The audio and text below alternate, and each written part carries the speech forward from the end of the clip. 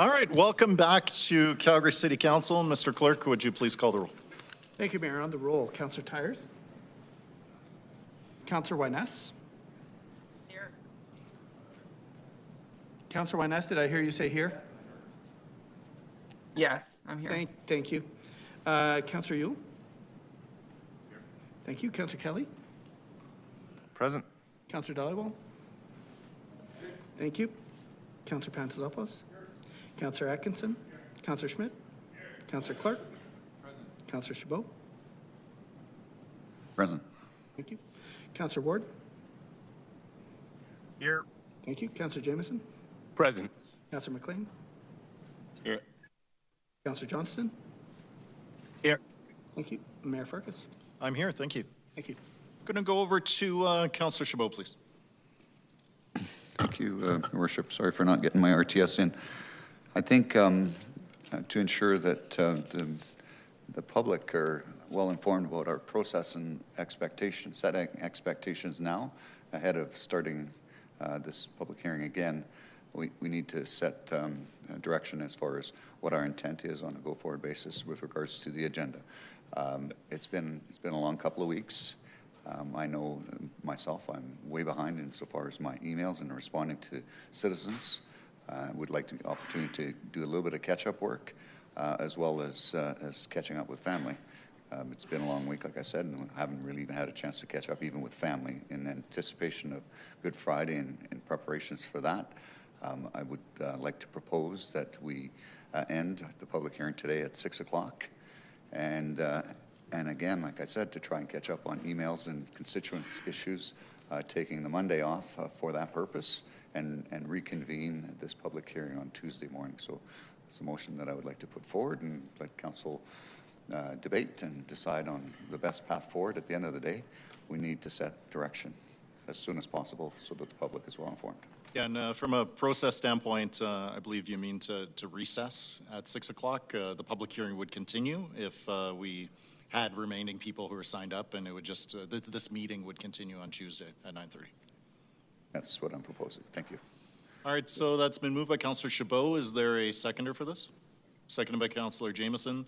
So the motion in front of us is to decide now that we will end today at 6 p.m. We'll conduct the public hearing, listen to as much submissions as possible until 6 o'clock.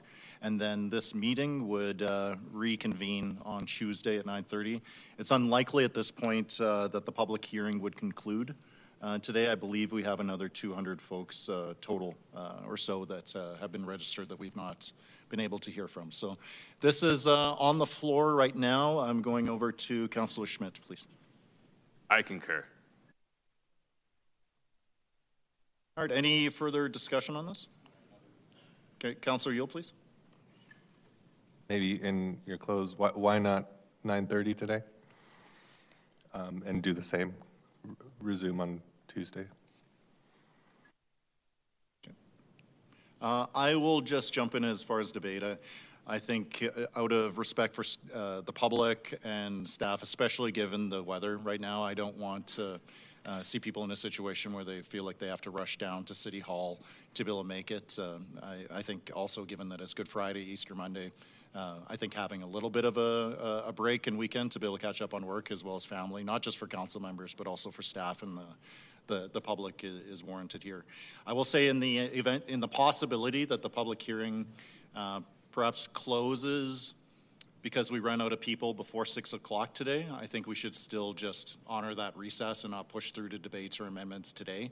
So if as a council we can make that commitment that we will hear from the public today, but if we run out of people to talk to and the public hearing closes, we won't be rushing through a decision for those folks who may be watching along on the line. So back to Councillor Chabot to close, please. Yeah, not much more to add. It's, you did mention the weather issue, and I know that I myself had to leave earlier this morning, and not just this morning, but other days as well, just to make it here on time. And I'm sure staff are in the same situation, and it's going to be likely similar going home. So it's extra time that got everything off. It's a little extra time for us to again maybe relax a little bit or take the time to reach back out to constituents. I certainly have a lot of requests on my desk that I've been pushing out, and I'd like to be able to at least respond to them or meet with some of the individuals that are now seeking to meet with me. In fact, I've had folks actually threatening me that if I don't respond to them, that they're going to take action. And so, again, I want to be as responsive as I can to my residents as well, and that's kind of what I'm looking for here as well. So please support this. Thank you. And this may be material to the decision as well. I'm sort of reinsert myself after the close. Mr. Clerk, do you have a sense of the total number of submissions that were received by council prior, or rather post-start of public hearing? Because I know that there's a website, or eScribe has been updated as they've been coming in. Apologies, Mayor, I don't have that number off the top of my head. Yeah, my sense is it's at least 600 or 700 submissions as well that the public is owed an obligation that council will read through those. So with that, Mr. Clerk, let's please engage the e-vote on the recess for 6 o'clock today.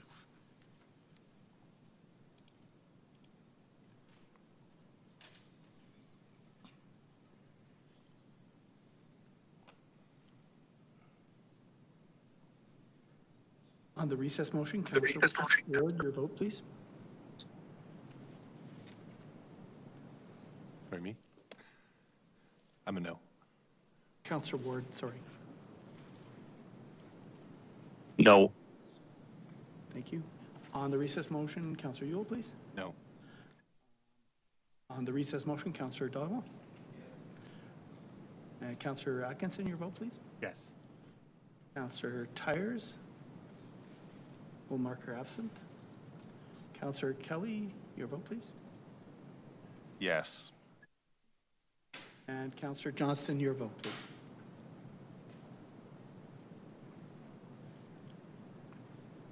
Councillor Johnson, your vote, please. No, sorry. Thank you. Mayor, all the votes are in. Thank you, Mr. Clerk. Please display the results.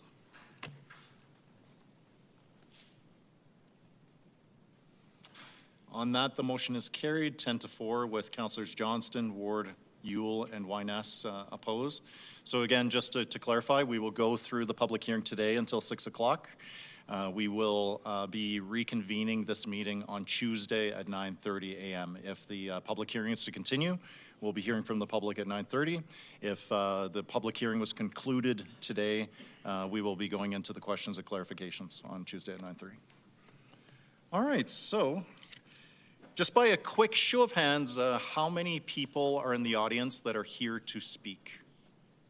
Okay, great. All right, so colleagues, we had many other panels have signed up since we've last conducted our public hearing. I've attempted within the confines of the procedure bylaw to as fairly as possible call a mix of names that had never been called before and names that hadn't. I know that given the tracking of the panels is on the website, there's an expectation largely for members of the public who had maybe been waiting for their panel to arrive. So with that, my approach here is going to be to call one panel at a time. If the members of the panel are all here, we will hear from that panel. However, if there are slots that were not filled by that panel, I will fill them with names that had previously been called. So for every panel, we'll have a mix of folks who will be on the panel that's up, as well as backfilling from panels that had not been previously called. So in other words, we left off at the previous meeting at panel 106. So I'm going to be calling panel 107, 108, 109, 110, and so on. When I call for panel 107, we'll hear from all of the folks who are in panel 107, and if there's absentees from that, we'll refill the remainder of that panel so that sequentially, this is my attempt at doing it the best fair way, given that many names have been called many times, but then there's other people who may have showed up in the audience or have been on the line waiting for a long time for their name to be called that hadn't been called yet. So I hope that's clear as mud. We're going to start by calling panel 107. Do we have Austin Serson with us? Austin, was that you by chance? All right, everyone, please mute if you're on the line. I'm going to go to 107 again, Ross Strong. 107, Joe Vipond. Okay, come on down, Joe. You'll be our first. 107, Mark Hayden. Mark Hayden here on the line. Thank you, Mark. Please stand by. And everyone, if you're not currently speaking, please make sure your devices are on mute. And turn off the live stream as well. On 107, do we have Scott Reed? Nope. All right, so again, to recap, I've called all of panel 107. 2 of the names were here, which means that we have 3 slots to fill based on catch-up of previous names. So, is that somebody on the Teams by chance? Yeah, it's likely, to Councillor Atkinson's point, it's probably somebody who's on the phone and the live stream simultaneously. All right, so to recap, I called all of panel 107. 2 individuals were here, 3 were not. I'm going to fill the remaining 3 slots with people starting from the previous panel. So we're looking for 3 more names to join this. Do we have anyone with us or on the phone from panels 1 through 25? So it looks like we have two individuals here. Yeah, please come on down.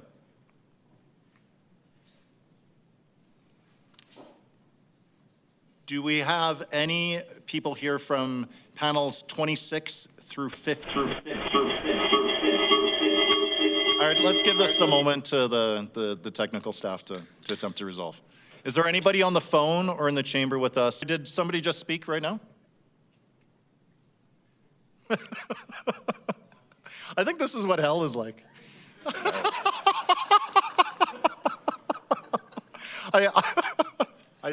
All right, is there anyone here from panels 51 through 60?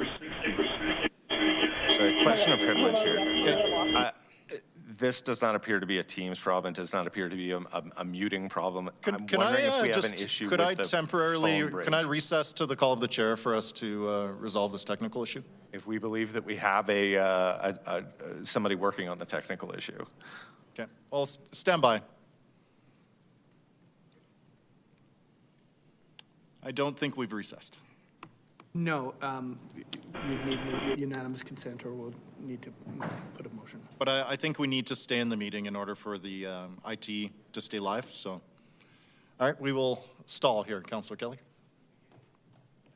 So what are your plans for the weekend? You know, it's actually quite, to the credit of the team and the public, it's quite a surprise that this has not happened until now, based on a good, almost solid 100 hours of proceedings. People have been pretty good for hitting the mute button. Good.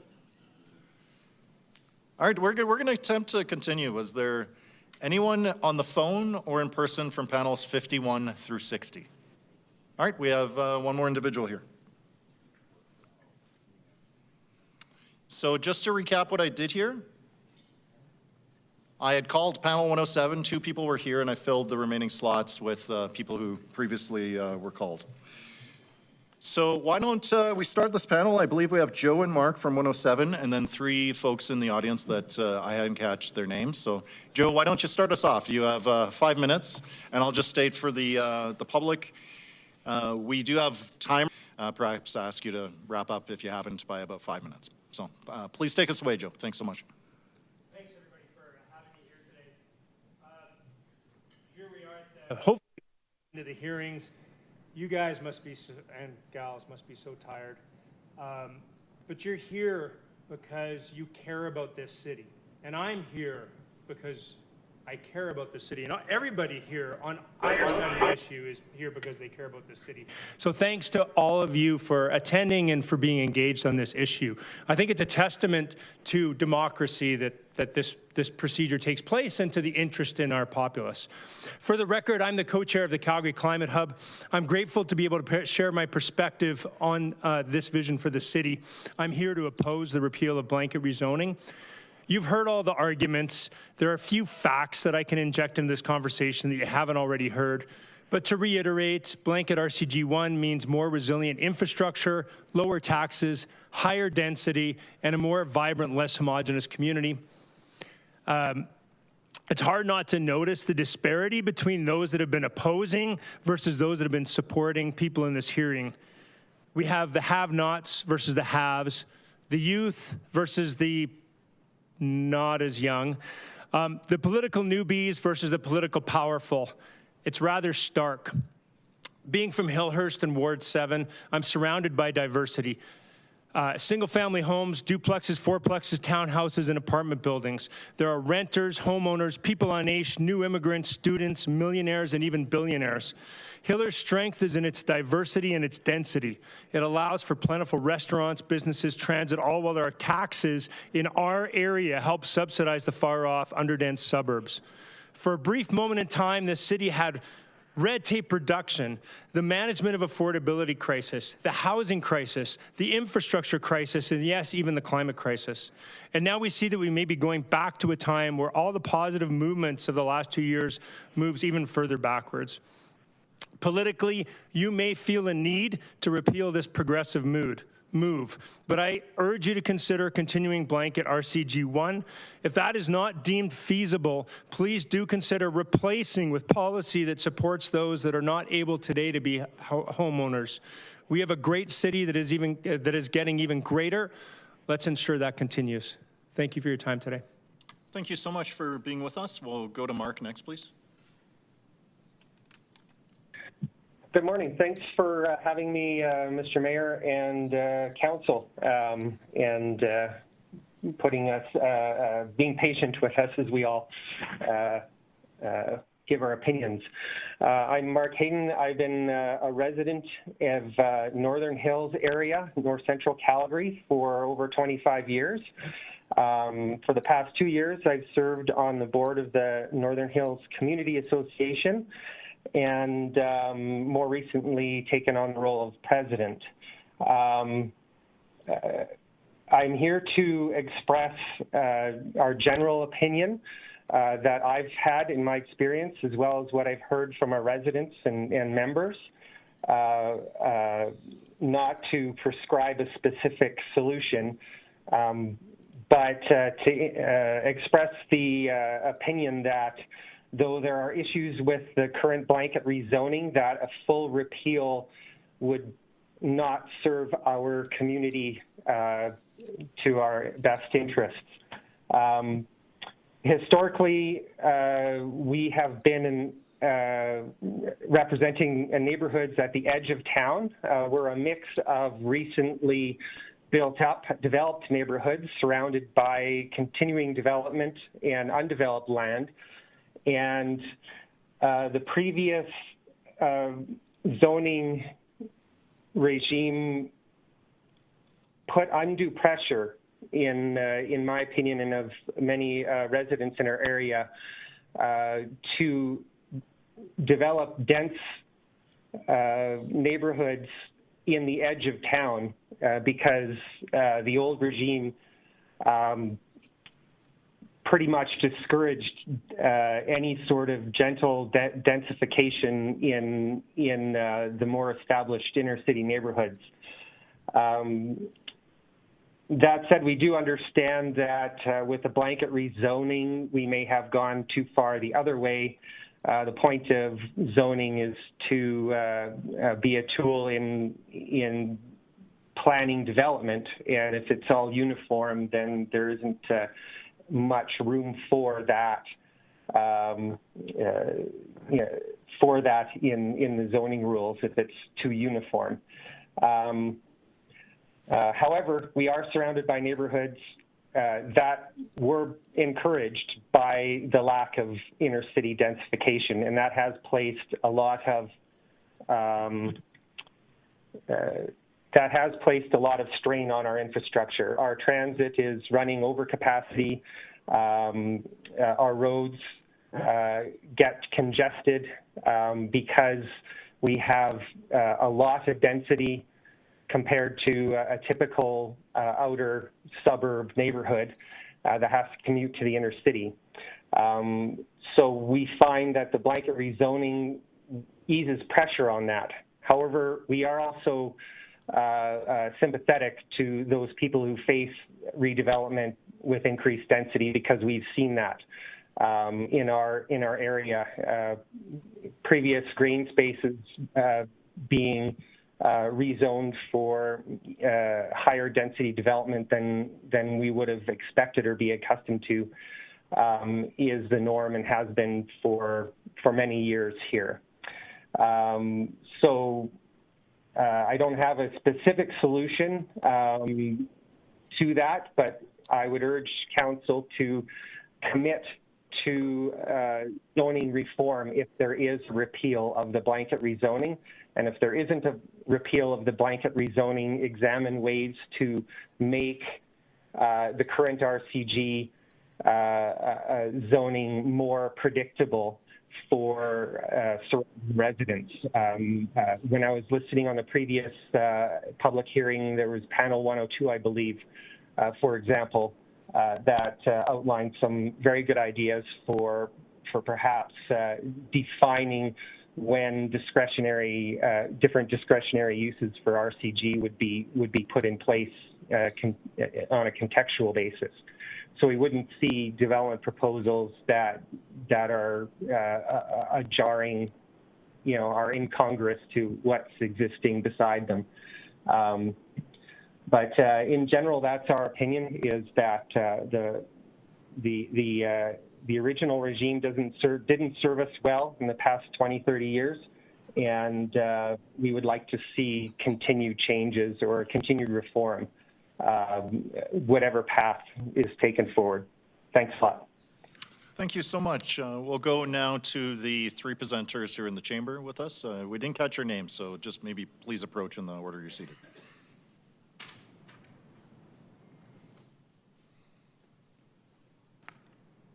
If you don't mind just letting us know your name and your panel number, and it's good to see you again, man. Hi, thank you, Mayor and members of council. I'm Tern Kaplan. I live in Ward 8, and I was on panel 8. Whether we like it or not, Calgary is a big city. No matter the geographic division, Calgary is top 5 in Canada for population, and undoubtedly the social, economic, and to an extent cultural center of both the Eastern Canadian Rockies and the Prairies. Therefore, Calgary must act like a big city. One essential element of this is a modern housing strategy. A housing strategy that allows the city to build up isn't an option. Repealing this bylaw would set Calgary back another decade, as I think is made pretty evident by this hearing alone. Over the course of this hearing, there's been a lot of talk of the new generation not being able to imagine buying their own homes. Personally, I find there's a multitude of problems with this statement, ranging from its assumption that everybody needs a single-family home and the implication that renting is undesirable. The greatest issue, however, is that my generation will not be able to foot the bill for the exponential cost of continued sprawl, never mind a house. I also heard frequent mentions of the bylaw resulting in change that is too much too fast. Yet Calgarians have been saying this for decades, and that is why we find ourselves in this situation. Sure, it would have been nice to go from R1 to R2, to let gentle density build up, well, even more gently, but the time has passed for that. We cannot stick our heads in the sand anymore and try to maintain a small town feel in a city that is approaching 2 million. That isn't to say there isn't a place for single-family homes, but it cannot be 60% of the city's land use. And some neighborhoods, like Somerset or Country Hills, will most likely always be single-family. But restricting density to lengthy hearings for each individual development isn't a good use of your tax dollars, and it's not what I want to spend my future tax dollars on. And I'd like to close with saying that there's a large section of the Calgary population that cannot or will not speak at these hearings, so you should know that the political pressure on you isn't as big as it may feel. I urge the members of council to not repeal the bylaw. Thank you for your time. Thank you so much. We'll ask our next presenter to please approach. If you wouldn't mind letting us know your name and panel number. Sure. My name is Grant Simon. I am Ward 4. I spoke in 2004 in front of City Council. Councillor McLean asked City Administration about an example of a location that had blanket rezoning in place. City Administration did not acknowledge it. I ended up being the next speaker, and I talked about Auckland, New Zealand. We started their blanket rezoning in 2016. I was on panel 1, but I was in Disneyland last week. In fantasy, just like the expected outcomes of blanket rezoning implementation by the City of Calgary. I'll give you an Auckland update. Do you need me to speak louder in 2026? Let's get out of fantasy and back to reality. In Auckland, the median is now $1 million for a detached home for the third month at $1,015,000, up 1.5% year on year, up from $777,000 10 years ago, which happened to be 2016 when they implemented blanket rezoning, $23,800 average yearly. In 2024, rentals up 4.5% from the year previously. April 5th, 2023, Auckland government reversed the decision of blanket rezoning, citing a failed experiment. The government is finally addressing the national disgrace that is our broken housing market. So back to Calgary. DP applications based on blanket rezoning, RCG, that do not meet building codes. Sufficient infrastructure? I guess that's why the city is budgeting $10.6 million on infrastructure maintenance and efficiency. Concerns about CMHC pulling funding incentives for housing? Who are these fundings dispersed to? Is it the city? It's not the citizens. November 20th, 2025, offices to residential conversions produced 490 homes, all receiving government incentive funding, taxpayers' money. Backyard suite funding incentives, just get infrastructure fixed.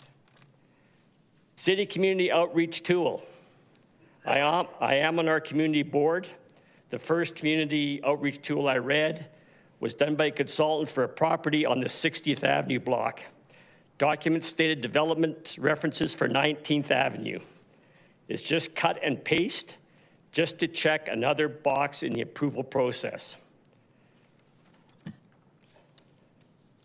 As a community member board, we have, and will be dealing with blanket rezoning, which requires volunteer boards to deal with communities breaking apart instead of volunteer time on plans to bring our communities closer together. Fixing homeless, drop-in center statistics on their clients. In 2023, 6,839, 2024, 8,731, 2025, 8,789. Drop-in helped find 3,100 homes since 2017, almost 10 years ago. I don't think that's sufficient. Housing prices in my community from MLS Real Estate. In July 2024, the average detached home sold for $540,000. 1 year later, June 2025, the average detached home sold for $599,500. $59,500 increase. The fact that I'm here again is disappointing. This could have been put to bed as early as over a month ago. It's a two-step process. Step 1, repeal blanket rezoning. Step 2, restart, restructure based on information gathered by this public forum. Less intrusive, less aggressive. Thank you. Thank you so much. We'll ask our final panelist to please approach.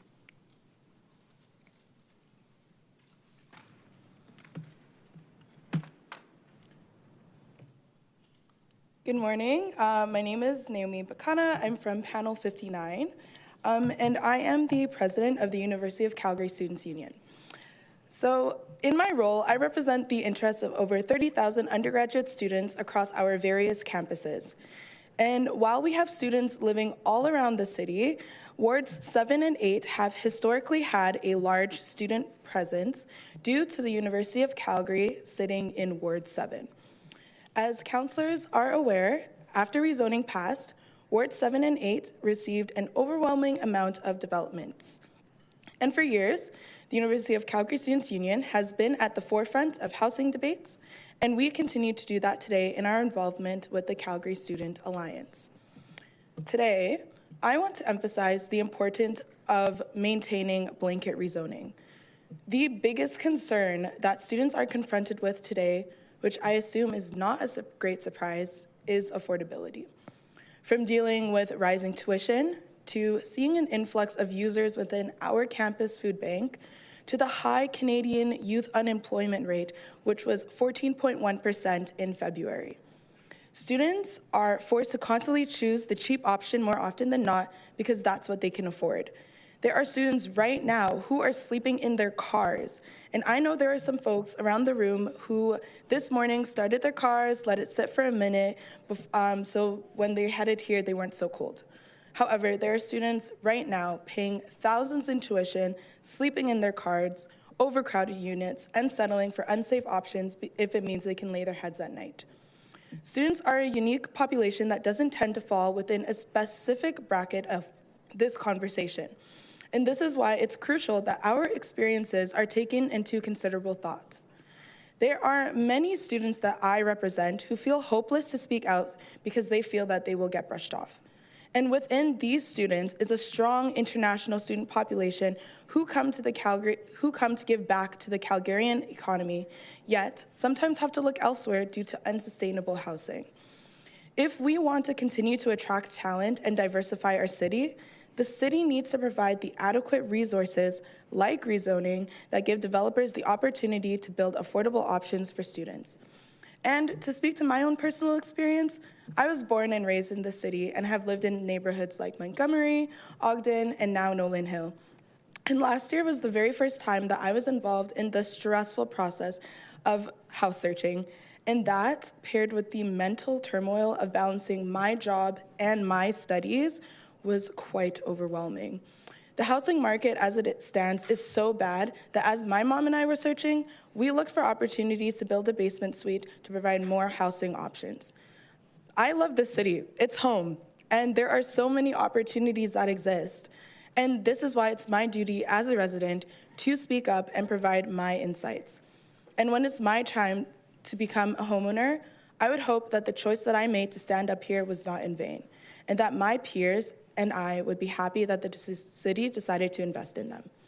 So as city councilors are coming to the end of these panels and are ready to make a vote, I want everybody to remember the tens of thousands of students who will be impacted by the decisions that are made, the tens of thousands of students who struggle to find themselves safe, affordable options, and most importantly, the tens of thousands of students who are the leaders of tomorrow. Thank you. Thank you so much. That concludes this panel. Let's please go to Councillor Yule for questions. Yeah, my question's for Mark Hayden. Are you still on the line, Mark? Yes, I am. So I just wanted to confirm your opinion today is representing the opinion of the Northern Hills Community Association? Yeah, my opinion in terms, or the opinion I'm expressing about the old blanket rezoning, or the pre-blanket rezoning regime not serving our community well is the opinion I've gotten from our community association's activities. Yes. We don't really have a strong opinion officially on what to do in the event of repeal or retaining the blanket rezoning. There hasn't been a consensus established there beyond the fact that we do need to commit to reforming our rezoning. My personal opinion would be to evolve what we have, but the opinion that we haven't been served well by the old zoning system is the community association's opinion. And when you say old zoning, you mean before blanket rezoning? That is correct. And how? So just remind us how many communities Northern Hills Community Association represents.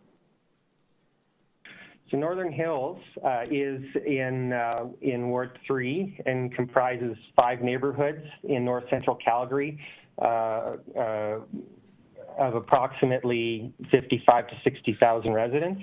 It's about the size of Medicine Hat all by itself, and it represents a significant portion of Ward 3. Well, thanks, Mark. You're the first community association from Ward 3 to speak, so I appreciate your time today. Thank you. Thank you so much, Mark. Thank you, and over to Councillor Schmidt, please. Turn. Thanks for coming today. And I remember meeting you at the doors. I believe we had a conversation there. So Yes. I got to say, not a lot of folks your age take this deep an interest in this subject. So do you want to just sort of tell us why, how you came to take an interest in this and why it's so important to you? Well, I think I take an interest in it because it's I like the housing domain and the city development and city building, but I think it's very important because it has a lot of impacts on my everyday life. I take public transport everywhere, and I live in an apartment building, and I think in other places I've lived as well, it's clear to me the benefits and how higher density in places can really have make people's lives better, make public transport better, and make like that. How come that's important for your future? Because I think, as many people have rightly pointed out, it's not very clear-cut for people my age nowadays to imagine where they're going to live and how they're going to live once they're adults. But I think giving people the option of, and making it acceptable to, live in different types of housing that aren't single family, and making people see the benefits of that and how that can be really valuable is why it's important to me and my friends and people in my school as well. So, I guess for clarity on that comment, I mean, I don't really want you to go back into what other people have said, but there's an interesting perspective here that you can add, where we've often heard that the types of housing being built, when people notice that the yards are smaller, that there's fewer parking spots, that they say that's not a healthy way for people to live. So for you, how do you view that type of housing and, the fact that, say, your first house that you're able to own doesn't have as big a yard or doesn't have parking? What effect would that have on your life versus, say, a city that would only offer you single-family homes? Well, personally for me, I think that's fine because it offers the opportunity for a lot more communal space, places where maybe you don't have as big of a backyard or as big as a space in your house, should be replaced or compensated with communal areas, parks and libraries and gyms, recreation centers, and it's doing these things with your community that I think is a great benefit of housing that is less on the individual and that gives more financial and social room for people to be together in these types of places, and that also makes the quality of these third places better. Thank you. That's given us a lot to think about. I appreciate you coming. Naomi, I have a quick question for you. So your presentation focused on the effects of housing on people who are currently students. What about for your colleagues who are graduating and considering what to do next? What about this it relates and is relevant to that? Yeah, no, that's a really great point. So my focus was mainly on the current students just because that's the population that I do represent. However, I'm also a graduating student, and there's a lot of students that are looking to stay in this city post-graduation because they have, given so much time, taking the time to get a degree, building so many meaningful connections as they've gone throughout their undergraduate journey. This decision affects that population so much, especially as we're going into, becoming new homeowners or, looking to rent a place.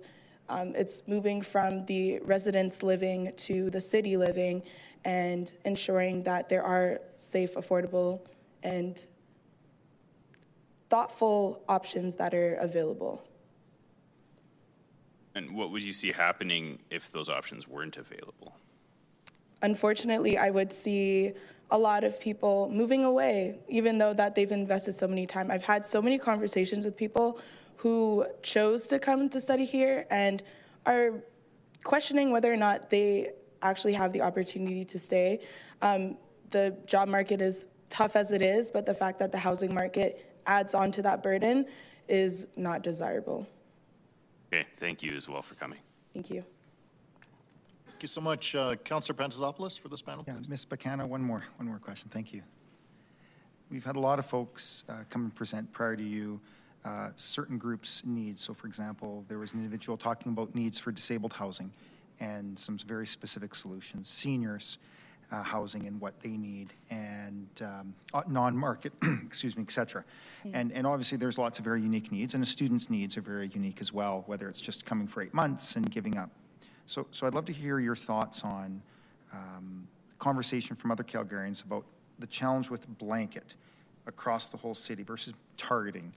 So for example, targeting senior care by actually putting capital on our shoulder towards building more senior facilities. For student housing, actually being thoughtful and spending money directly to address student housing as compared to sort of everywhere. What are your thoughts? Do you think we should target that, focus on student housing, your specific needs for 100 units, or should we enable 100 units across the whole city, regardless of where they are, regardless of proximity to transit? What do you think would be better served for students when we think about a housing strategy? Yeah, no, that's given me a lot to think about just in this 10 seconds that you took. But honestly, any option that is favorable to students is the option that I'm fighting for, whether that be targeted or, blanket, because the thing is, with student housing, that is, like you mentioned, some students are here for 8 months or a year or 4 years throughout their degree. But then there's also that recent graduate perspective to take into consideration. And so they are left outside of the student housing bracket. So I would say both. No, I appreciate that, appreciate it. Maybe just particularly on student housing, one of the comments from a lot of folks in community is generally where density makes sense. We have you may have heard things like LAPs, local area plans, is along transit routes. So transit-orientated development, et cetera, versus, if you have a choice of an eightplex, put that where a bus or a C train is versus in the middle of a community. So your thoughts from a student perspective, if we had to choose, I appreciate you mentioned and, but if it was a or, yeah, what would make more sense from students? On transit focused, if we were to put our capital and our efforts there, or again, there's such a shortage that students would be agnostic, just build it everywhere, build as much as you can. What's your perspective as the student leader? From this year that I've had, I would say that transit and housing are the two largest concerns that we hear from students. And so being able to have purpose-built housing near transit hubs would be ideal for the student. That makes note. I appreciate that. It's so important because we have to have this, there's a blanket, there's a problem, how do we solve individually there? And I think maybe finally, it sounds like the basement and garage suites, and there's a conversation going on in or. Right now, the rules are an or. You can build a basement or a garage, and there's a conversation about an and. So if you have a single-family home, you can build a garage and a basement. So from your perspective, from student housing, that's a critical component of where U of C, Mount Royal, and other post-secondaries. That's important consideration? Yeah, 100%. Wonderful. Thank you so much. Thank you for your leadership in coming down. You represent your university very well. Thank you so much. Thank you so much. Thanks. Councillor Atkinson, please. Sorry, don't go anywhere. I think the student issue in housing is, as you've mentioned, there's folks currently attending, but you also mentioned, so you're a representative for the SU at the University of Calgary, but you also, for a moment there, mentioned you're part of an alliance with other institutions. Can you speak a bit to that? Yeah, so we are part of the Calgary Student Alliance. So that is comprised of the University of Calgary Students Union, the University of Calgary Graduate Students Association, Mount Royal University, Students Association of Bow Valley College, AU Arts, SAIT, and a few other, just a group of all the smaller, larger universities and colleges around the city. And I know you're here as a rep for the SU. I don't know if you can speak at all to whether this has been an issue that you've discussed across that wider organization and sort of what you've been talking about across the different institutions, all the students across these different.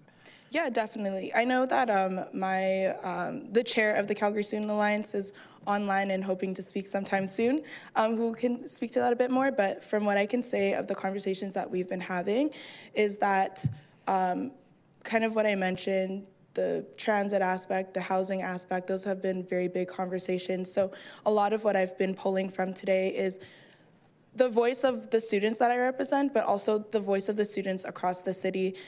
We're kind of banging on the same drum, singing the same tune, and really wanting to emphasize the importance of, student housing, transit, and all of these things.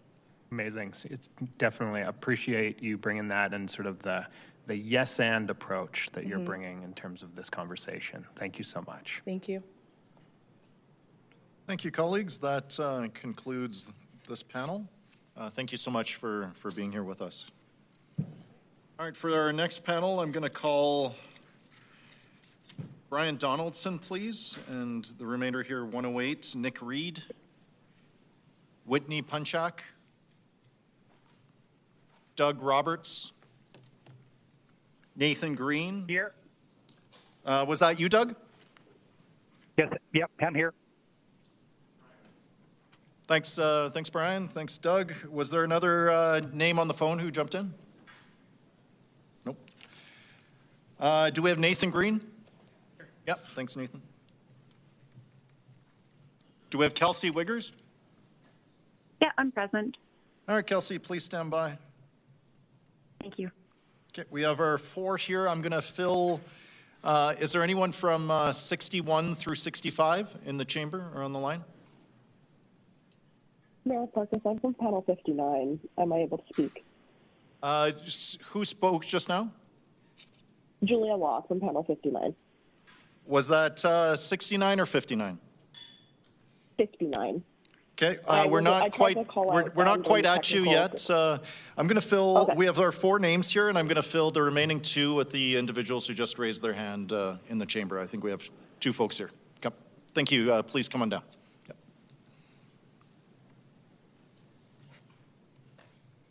All right, Brian, why don't you start us off? All right. I'm on panel 93. Oh, there's my slide deck. Perfect. All right. My name is Brian Donaldson. I'm a resident of Ward 1, and I'm here representing myself today. So most of what you've heard in this public hearing has been advocacy for or against the repealing of blanket rezoning. I wanted to take a different approach to deeply understand the data and separate the signal from the noise.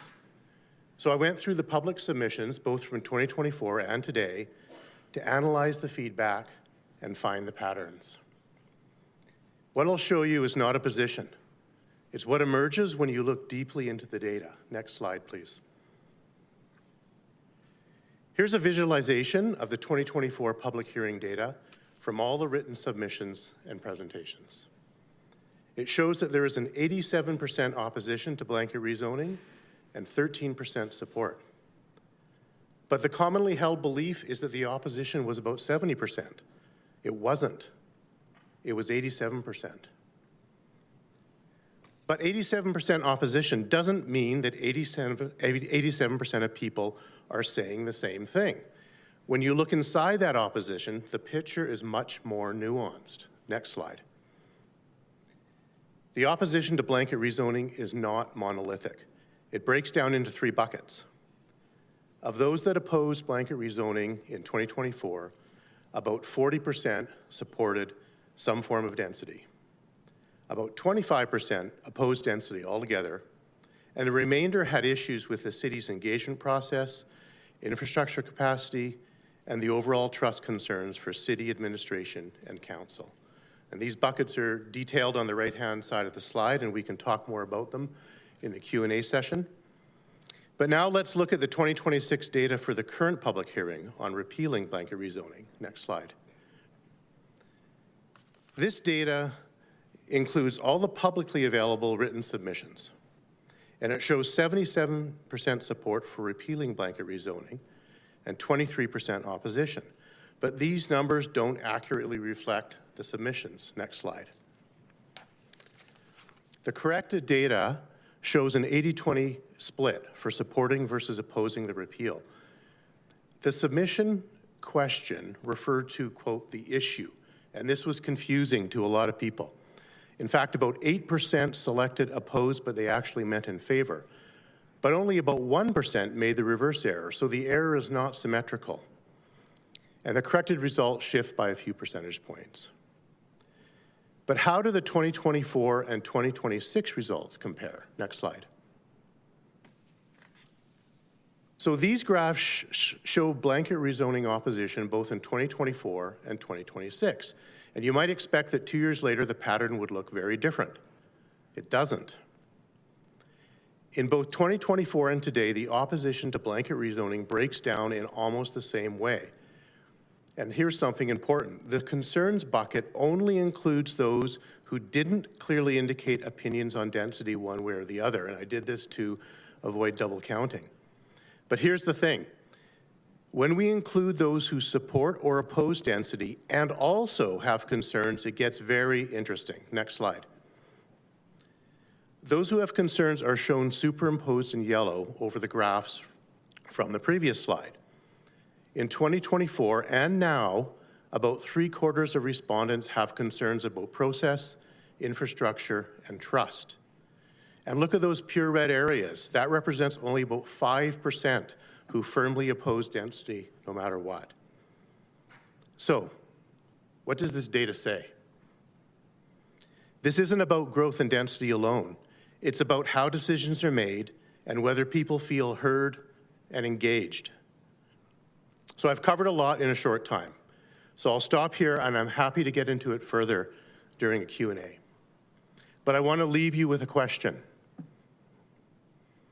What might the responses look like if those concerns were addressed?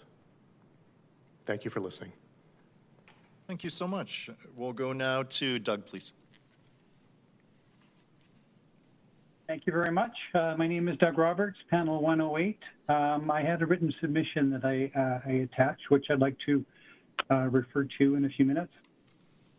My background in this area includes acting as development chair for the Richmond Nob Hill Community Association from 2010 to 2018, and also as the Glendale resident representative on the working group for the Westbrook Community's local area plan from 2019 to 2023.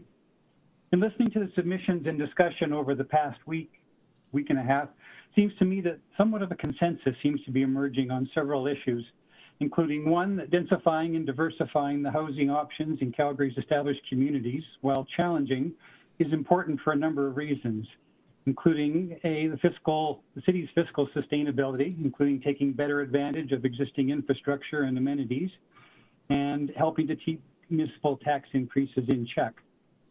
Secondly, environmental sustainability, and thirdly, allowing residents to transition from one form of housing to another as they go through the various stages of life without being forced to leave the communities they have grown to love. Secondly, two-unit developments, not counting suites, such as semi-detached homes and duplexes, are generally compatible with single-detached homes, as they share the same parcel coverage, height, and other building envelope limitations as single-detached homes. And therefore, there isn't really much need to limit where in low-density areas those developments should be allowed. 3+ unit developments, again not counting suites, such as triplexes, fourplexes, row houses, and townhouses, are less side-by-side compatible with 1 and 2 unit developments due to their larger parcel coverage, height, and other building envelope limitations, and greater potential to create issues such as overshadowing, overlooking, parking, etc. And this seems to be the primary source of pushback against the blanket rezoning bylaw. Fourthly, thoughtful community-involved planning is considered to be needed to determine suitable locations for these 3+ unit developments within the low-density areas of Calgary's established communities. Examples of what tend to be considered more suitable locations for these 3+ unit developments seem to include A, in close proximity to transit hubs, such as C-train and BRT stations. B, on or adjacent to higher traffic streets. C, adjacent to schools and green spaces. And finally, corner parcels. My reason for speaking today is to ensure that Council is aware that what I just described already exists in a number of Calgary's established communities, including my community of Glendale and the other 9 communities in which redevelopment is governed by the Westbrook Communities Local Area Plan, or Westbrook LAP for short. The Westbrook LAP was one of Calgary's first new district LAPs and was a result of an extended planning process that began in the fall of 2019 and culminated in the approval of the plan by Council in 2023. It involved a working group comprised of stakeholders from affected communities, including community association representatives, resident representatives, such as myself, local business representatives, and developer representatives. It involved multiple planning and consultation sessions over the period, for both primarily with the working group, but also towards the end extended to include the broader public. Now, although the creation and the eventual approval of Westbrook LAP preceded the blanket zoning bylaw, it was pretty clear at the time that exclusionary zoning was under attack across North America and its days were numbered. So as a result, the working group pushed to make sure that the Westbrook LAP addressed this issue of redevelopment of the affected communities' low-density areas. And as a result, in section 2.2.1.6 of the Westbrook LAP, which I would like to have called up on the screen, it's page 10 of my written submission. I'd like to direct Council's attention to policy B, which provides that building forms that contain 1 or 2 residential units, again excluding suites, are supported throughout the neighborhood, local, and limited scale areas. And policy C, which provides that building forms that contain 3 or more residential units should be supported on parcels with rear lanes in the following areas: transit station area, core zones and transition zones, along or adjacent to a main street, on corner parcels, on adjacent or across from a school, park, or other open space of a certain size. The inclusion of these planning policies in the Westbrook LAP is Thank you. You're just at time, but perhaps a final sentence to conclude your thoughts. Okay, just to say that because of the Westbrook LAP, the fact that these communities are zoned, low density areas are zoned RCG does not mean that a 3+ unit development can be developed on any of those parcels, only if it meets the requirements of the LAP. And that is very important to understand. Great, thank you so much, sir. We'll go now to Nathan, please. Good morning, Mayor Farkas, councillors. My name is Nathan Green. I'm a resident of Ward 7, and I'm here to speak on behalf of my family and especially my 3 daughters who are 8, 6, and 2 years old. We oppose the bylaw to repeal rezoning in its current form, which is a full repeal. Children ought not save up for their parents, but parents for their children. I'll say that again. Children ought not save up for their parents, but parents for their children. These are the ancient words of St. Paul to a group of Christ followers in Corinth, Greece, nearly 2,000 years ago. But the normative principle he articulates is so important to the decision before you today. The simple reality is there is a generational gap. The baby boomer, largely home-owning generation, had a much easier time purchasing property if they earned the median salary than millennials and younger do trying to break into the market now. In the last 5 years, this gap has gotten dramatically worse. That gap and the severe issue of housing unaffordability is why the housing strategy and rezoning were implemented in the first place. The decision before you today is whether we should go back to the way things were. Rezoning has played a role in moderating prices for rent and home purchases, especially in the townhouse and row house sector. Repealing rezoning will just recreate the conditions that only widened the gap between haves and have-nots, which is largely the gap between old and young. Many people have suggested that going back to the previous zoning and planning process is somehow more thoughtful. Thoughtful for whom? I'd argue it was so slow-moving and preferential of incumbent interests in entrenching wealth, which is not thoughtful at all about the predicament widely faced by young people today.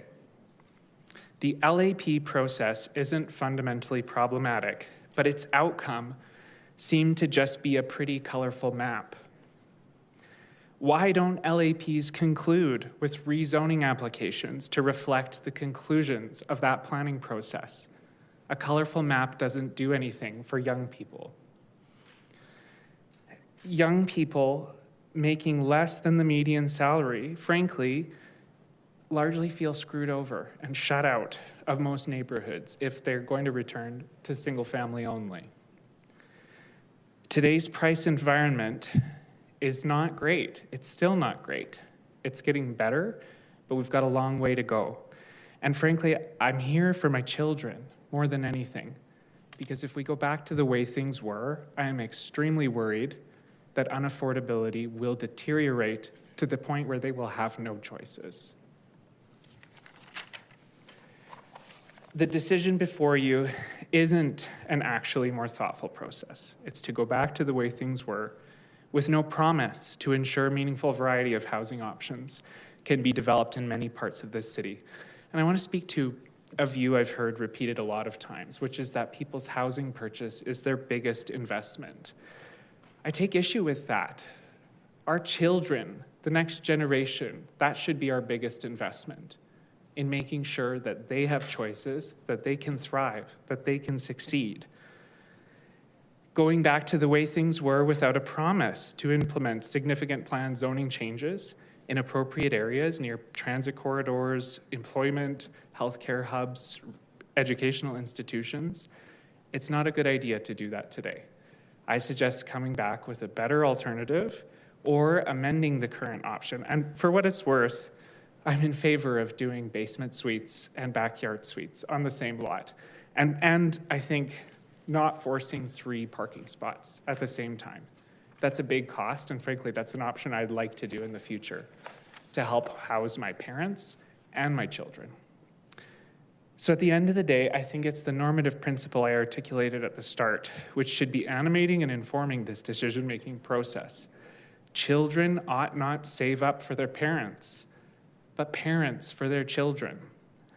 Repealing rezoning without an immediate replacement is asking the younger generation to make sacrifices to protect the wealth and community character of their parents' generation. That's not more thoughtful. To close, I'd just like to wish you all a happy Easter this weekend. Happy Easter, Nathan. We'll go next to Kelsey, please.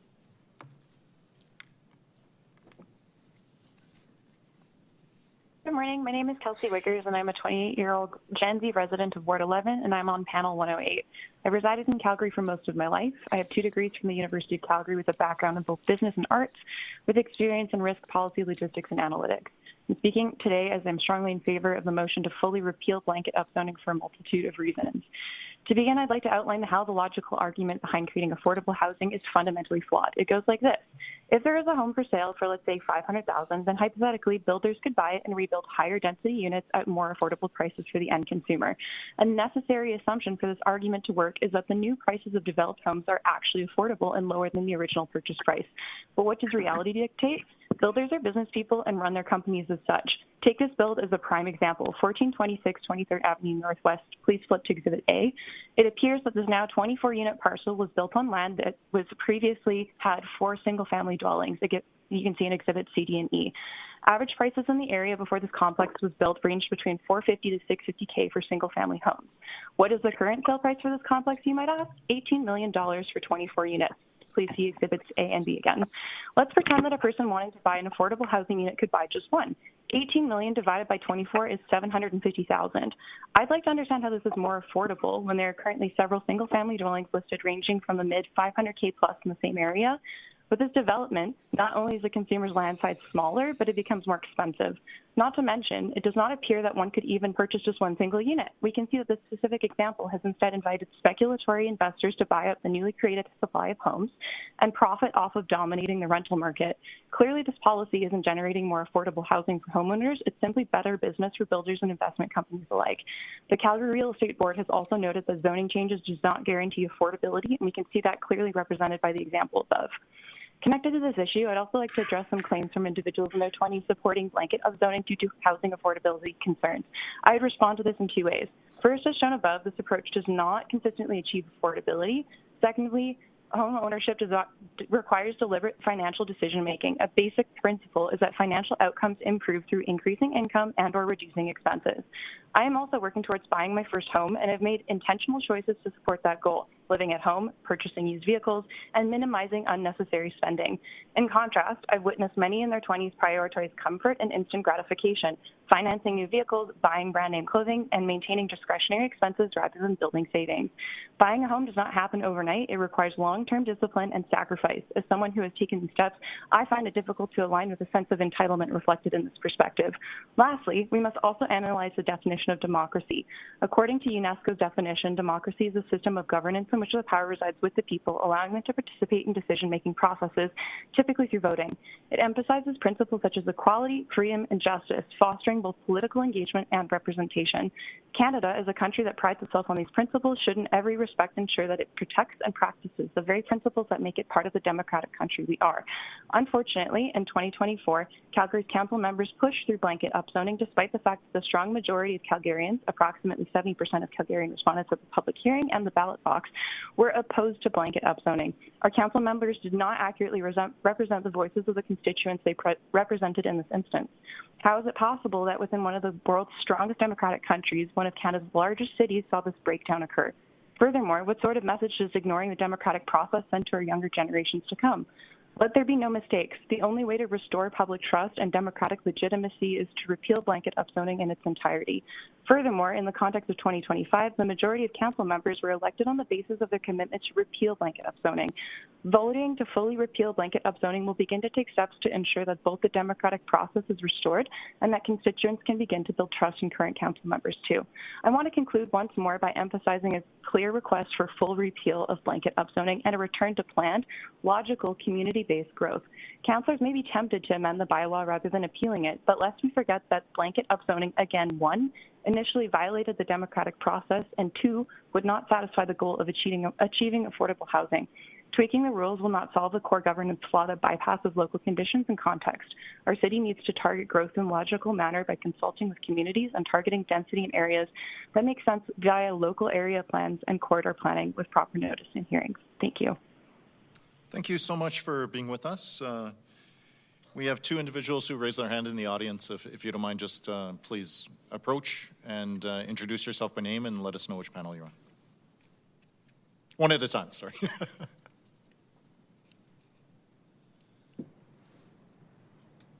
My name is Kate Easton. I was on panel 68.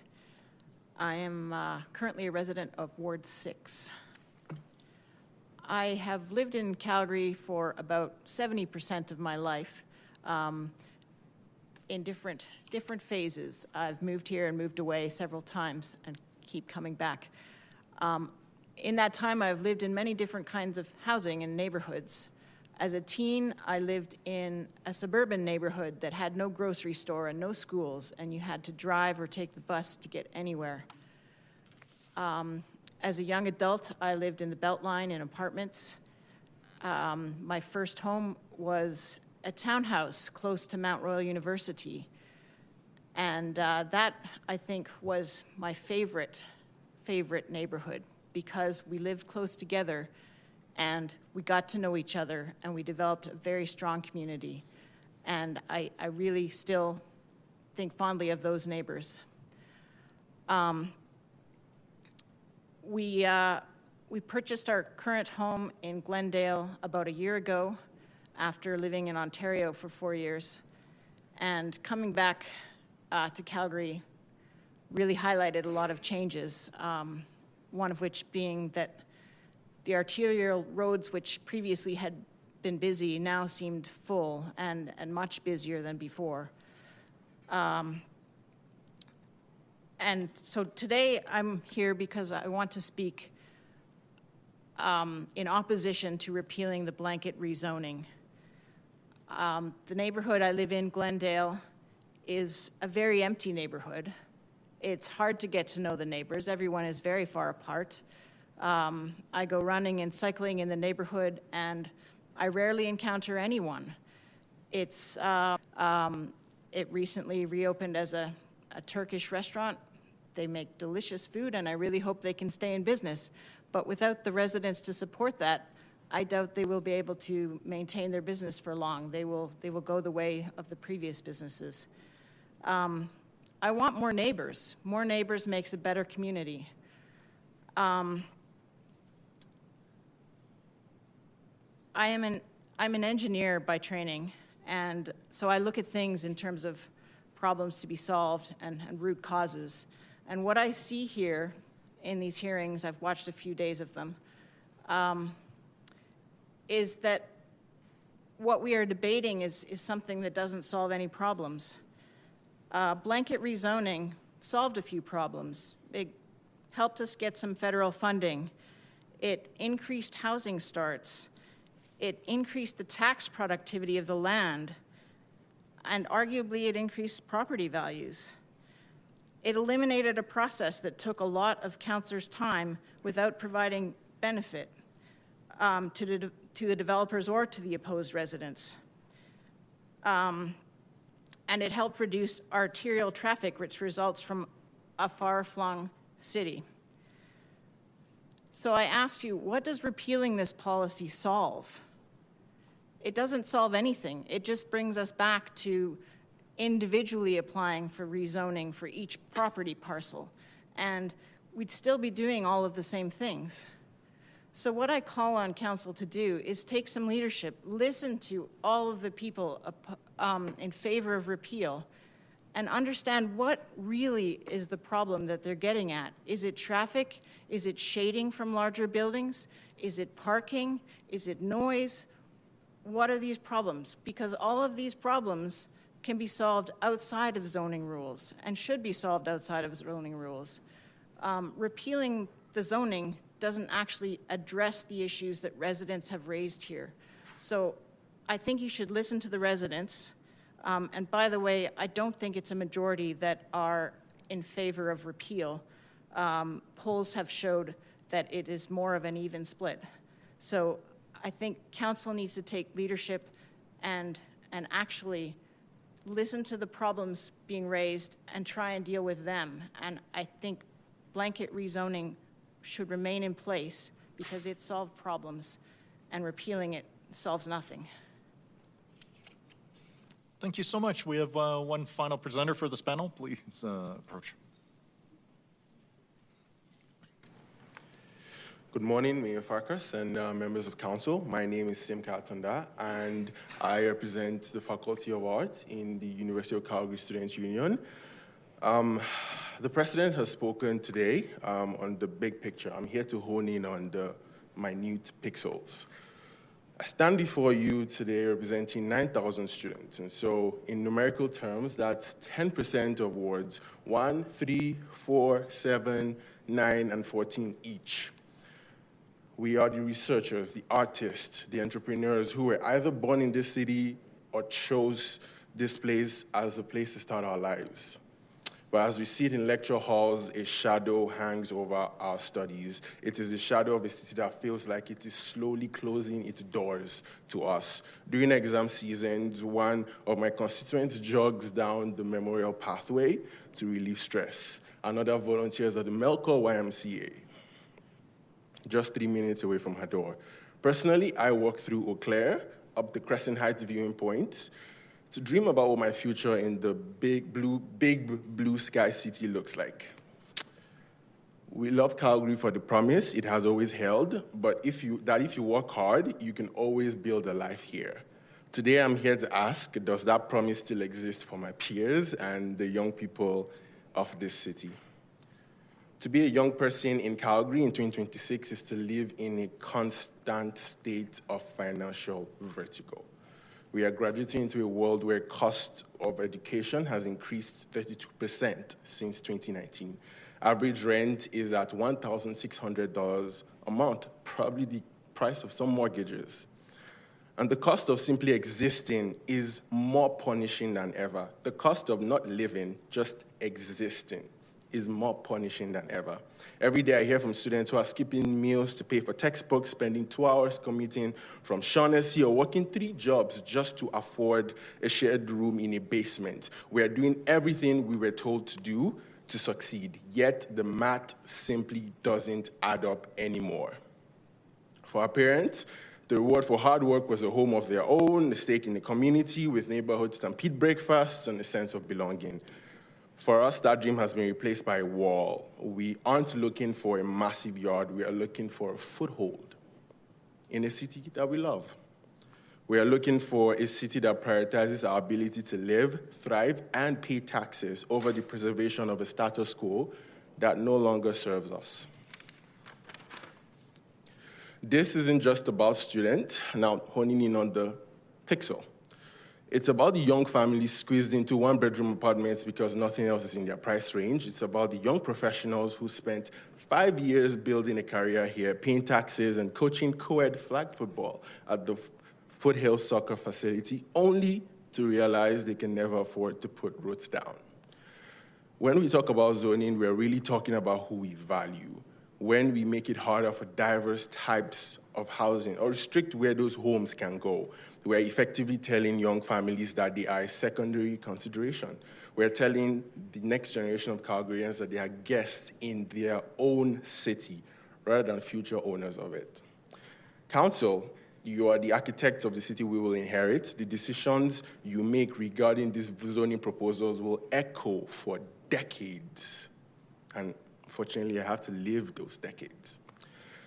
If you vote to repeal blanket rezoning, or at least without replacing it with another policy that resolves some of the common complaints, we are choosing a future of stagnation and sprawl. A city where only those who have already made it can afford to live in our established neighborhoods. But if you choose a path that creates real tangible space for the missing middle, you are creating vibrancy. You are choosing to let that mural artist, the energy economist, the robotic startup co-founder, and myself, a future security policy analyst, feel like we have a permanent place at the table. My appeal is clear. Think about Calgary in 2026, but also think about what it looks like in 2030, 40, 50, and maybe 2100. Please look at the faces of the young people in this room, the young people in your wards. Think about the families looking for their first front door. Use your vote to guarantee that Calgary remains a city of opportunity for everyone, not just those who got here first and those who can afford an approximately $600,000 mortgage. Give us a reason to believe in the Calgary dream again. Give us a city that has room for us. Thank you. Thank you so much, sir. I'm going to go over to Councillor Kelly, but before I do, Deputy Mayor Jameson, would you mind just taking the chair for one moment? I need to step up for a minute. Councillor Kelly, please go ahead for questions for the panel. Excuse me, this hearing's been so long that we're starting and ending with different deputy mayors. I'm thrown off. Miss Easton, if you don't mind.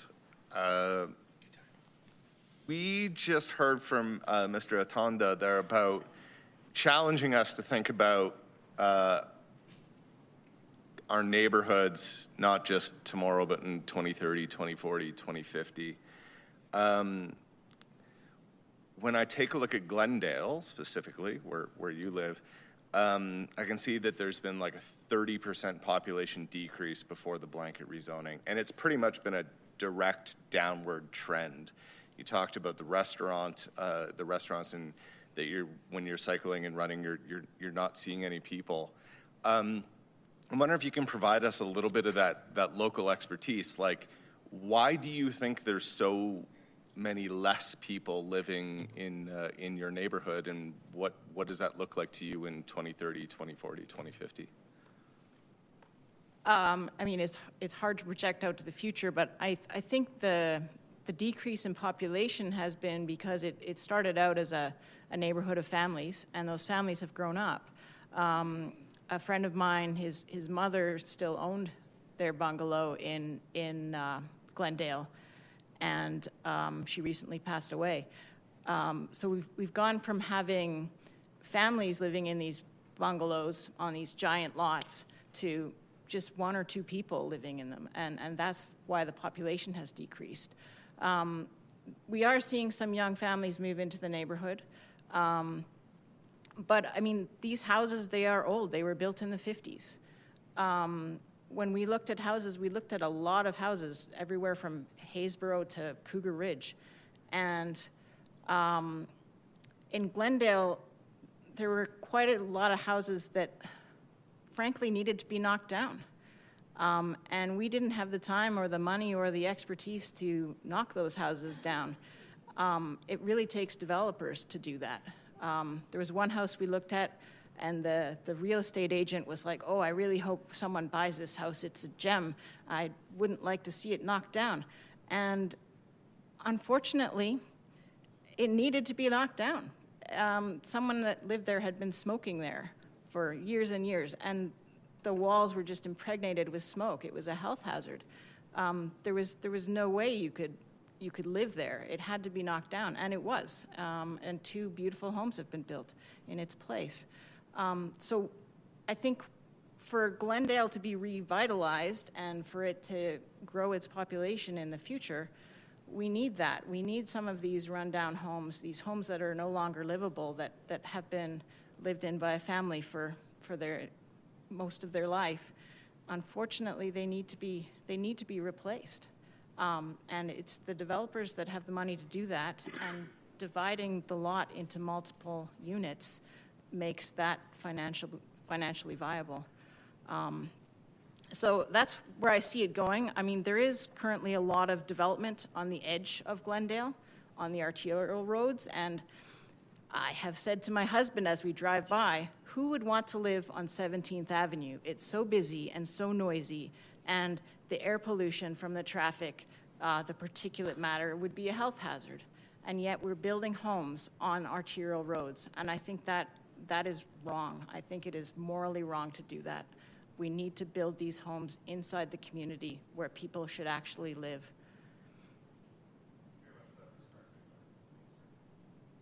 Thank you for that perspective. I really appreciate it a lot. Mr. Donaldson, if you don't mind. Thank you for bringing some additional data to our conversation here today. That's always appreciated. I'm sure that a few folks listening, whether on this side of the horseshoe or online or in the audience, sort of perked up when you said it's the opposition to blanket rezoning is actually, in terms of the submissions, is actually more than you think it is.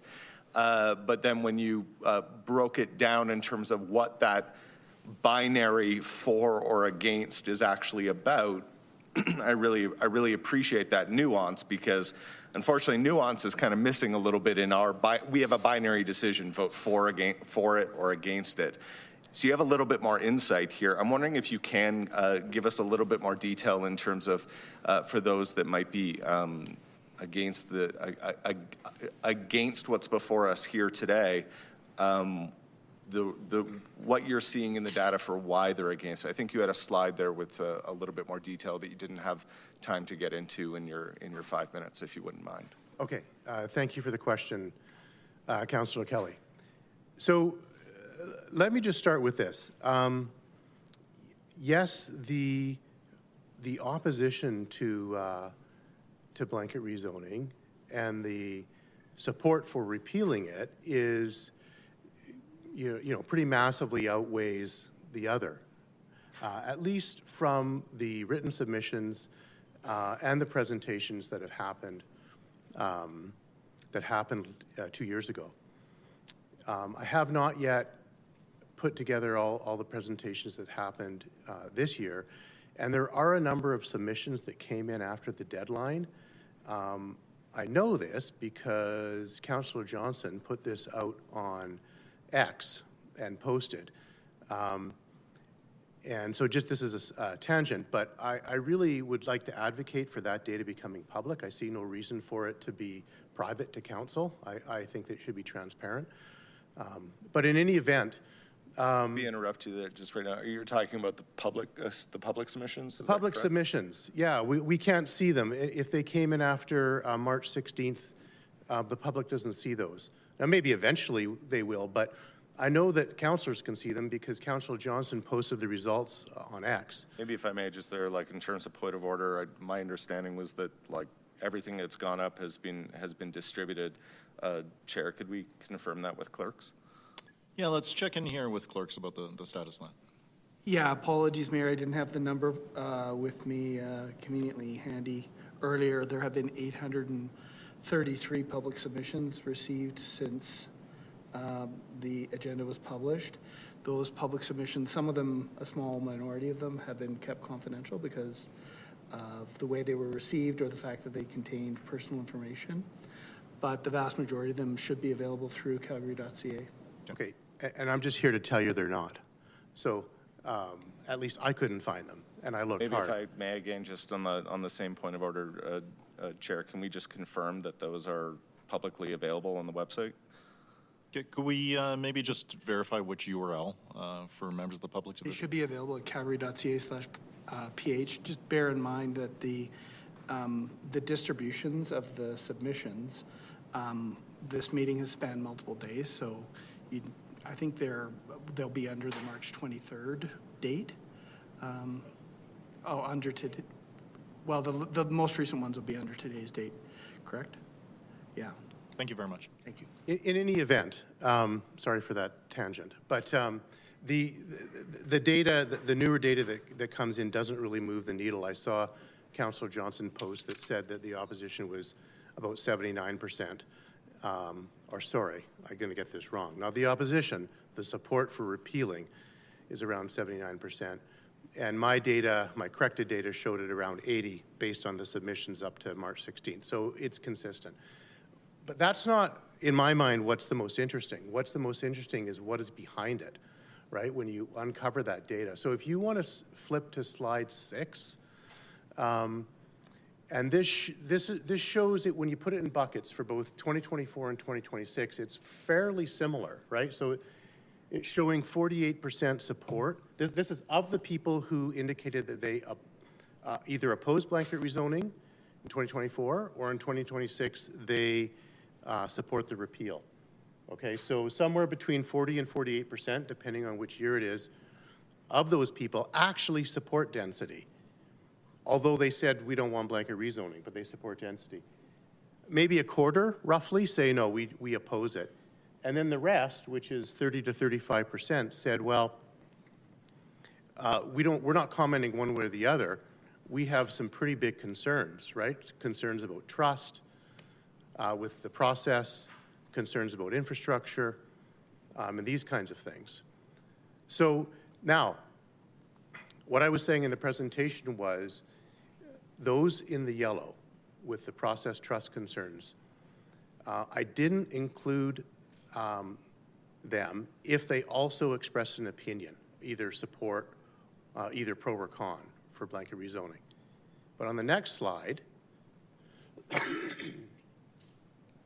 I put those in yellow. I didn't superpose the yellow over top of the other one. So anything that's yellow or yellowish shows about 3/4 of people in both of the years, 2026 and 2024, express concerns, right? So that's like roughly 75% of people are saying, we got some concerns here. Now, a good chunk of those also support density, and some of them are against density. But it makes you wonder, if they're against density, why are they against it? Are they just against it because they're against it, or are they against it because they have concerns about the trust, right? So when you separate out those who just said they're against blanket rezoning altogether, they didn't give any other reasons about trust or anything like that, that is about 5%. Okay, so that's what that little red pie is. So keep in mind, this is 5% of the people who indicated general opposition. So it's 5% of 80%, which is about 4% overall, if you do the math.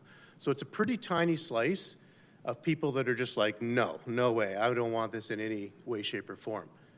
Very small percentage. The vast majority of people are saying, yeah, we support this in some form, but this process is wrecked, man. This is screwed. It needs to be redone. The way it was done is not acceptable. So that's the question that I was posing at the end of the presentation, was just for you guys to think about, you know, how might these numbers look different, right? If those trust concerns were addressed, how might that look different? I really appreciate you bringing that up, because most of the neighbors that we've had from Ward 4 that have come forward, this is actually exactly what they're talking about. It's to your point, it's not, for some people it's about the density, but for the majority of folks, at least in Ward 4, it's about the ability to have a say. It's the blanket part of it that they're struggling with. And when you look at the data on that note, is there anything in your data that would say, if we did this in a meaningful sort of community engaged sort of way, through something such as like local area planning, which in Ward 4 most of our neighborhoods have never had that discussion, don't have that. Do you think that would start to address some of what you're seeing in the data? So one of the things that the data shows is that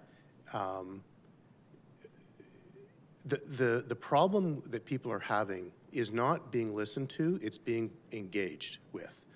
So people can come to these hearings and talk, and the councillors are listening, but there's a difference between listening and engaging, right? And this was quoted with concerns about LAPs and other things, right? Is that there's an opportunity to speak, but that's different than an opportunity to engage, and people want the opportunity to engage.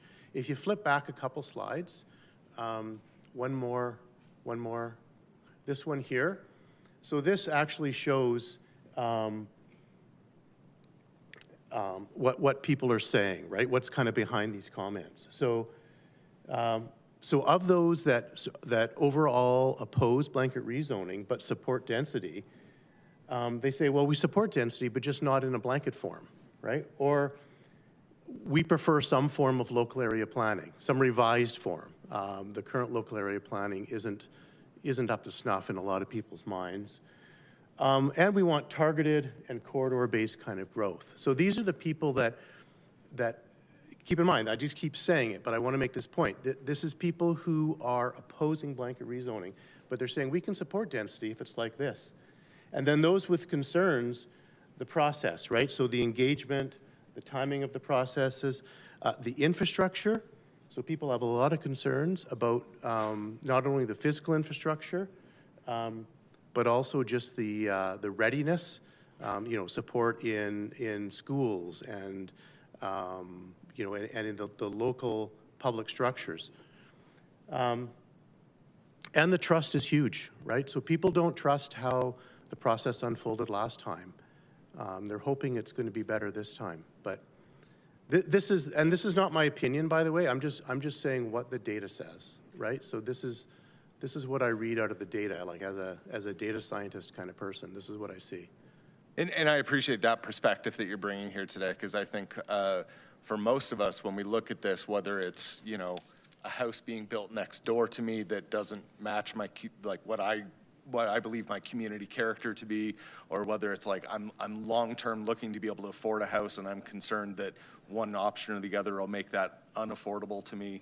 I appreciate this sort of, like, there's a lot of emotion in both of those, whereas this is a little bit more just like nuanced and straight up. Yeah, so. I just tried to take the emotion and the advocacy out of the presentation altogether. And I will maybe just say in terms of this, like, well, you know, depending on how you run the data, I would imagine that these percentages would change slightly, but certainly if anecdotally for feedback for you, it kind of matches for me what it is that I'm hearing from people and the questions that I've been asking, and it certainly matches effectively what I was hearing at the doors when I was campaigning as well. Thank you very much. I'll let some of my colleagues, maybe if they have any questions for you, dig in a little bit more on the opposition or the for side if they have some questions and they're looking for some additional nuance. Thank you, Mr. Donaldson.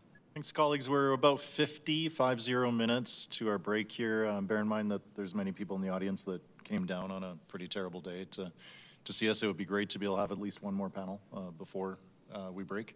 Over to Councillor Chabot, please.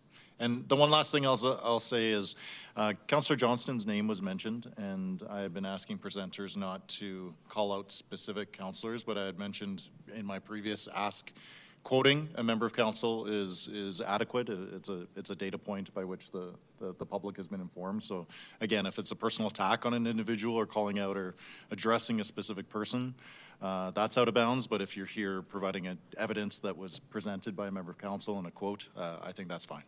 Over to you, Councillor Chabot. Thanks. Mr. Donaldson, thanks for being here, for your providing us with that input. I'm just curious, have you taken a position on this? For or against? You know, I do have a position on this. Yes, is the answer. And your position is? Well, my position isn't important. And I don't come representing a position. I come representing data. So you've had whatever the clerk was quoting, hundreds of presentations so far, people emphatically supporting one position or the other. And I don't necessarily think I'm going to bring anything new to the table by giving a position and quoting what it is. I think what I bring to the table is impartial data analysis, and that's what I'd like to present and talk about. It's interesting that you're providing us with data, but you're providing us data on positions that people have taken for or against, but yet you yourself aren't. Councillor Chabot, the answer was given to you. You're not answering whether you're adding to one or the other of those data points. Yeah, you heard what I was saying. You're right. Okay. All right. So that's all the questions I had for you. Thanks. Thanks, Councillor. Next question is for Mr. Roberts. You're online, I believe. Yes, I am. Thanks. You didn't get a chance to finish your presentation, and I was kind of interested in seeing how you were going to conclude. Do you mind? Sure. That was all just the conclusion that I missed. It was that the 2024 blanket rezoning bylaw has raised legitimate concerns regarding the manner in which the low-density areas of Calgary's established communities will redevelop. However, that does not necessarily mean that it should be repealed and that the city should return to its previously fiscally and environmentally unsustainable approach of having 90% of its population growth accommodated through continued suburban sprawl. City Council and City Administration have a powerful tool available to them to manage redevelopment. That's the new district LAPs. And the Westbrook LAP is an existing example of how, with the inclusion of appropriate planning policies, district LAPs can help to ensure that the redevelopment of the low-density residential areas. Thank you. Please mute unless you're the current speaker. Please go ahead. Redevelopment of the low-density residential areas of Calgary's established communities proceeds in a reasonably respectful and orderly manner consistent with good planning policy. Accordingly, instead of repealing the 2024 blanket rezoning bylaw, I strongly urge City Council to direct City Administration to essentially revisit all of Calgary's approved and in-progress district LAPs and ensure that they contain planning policies, including locational restrictions for 3+ unit developments that are comparable to those that already exist in the Westbrook LAP, designed to help ensure that the low-density residential areas of Calgary's established communities become even more desirable areas in which to live as they redevelop, diversify, and densify. Thank you. Thank you for that, that last closing statement, because you sort of alluded to it in your presentation. You talked about neighborhood, local, limited scale, and how multifamily was not permitted through the LAP process in some of those areas. But subsequent LAPs that have been approved did not include that sort of designation. So I guess what I'm hearing is you're suggesting that if council should choose to repeal this, that we should need to go back and revisit some of those ones that were approved post-implementation of blanket zoning?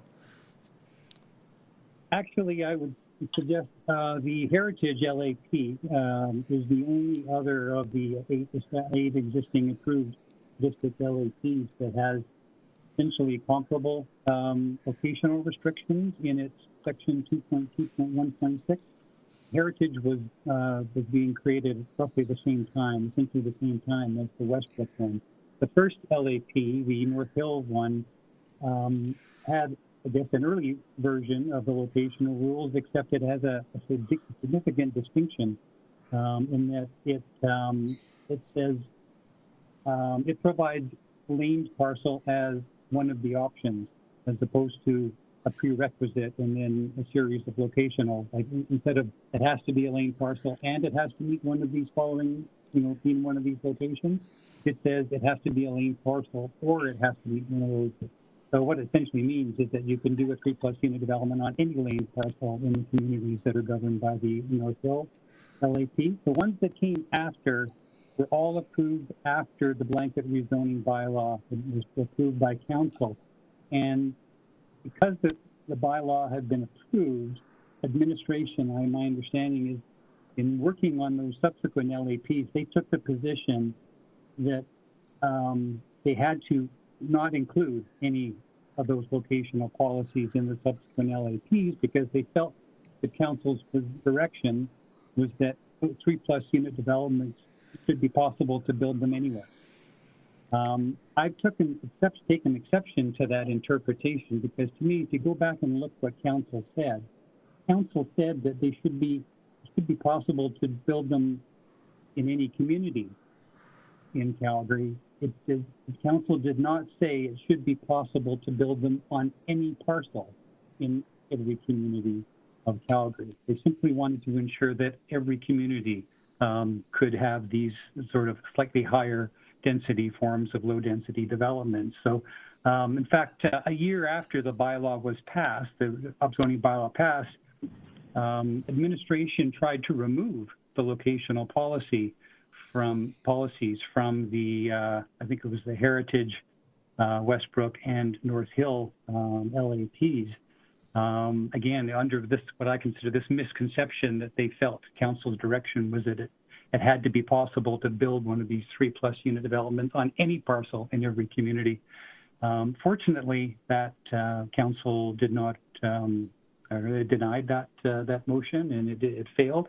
So from my perspective, that was good because essentially what these locational policies do is they kind of take the place of what exists in new greenfield communities in the form of master planned communities, right? Developers of new greenfield communities understand that people looking to buy a single detached home or a semi aren't necessarily, wouldn't be that, or would be concerned if there's a possibility of something significantly larger going in right next door. So they master plan the new communities and say, okay, these block faces over here, this is where the single detached homes will go, and over here is where the semis will go, and over here is where the row houses will go. And they don't do that with zoning because all of the new communities, the low density areas, have RG zoning, which is the greenfield equivalent to RCG. What they do is they do it contractually. If you're a potential buyer and you go look and say, I like this parcel here, I'd like to have a single detached home built for me on this parcel, you'll find that there's maybe 3 builders assigned to that parcel, and each builder has maybe 4 models of home that you can choose from. So if that's the parcel you want, you're going to find that you can choose between one of 12 home models that have built. And all of those 12 models are essentially the same, the same basic configuration and that kind of stuff. And that whole block face will be like that. So you'll know that, whatever goes in on the rest of the block face is going to be essentially the same as what you're having built on your parcel. That doesn't exist in established communities. There is no master plan design, except, to the extent that we can do something like that in these new district LAPs. Thanks. That's, I didn't need you to go into that much detail, but I appreciate what you were saying there. So I have a question for you then. In light of what you were saying in regards to the LAPs, and you can't fault administration, obviously, for taking the position they did because council had approved blanket zoning, which in itself implied that this type of housing would be permitted in every residential property, and some of the LAPs were out of alignment with that, and they were only trying to bring things back into alignment with the land use bylaw. Now, having said that, you were alluding to a change should council repeal this. So the question to you now in regards to that is, being as you seem to be very supportive of the LAP process, would you be then supportive of a city-initiated redesignations in those LAPs in those areas that are identified for higher density zoning, so that everything then falls back into compliance? No, actually. First of all, I'm not suggesting that it should be repealed. I'm saying there's no need to repeal RCG zoning, because RCG zoning, any zoning, is really one of two factors that need to be considered in looking at a parcel and what can be built on it.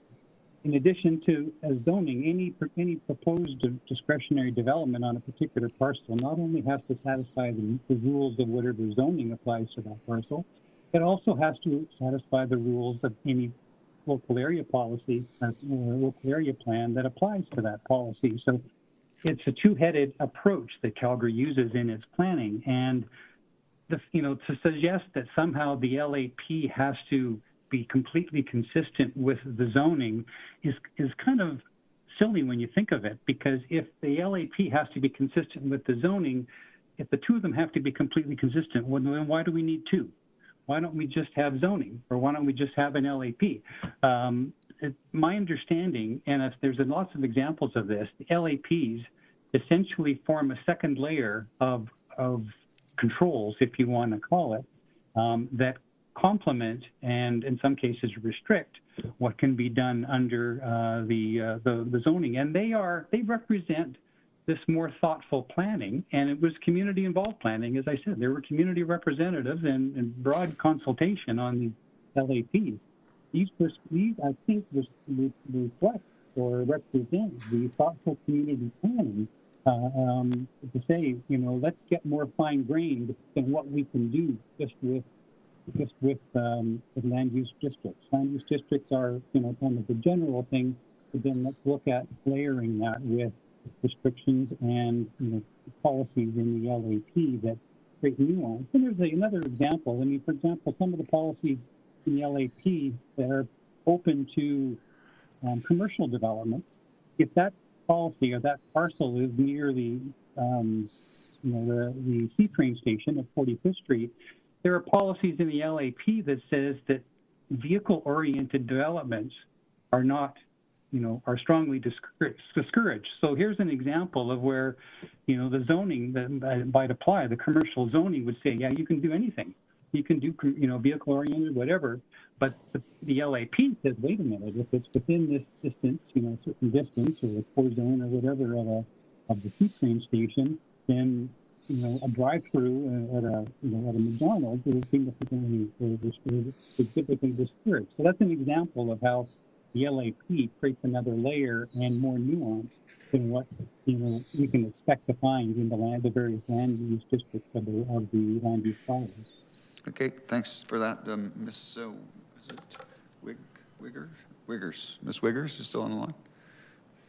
Hi, yes, I'm here.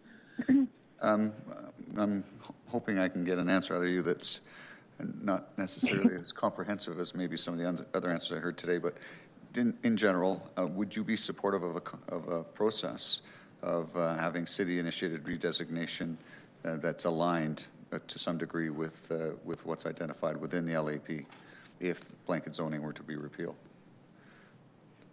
Could you give an example? So an example would be where areas are identified as neighborhood local but not limited scale, and incorporating some land use city-initiated redesignations in those areas that would be supportive in the LAP for RCG zoning, as an example. Maybe not to its full extent, but at least partially doing some of those areas and redesignating them as a city-initiated redesignation. I think that would be appropriate in areas where you are looking at new developments. So if it's a new area that's kind of like greenfield going to be built up, that would be appropriate. In established communities, I don't think that's appropriate. another thing I didn't have a chance to touch on because I wanted to cram as much as possible into a short amount of time. When you purchase a home, you also try to look for items that align with how you want to live. And being a large expense, I don't think it's fair or equitable to go back on saying how the zoning would be in an area where you've already purchased a home. So say I purchased a home 10 years ago in an R1 neighborhood. I purchased a home in an R1 neighborhood because I wanted to live in an R1 neighborhood. I don't think it's fair then to now dictate how people should be living just based upon changing the community like status quo. I think it would be appropriate in areas where it is appropriate to do so, but it would need to be in new development so that everyone knows what they're getting into and they agree to it. So it's your position that whatever we have as existing land uses should remain in perpetuity? I think it should remain as it is until there is more public engagement on the matter and people are able to have a voice and say how they feel about it. Okay, thanks. No further questions. Thank you. Yep. Thank you. Councillor Schmidt, please. Mr. Donaldson, very quick question for you. I'll try to give you a very quick answer. Okay. The data was very helpful and fascinating. Are there any other aspects to this data that you weren't able to get that you think would have been helpful in informing these answers? I'm thinking, you know, where they live in the city, age, home owning status, those types of things as well. Oh, sure. More data is always better. But I think what that data would show is, you know, there could be differences in different regions,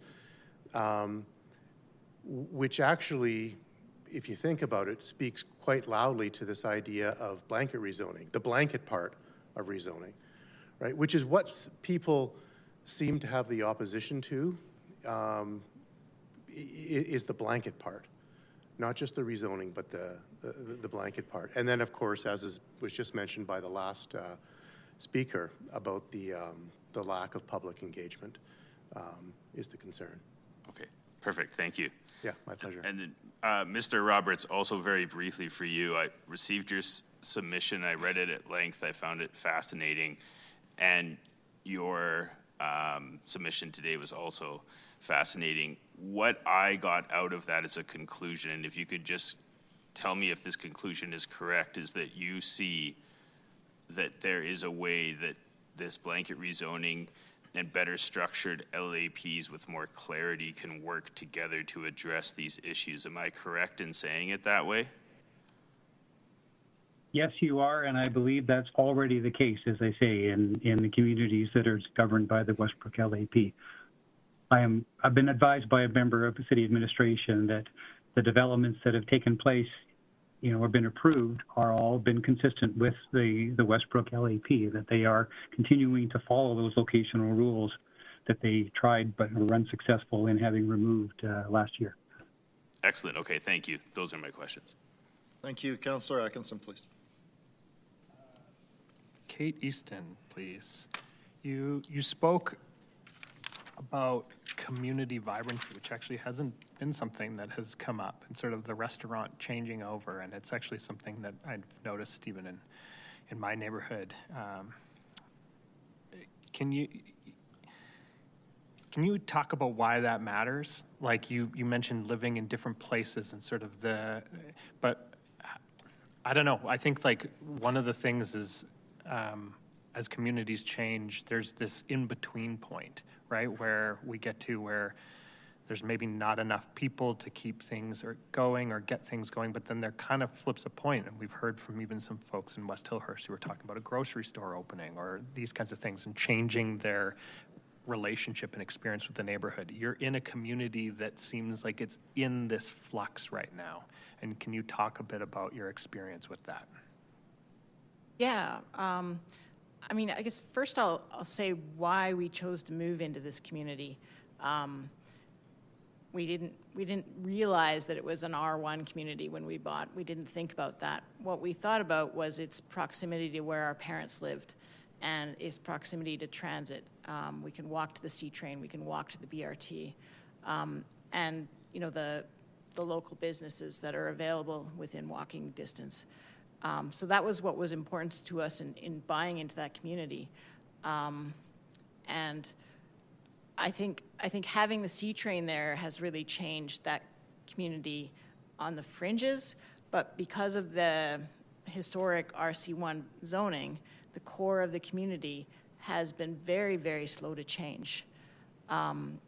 With the RCG zoning, we are seeing change happening a little bit faster, and it seems to be happening at the point that we need it to happen. We're at the point where a lot of community members that have lived there with their families their entire lives are now living there alone, and they're going to get to the point where they can't mow that giant lawn anymore, or don't want to, and move into a smaller place, or unfortunately maybe pass away. So we need to, the community will be bringing more people in to buy those houses, but some of those houses, as I said before, some of them, yeah, you can buy them and live in them. We bought one that was on a smaller lot. It needs some work, but it was still viable. But a lot of those houses really, you're going to have a hard time attracting, like a young family is not going to buy those houses because they need a lot of work. And so I think the RCG zoning really would really help the community to revitalize, because you can attract developers in to replace those houses on the giant 120, 1x50 lots with a more dense housing form that is financially viable for the developer. It's better for the city in terms of tax revenue, and it's better for the community because we get more neighbors, and having more people close by really supports those local businesses. That's great. Thank you. Thank you for your presentation. Thank you all for your presentations today. It was very good. Thank you. Councillor Johnston, please. Mr. Donaldson, please. Hi. Yeah, sorry, I just wanted to clarify that, yeah, I also had trouble finding the late submissions on the public side of it, but it is updated now. So do you think you will be able to go through them this weekend? Yeah, for sure, I will. Okay, thank you. Yeah. Would you be able to send maybe us? somebody could send me a link of where that is, unless it's just gone up in the last 24 hours, because I did look yesterday and didn't find it. Mr. Clerk wants to jump in here. Yeah, thank you, Mayor. Just for clarification on hearing your concerns about landmarking where those were exactly, we've put duplicate copies on the calgary.ca/ph website under the March 23rd meeting, just for clarity for the public and for council so they know how these late distributions happen. When we receive materials, we put them in batches and we distribute them to council through eScribe and on calgary.ca in the day under which they are actually distributed. So to find them, you can go to this website under where it says public hearing meeting of council. You'll see each day of this particular meeting, there is a set of late submissions. So you'll see late public for each of these particular dates, and that's batches of those late public submissions. So just for convenience for the public, we've also put copies of those late public submission distributions under the March 23rd date, just for ease of reference. But it's actually a duplicate copy of materials that have always been on calgary.ca as they've been distributed throughout the meeting. Thank you very much. I hope that clarifies things. Yeah, thank you. That's helpful. I appreciate that as well. So, Councillor Johnson, I think you were asking me if I would update my numbers based on the data. Yeah, I will commit to doing that, and I can send that to you and whoever else is interesting. I'll send it to everybody. Okay? Yeah. Okay, thank you, Mr. Donaldson. Thank you. Thank you. Any other questions, Councillor Johnson? Nope. Okay. All right, so we have about 25 minutes to the regularly scheduled break. Council, I am going to ask for names for just individuals who are in the chamber here with us, out of respect that many people have made their way down and the weather is changing and frankly getting worse. I will call names from 109. And if you're on the phone, unfortunately, we are going to go specifically to people who are here in person. So I'm not asking for names of folks who are on the line. So do we have in person with us Patrick Mills, Rachel Leah, or Cheryl Ritter? Do we have Amir Eisenberg? Come on down, Amir.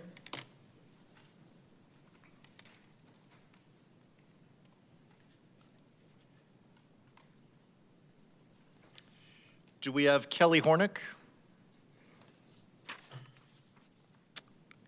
On 110, Sterling Carlson. Ole Wokada. William Thomas. Jeff Marsh. Okay, come on down, Jeff. Do we have Jeff Banks? Or Ashton Lancaster? Okay, so we have Amir and Jeff with us. I'm going to seek 3 more people here from the audience. Do we have anyone in the audience who was here from panel 65 through 70? Were those? No. 70 through 75? 75 through 80? Okay, come on down. How about 80 through 85? Okay, come on down. Panel 81, or sorry, panel 86, 87, 88, 89. Okay, from 89? Okay, come on down, and then that will be our final panelist. So we have Amir and Jeff, and then 3 other individuals here. After we hear from this panel and we hear from members of council, we are going to recess. However, I'd ask for the folks in the audience to please stay. I'm going to pre-assemble a panel to call for 1 p.m.-ish the same way. So I want to make sure that if we'll be setting up another panel in this similar way out of the people who are in the audience with us, just out of respect that you guys have made your way through down here in the roads. So with that, let's start off with Amir, please.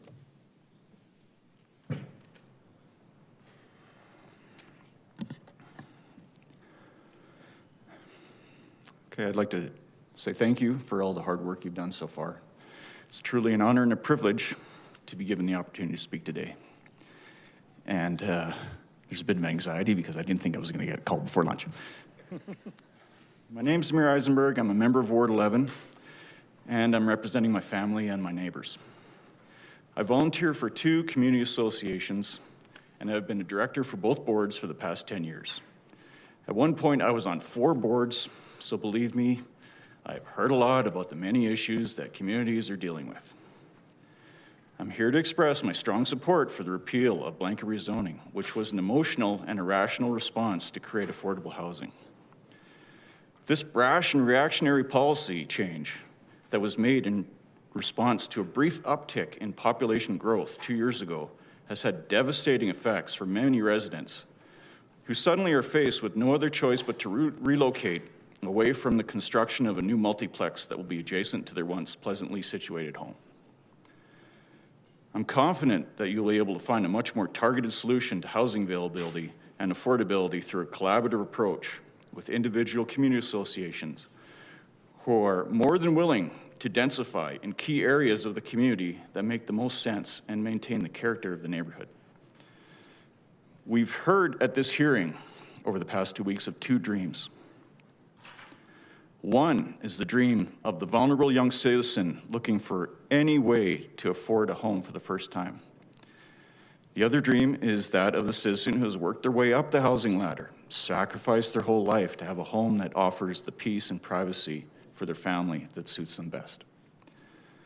Some council members are conflicted because they may have signaled support for both sides of the fence for their election.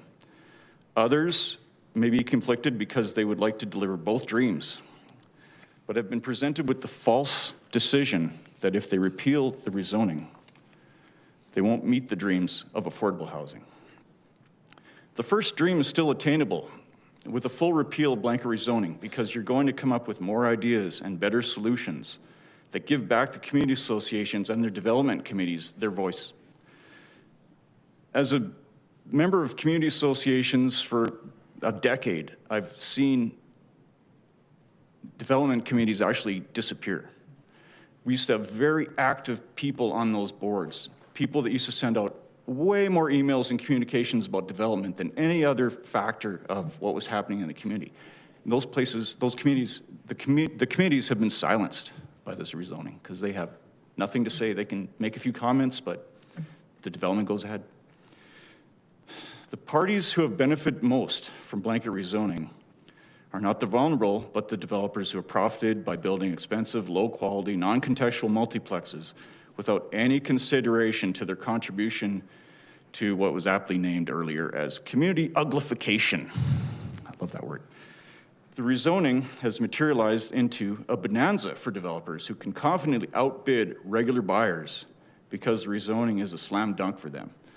And recently, in Ward 11, locally close to me, there's been 5 applications on RC1 lots for 8-unit multiplexes that is expected to be grandfathered in before anything happens. These guys are doubling down and making sure that they get their applications in before anything changes. Some speakers indicate that all communities should have to drop to the lowest common denominator. In Calgary, that's not the case. Calgarians value the ability to have a choice, to have a community of family-friendly, single-family homes, if so desired. And most communities were planned and designed at their outset to have a variety of choices.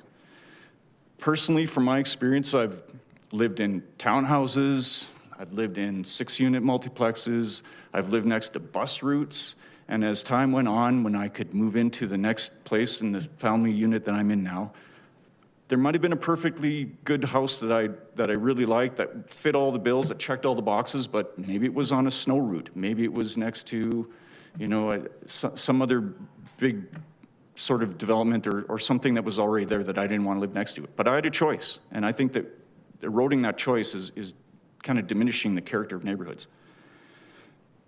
So how do we meet both dreams?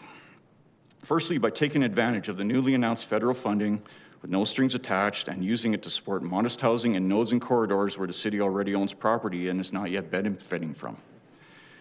Secondly, by fully repealing the blanket rezoning and fully engaging communities to determine how and where additional densification should occur in their communities.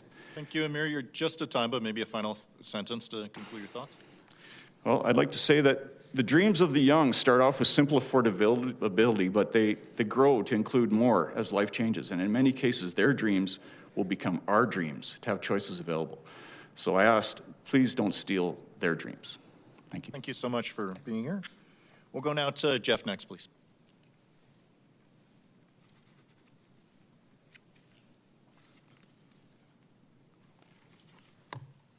Mayor Farkas and members of council, my name is Jeff Marsh and I'm a resident of Hounsfield Heights, Briar Hill.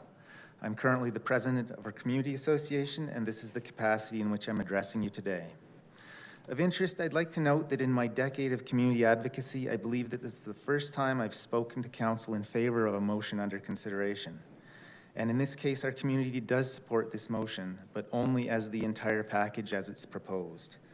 With respect to the repeal itself, it has no direct meaningful consequence for Hounsfield Heights, Briar Hill.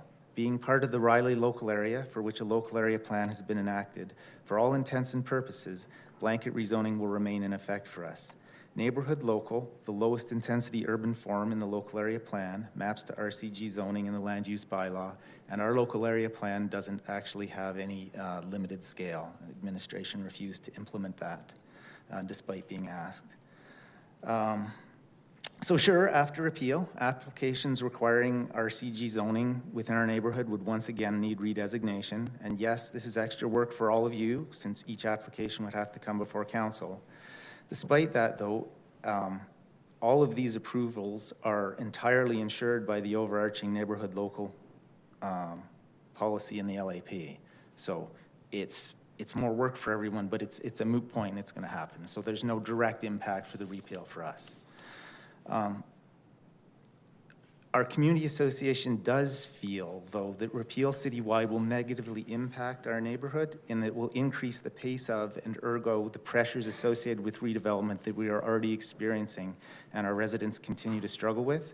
Developers who've perfected successful RCG building models citywide since blanket rezoning went into effect will be reluctant to abandon them and will naturally gravitate to where they can still be applied, which is in communities such as ours that have local area plans in place without limited scale considerations. That said, we appreciate being consulted about how redevelopment occurs with our community, as ostensibly happened through the local area planning process, and we respect that other communities deserve to be engaged to a greater extent on how redevelopment occurs within their boundaries than they have been with the current implementation of blanket rezoning. So in that context, we can get behind its repeal.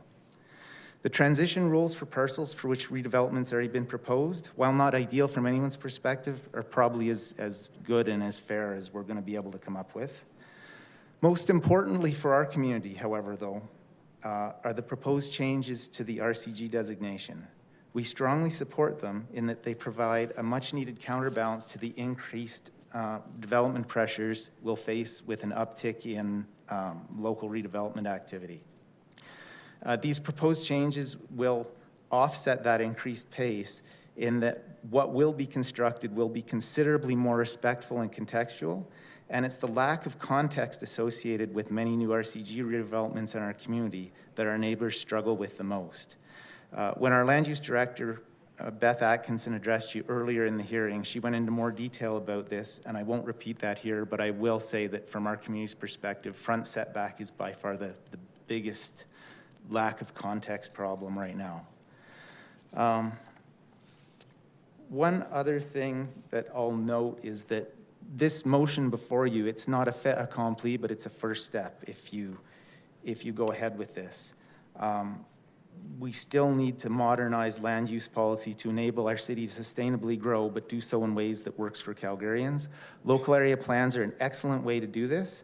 However, recently been through the process as a community rep, I'd like to impress upon you that this process very much needs to be tweaked to better solicit local knowledge from communities and residents to ensure that the resulting local area plan does indeed deliver upon local wants and needs. Right now, the process is far too prescriptive and a lot of local context is being lost. To summarize, Hounsfield Heights Briar Hill is supportive of repealing blanket rezoning, but respectfully requests that should council decide to do so, it needs to be done in conjunction with the transition rules and the RCG designation changes also proposed. To do otherwise would place an unfair and detrimental burden on our community and all others for which local area plans are already in effect. Thank you. Thank you so much. We'll go to the first of our three speakers that I didn't identify your names, so please come and approach. Let us know who you are and which panel you're on. Hi there, Steve Bentley from panel 81. And I'm with part of the Calgary Climate Hub. Mayor, City Council, I appreciate the opportunity to come and speak to you. I always appreciate this opportunity, and I'm always kind of blown away at you guys being able to sit and listen to all of this, from the yes to the no to the stuff you do agree to wild conspiracy theories, to you name it. My hat's off to you. I honestly, sincerely respect the hell out of you for being able to do this. I'm against the repeal. And the challenge when speaking this late in the game is to say something interesting that hasn't already been said. So I'm going to talk about Iran and the Strait of Hormuz.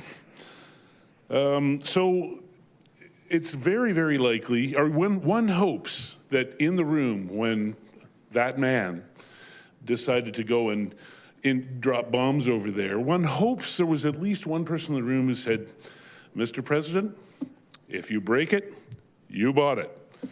That's the Middle East. You go in there, you're going to own it. And the daunting and horrifying thing that I have to say to you is that if you rip out the only solution that this city has really ever advanced on housing, and only significant solution, Well, now it's on you. Like, it's just on you. It's this council, because it's 0 hour on housing in this city.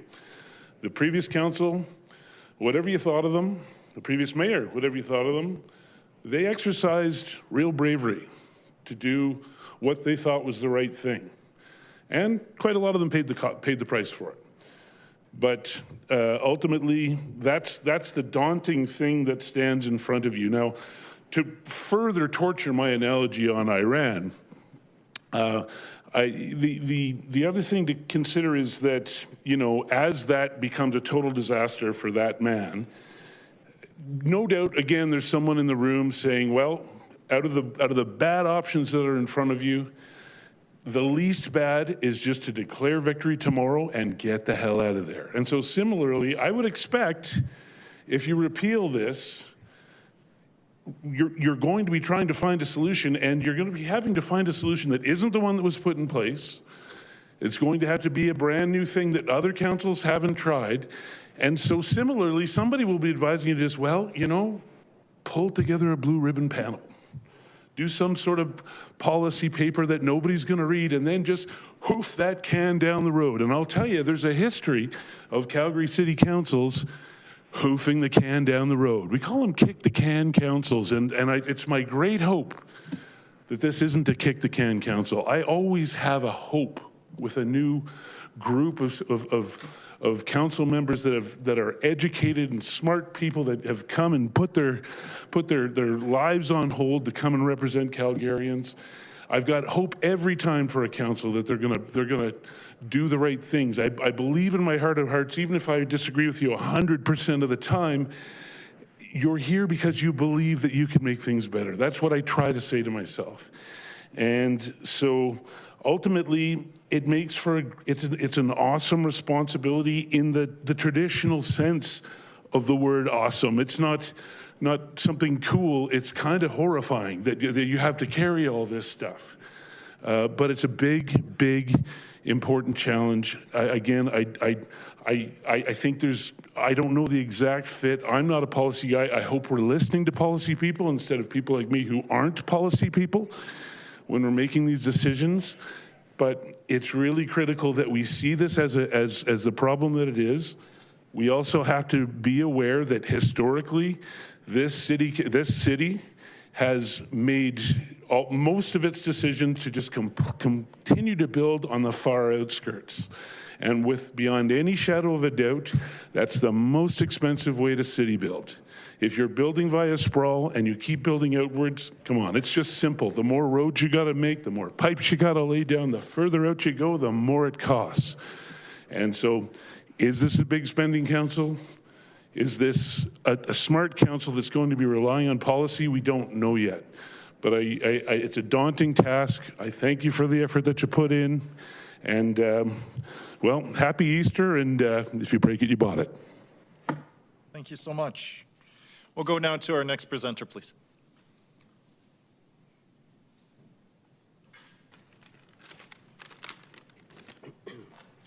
Hello. Hello there. My name is Thomas Coyle. My friends call me Tommy, and I hope I'm your friend. And Mayor Farkas and the council, thanks for having me.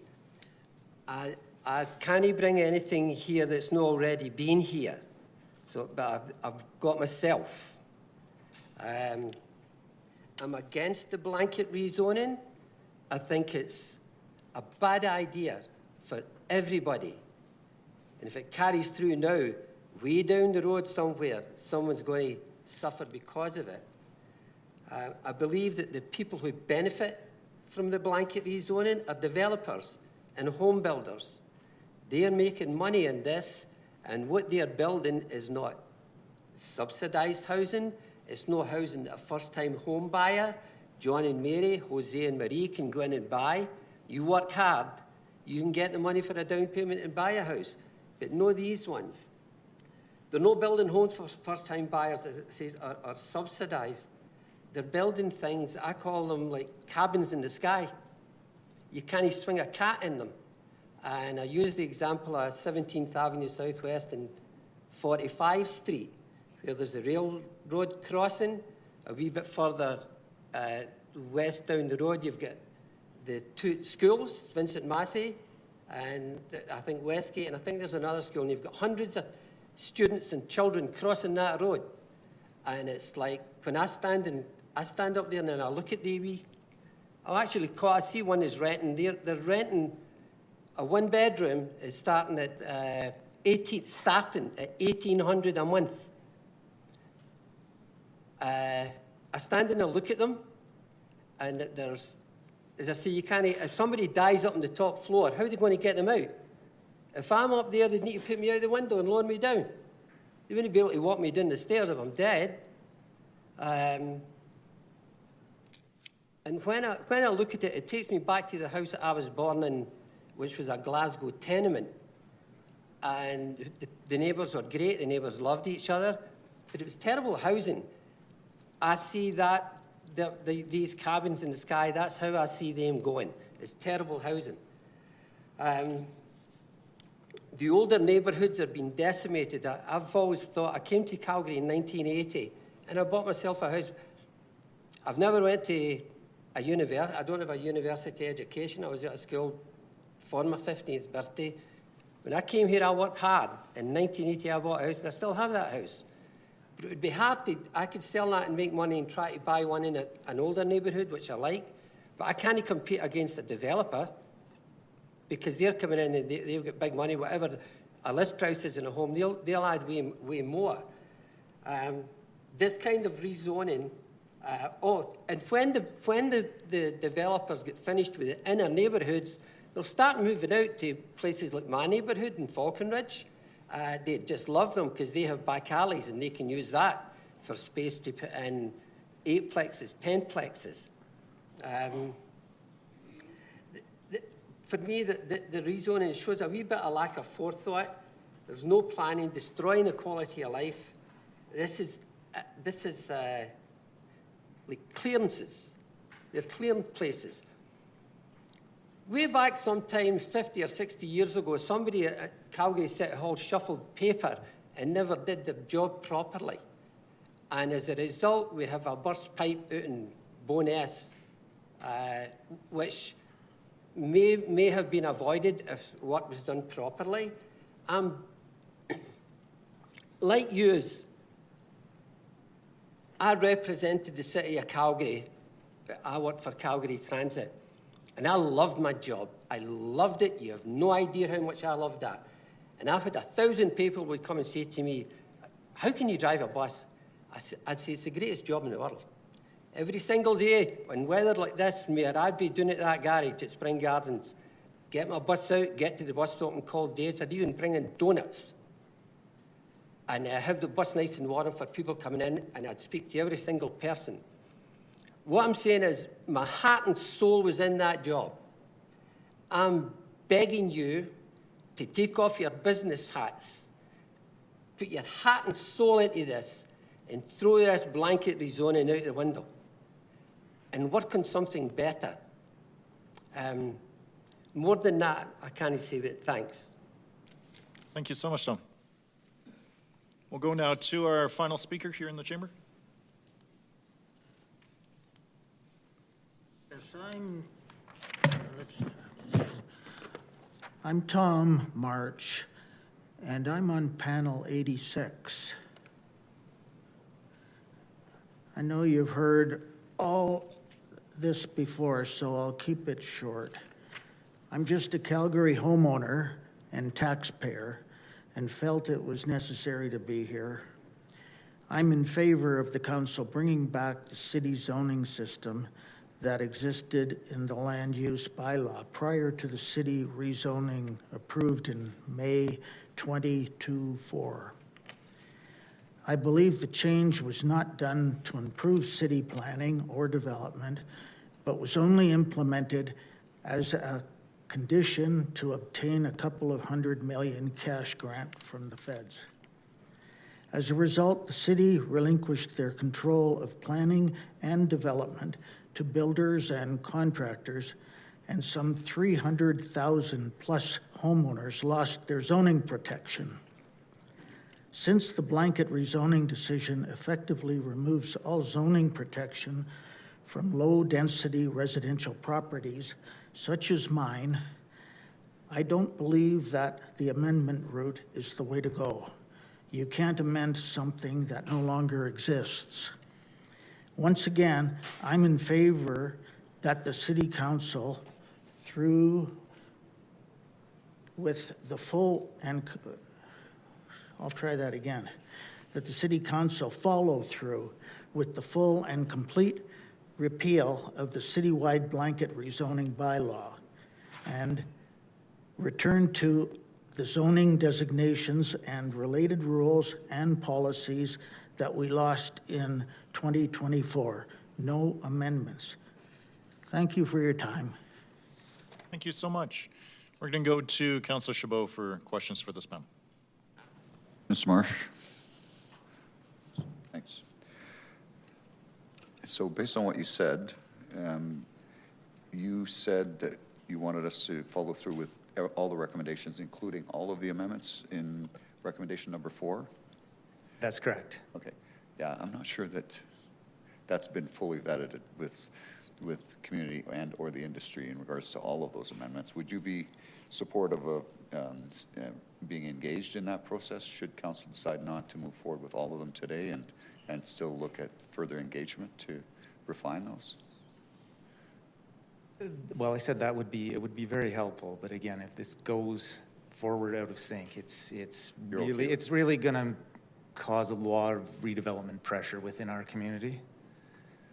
Thanks. And you mentioned about neighborhood local limited scale, how the limited scale element was not included in your LAP. We explicitly asked for several things, limited scale being one. We actually asked for some special study areas that were unique and different, but I said unfortunately the team we worked with from the city was great, but they didn't seem to be empowered to be able to act on any of the But of course, this would have been post-implementation of the blanket zoning, right? I'm not quite sure. Our LAP would have gone in right around the same time. Okay. It was in the pipe, I think, at the same time. Right, but the final approval wasn't until after the blanket zoning was implemented. Honestly, I can't quite remember. I have to double check that, but I think so. Okay, thanks. I guess the next question is going to be, if council were to move forward with this repeal, sounds like you'd be interested in revisiting the LAP to see if we could reintroduce that element? Yes, I think limited scale in terms of the existing structure, that's the existing structure that would work. I think we would actually be better served to actually introduce more granular urban forms, which could actually allow, to allow and encourage things we want. Like you could allow, you go back to having, our RC1, RC2 equivalent urban forms, but you could also do different combinations, or you could also do urban forms that did things like stacked housing that we've heard about to allow things for more accessibility and mobility, just to try to, there's a lot of homogenization that happens when you lump everything into the current neighborhood local, when we lose a lot of distinct neighborhood features. We can achieve the same density with more granularity and retain more character. Okay. Would you be, it sounds to me like you were engaged in the LEP process and you agreed with some of the principles that were adopted in it, which looked at increasing intensity of use within the area. So you're not opposed to density generally? No, but it makes the most sense to get the intensity where it's the most beneficial to both the community and the future homeowners and the future residents. Okay, what you're opposed to was the broad brush approach that was utilized? Yes. And would you be supportive of city-initiated redesignation in a more refined sort of approach? In theory, yes. Okay, thanks. No further questions. Thanks for being here. Thank you, Councillor Dhaliwal. Thank you, Mayor. Thank you, Mr. Marsh. Just a question of clarification. You just said that repeal is moot to you because you have an LAP.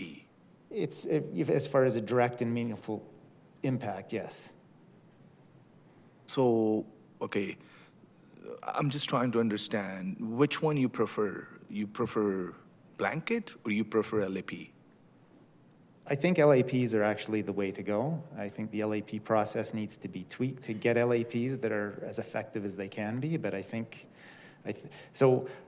I think it makes more sense. For our neighborhood, I said we have an LAP, so I consider it to be a moot point, but I think for the city as a whole, I think we'd be better served to repeal this and, if necessary, expedite the LAP process with some tweaks to the process to better recognize local context.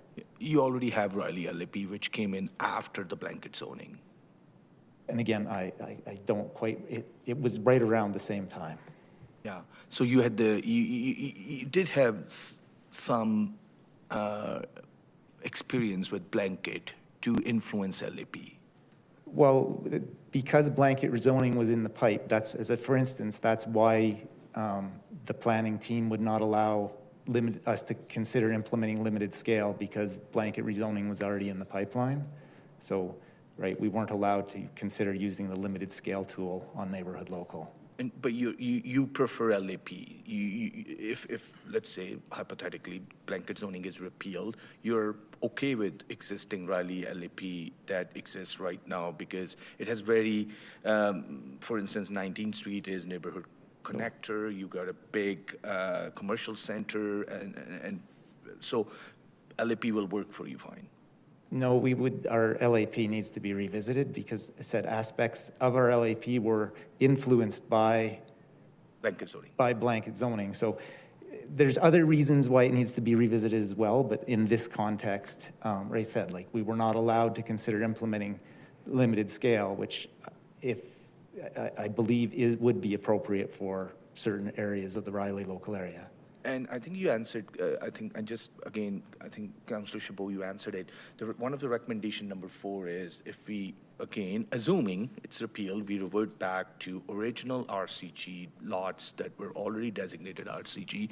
And the new recommendation is to change criteria about the rules around that. And you said you're supportive of that, because existing rule is RCG mostly going on the corner lot. This one is proposing even going onto the block. You're okay with it?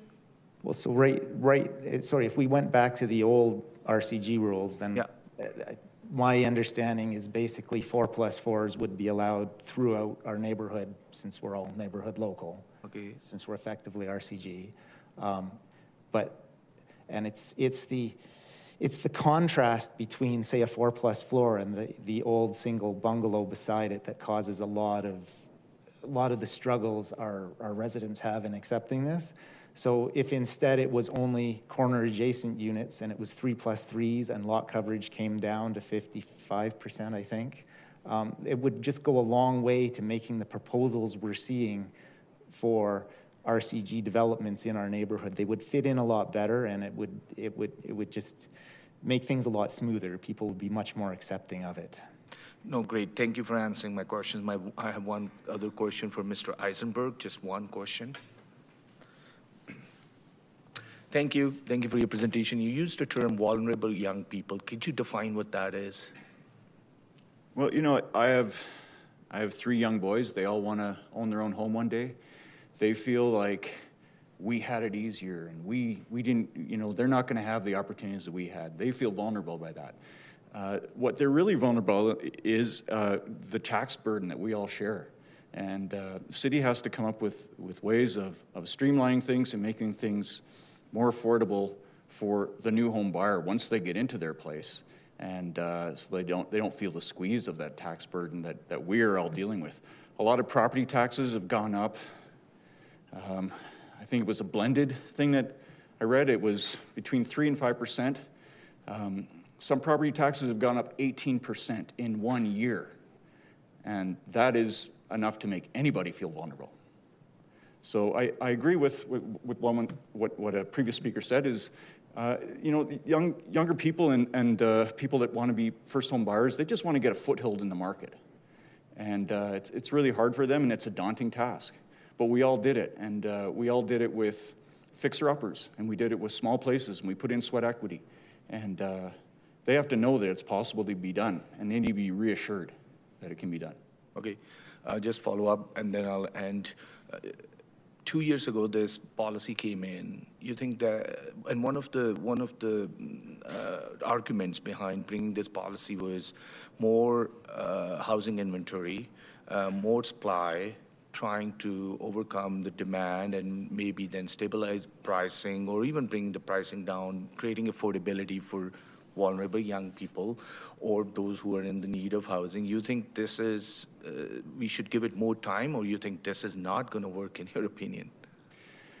You know, a one-size-fits-all thing does not work. It's got to be done in a thoughtful and meaningful process. It has to be worked with in a collaborative process with community associations. And, you know, it's been said many times before, zones and corridors are where these things best happen. I heard a guy speak earlier when I was here on Monday night about how he's a builder, and if they build something that is not offensive to the people that live next to it, then there's very little complaints. You know, so I believe that, you know, the new zoning, it fast-tracked the development, but it didn't create affordable housing. Everything that I've seen has taken a single-family dwelling and put up 8 units that were more expensive than the original dwelling. Okay, great. I lied. One last question. You think this city, this council should be thinking about, after repeal, still housing being one of the key focus areas, and especially affordable housing? Well, a lot of people ran on their campaigns and got elected in on this sole issue. So I think that this is a primary factor. It should be prioritized, and yeah, it has to be addressed. Everyone in the city's talking about it. It's the number one issue on community associations. It's the number one issue I speak to when I talk to people in my neighborhood. So it's a hot topic, and it needs to be addressed. Thank you, Mr. Eisenberg. Thank you, Mr. Marsh. Thank you. Thank you. Councillor Tyers, please. Oh, yeah, we had some really interesting things that people said here. Don't be a kick-the-can council, community uglification, just cabins in the sky. Like, people are very descriptive. I really appreciate that. My question's for Mr. March. Mr. March? Or March? I know there's a Marsh and there's a March, and I want to talk to Mr. March. Marsh? And I think there's 2 Toms, too. Thank you. Yeah, that's what I saw, 2 Toms, too. Okay. You had mentioned, okay, so you had lost zoning protection for your home. That's how you felt that that blanket rezoning caused you to lose the protection of your home. That's what you said? That's right. When I purchased, I talked to my lawyer, who made me clearly understand what the caveats and the zoning meant to how my property was going to be stable and not. There's a house next door for sale to me, and okay, it could be a 12-plex tomorrow I wake up to. I have no security left. I'm slowly being expropriated out of my older neighborhood. This concerns me. This was the biggest purchase of my life, a home. Nowadays, maybe the expectations are different. You get out of school, you get a job, buy a mortgage, and move in. That wasn't it in my day. I took a lot of time to, well, worked 10 years to get the first down payment, and then moving into the final residence was another 10 years, so 20 years plus any equity I built up in my property, getting into the market. Then, as I said, I checked things out carefully, the zoning and the type of neighborhood, and the stability I wanted.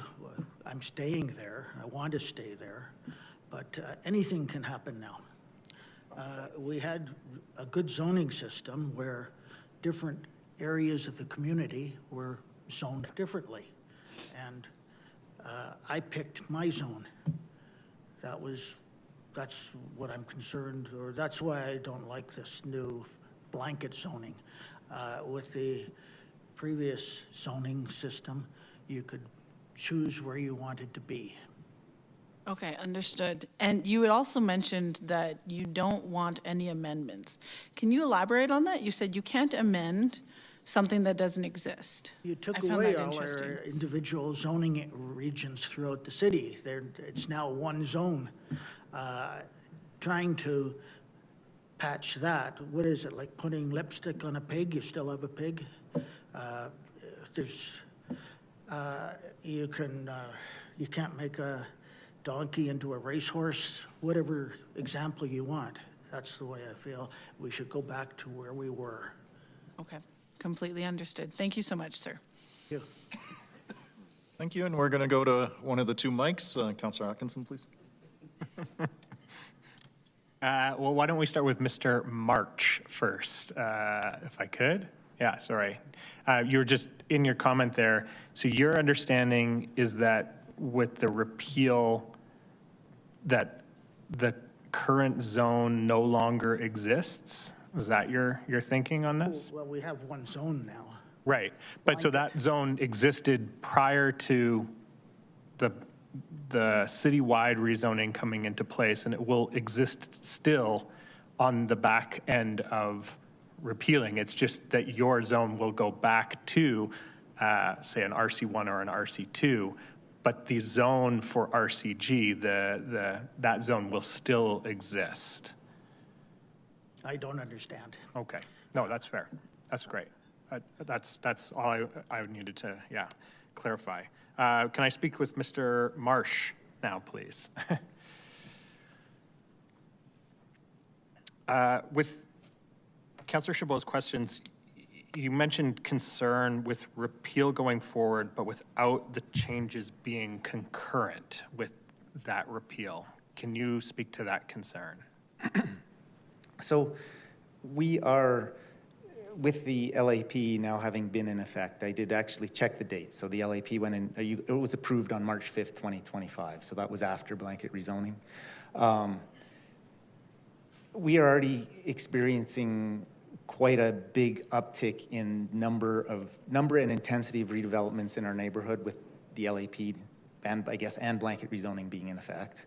And I said our residents are struggling with a lot of it, and a lot of what they're struggling with, it's not about having more neighbors or different housing types. It's about how the built forms it's shadowing. It's the lack of context with a lot of the existing streetscapes. We believe if blanket rezoning is repealed, it makes sense that builders who have successful building models will keep applying them. So we are just going to see a further increase in uptick in redevelopment, which will increase the development pressures and the struggles. Something that would help to mitigate that is if we were getting more, the new stuff that was being built was more contextual in nature, and our read of the changes to the RCG designation would go a long way. I understand that there hasn't been engagement or consultation on them, and maybe they don't go far enough, or maybe they're going to take away some things that will need to be restored, but it would be, we feel that would go a really long way to mitigate the redevelopment pressure that our neighborhood is feeling, if that something, happened. That's something you've been involved with the community association for a long time, so you've seen sort of the pressures and community concern, and when you read these changes, they seem to sort of meet those contextual, the pushback that you're speaking of when you're feeling that from community. And it's not even a case, I think our neighborhood accepts that change is coming. I wouldn't even call it so much as pushback as it is heartache and struggle, right? There's a neighbor I was speaking to a couple days ago, and she has seen basically developments on 3 sides now, which are really going to, and they're significantly different than what was there and what she lives in, and it's really going to change what living in her house looks like. Fair. Thank you so much. Thanks for coming down. Yeah. All right, thank you. That concludes this panel. We're going to come back about 1:20-ish. Before I hit this, for everyone who's in the gallery today and made their way down, I want to commit to you that we'll hear you in person when we get back. Please stay where you are, though, because I need to go out and collect your various names. So we're back at 1:20, please.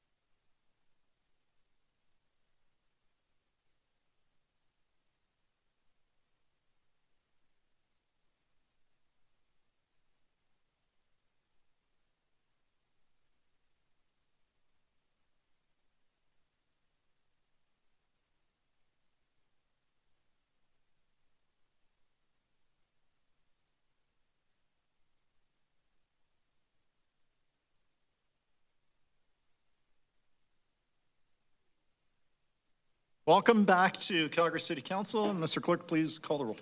Thank you, Mayor. On the roll, Councillor Atkinson, Councillor Schmidt, Councillor Clark, Councillor Chabot, Councillor Ward, Councillor Jameson, Present. Councillor McLean, Here. Councillor Johnston, Councillor Tyers, Here. Councillor Wyness. Here. Sorry, Councillor Wyness, can you repeat that? Just want to make sure. Here, I'm here. Thank you. Councillor Yule, Councillor Kelly, Present. Councillor Dollywell, Councillor Pantazopoulos, Mayor Farkas. I'm here. Thank you. So I went out and prearranged the panel from folks who are in the audience there. Just raise your hand. Do we have 90 Matthew, 92 Laura, 93 Marty, 95 Gunter, and 96 Sarah Elder?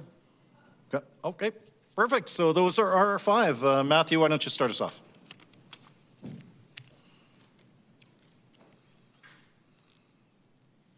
I have a presentation.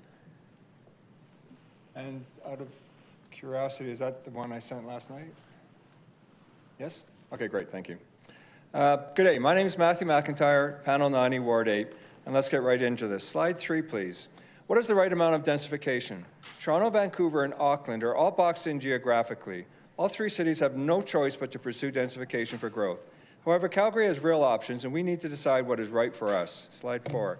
Toronto and Vancouver, to no surprise, have adopted blanket rezoning. And it is important to remember that their affordability problems are way worse than what Calgary is experiencing. So what did they do? Citywide, Toronto only allows up to 4 units per lot with a maximum height of 10 to 10.5 meters. Vancouver allows a maximum of 5 to 6 units, but rear buildings can only be 2 stories or 8.5 meters high. Finally, Auckland, a pioneer of blanket rezoning, has recently repealed it. They are focused on densification around transit routes and city centers. All this begs the question, what possible justification did administration really have for insisting on 8-unit developments with a height of 11 meters for Calgary, especially when opposition against it was so strong? I don't believe the majority of Calgarians are against densification, but we do want a repeal of a decision that was illegitimate, a decision that was obtained without any engagement with us, the citizens, and a decision that was far beyond anything close to reasonable. Slide 5. StatCan uses the concept of large urban centers to get an apples-to-apples comparison of city density. It calculates the density of the land area that is actually being developed. Why doesn't administration share this perspective with Calgarians? On that basis, Calgary compares very well to the other major Canadian cities. And without considering additional inner-city densification, which will still happen, by the way, current plans for new communities will increase Calgary's densification significantly. Don't penalize Calgary for having the foresight to annex early. Slide 6. Sprawl can be managed with respectful densification. Don't blanket anything, do the work. Use the local area plan process to choose the right change for each community. But ensure proper engagement is used to create plans that are sensible and respectful, that Calgarians will support. And by the way, the recent local area plans were not done with proper engagement and need to be redone to restore trust. Slide 7. What about the commute time? The quick answer is, it's just not that bad. Slide 8. What about parking? How about we just follow the city parking policy, which says on-site parking at residential properties is the primary parking location for residents. Slide 9. Using administration's data from attachment 8, we can reasonably assume a typical eightplex will have 10 cars per development. Slide 10. Using the 10-car assumption, it takes just 8 eightplexes to saturate a perfect block. A community can quickly go from no parking problems to becoming a major headache. Slide 11. Taken to the extreme with a block full of eightplexes, there would be 58 vehicles looking for a place to park. Now that probably won't happen, but the point is there's no longer any control in just how bad parking could get. Slide 12. Let's consider this Silver Springs example. The vast majority of homes have front driveways, so there's already very little street parking available. A single eightplex would be a disaster, and there are dozens of examples like this across the city. Planning needs to be done community by community, not by blindly throwing a blanket over everything. Slide 13, enable people. For me, this is one of the most important slides. A car can be the difference between getting a better job or not. The opportunity for higher income is every bit as important as cost savings when it comes to solving an affordability problem. And it can also be the difference between children participating in activities or not. A kid can't be at soccer practice if mom and dad are stuck on the bus. Slide 14, who is actually in need? In the last hearing, administration noted that 84,600 households are in a housing need. And yet they also noted that by percentage is about the same as the last 3 decades. Slide 15. We've always had a lot of young people, and now we have a growing segment, and that's where the vast majority of the most serious affordability problems are coming from. The median income for young singles and single seniors is especially low. Slide 16. For young people, the real problem is that minimum wage is not a living wage, and no amount of blanket rezoning can solve that problem. Slide 17. In general, couples can't afford housing. Slide 18, conclusion. I think this is a very telling chart from CREB. Inner-city row houses are the most expensive by far. This is in sharp contrast to apartment condos, which have similar costs everywhere. It illustrates that blanket rezoning is not producing affordable housing. It's simply producing a relatively small amount of expensive housing at the expense of existing homeowners. Please repeal the existing blanket rezoning in its entirety and find a better balance. Please engage us from the start and throughout the new process. Finally, please stop all development applications immediately. Thank you for your time. Thank you so much. We'll go to Laura on 92, please.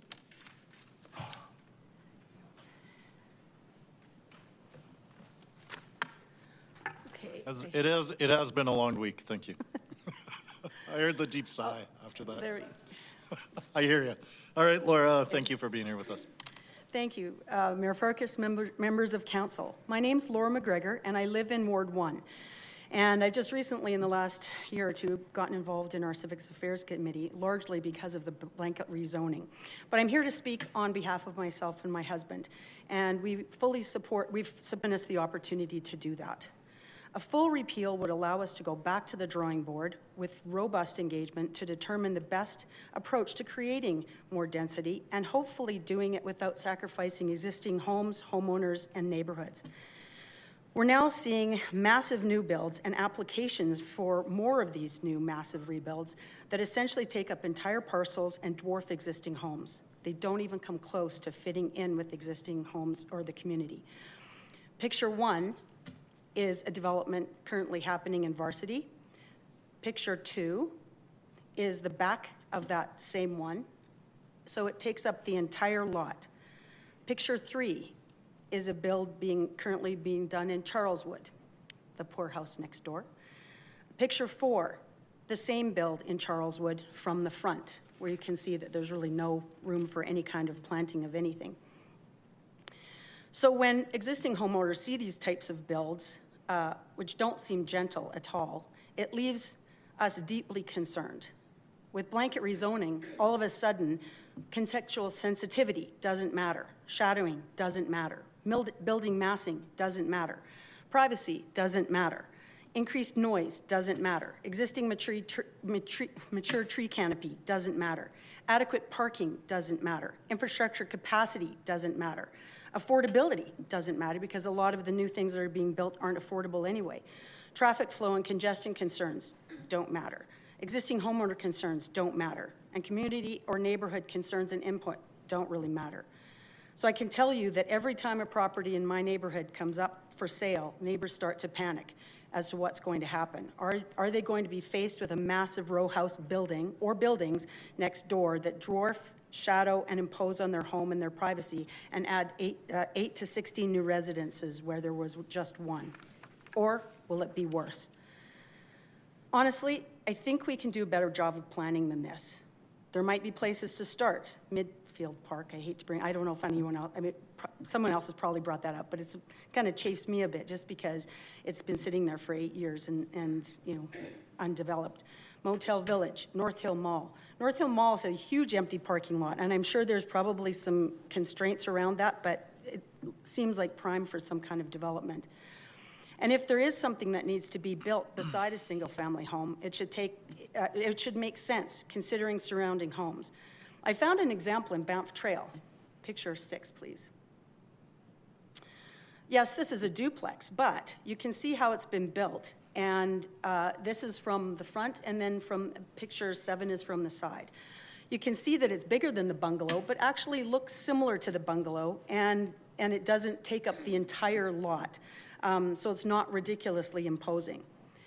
Each parcel and street in Calgary is unique and deserves consideration for what is appropriate to build there. A blanket approach does not allow for any situational consideration. And I found out recently that last week actually, that there had been amendments to the row house rules, and I think many of those would be welcome. But they were all installed without any engagement, and some seem to be kind of random.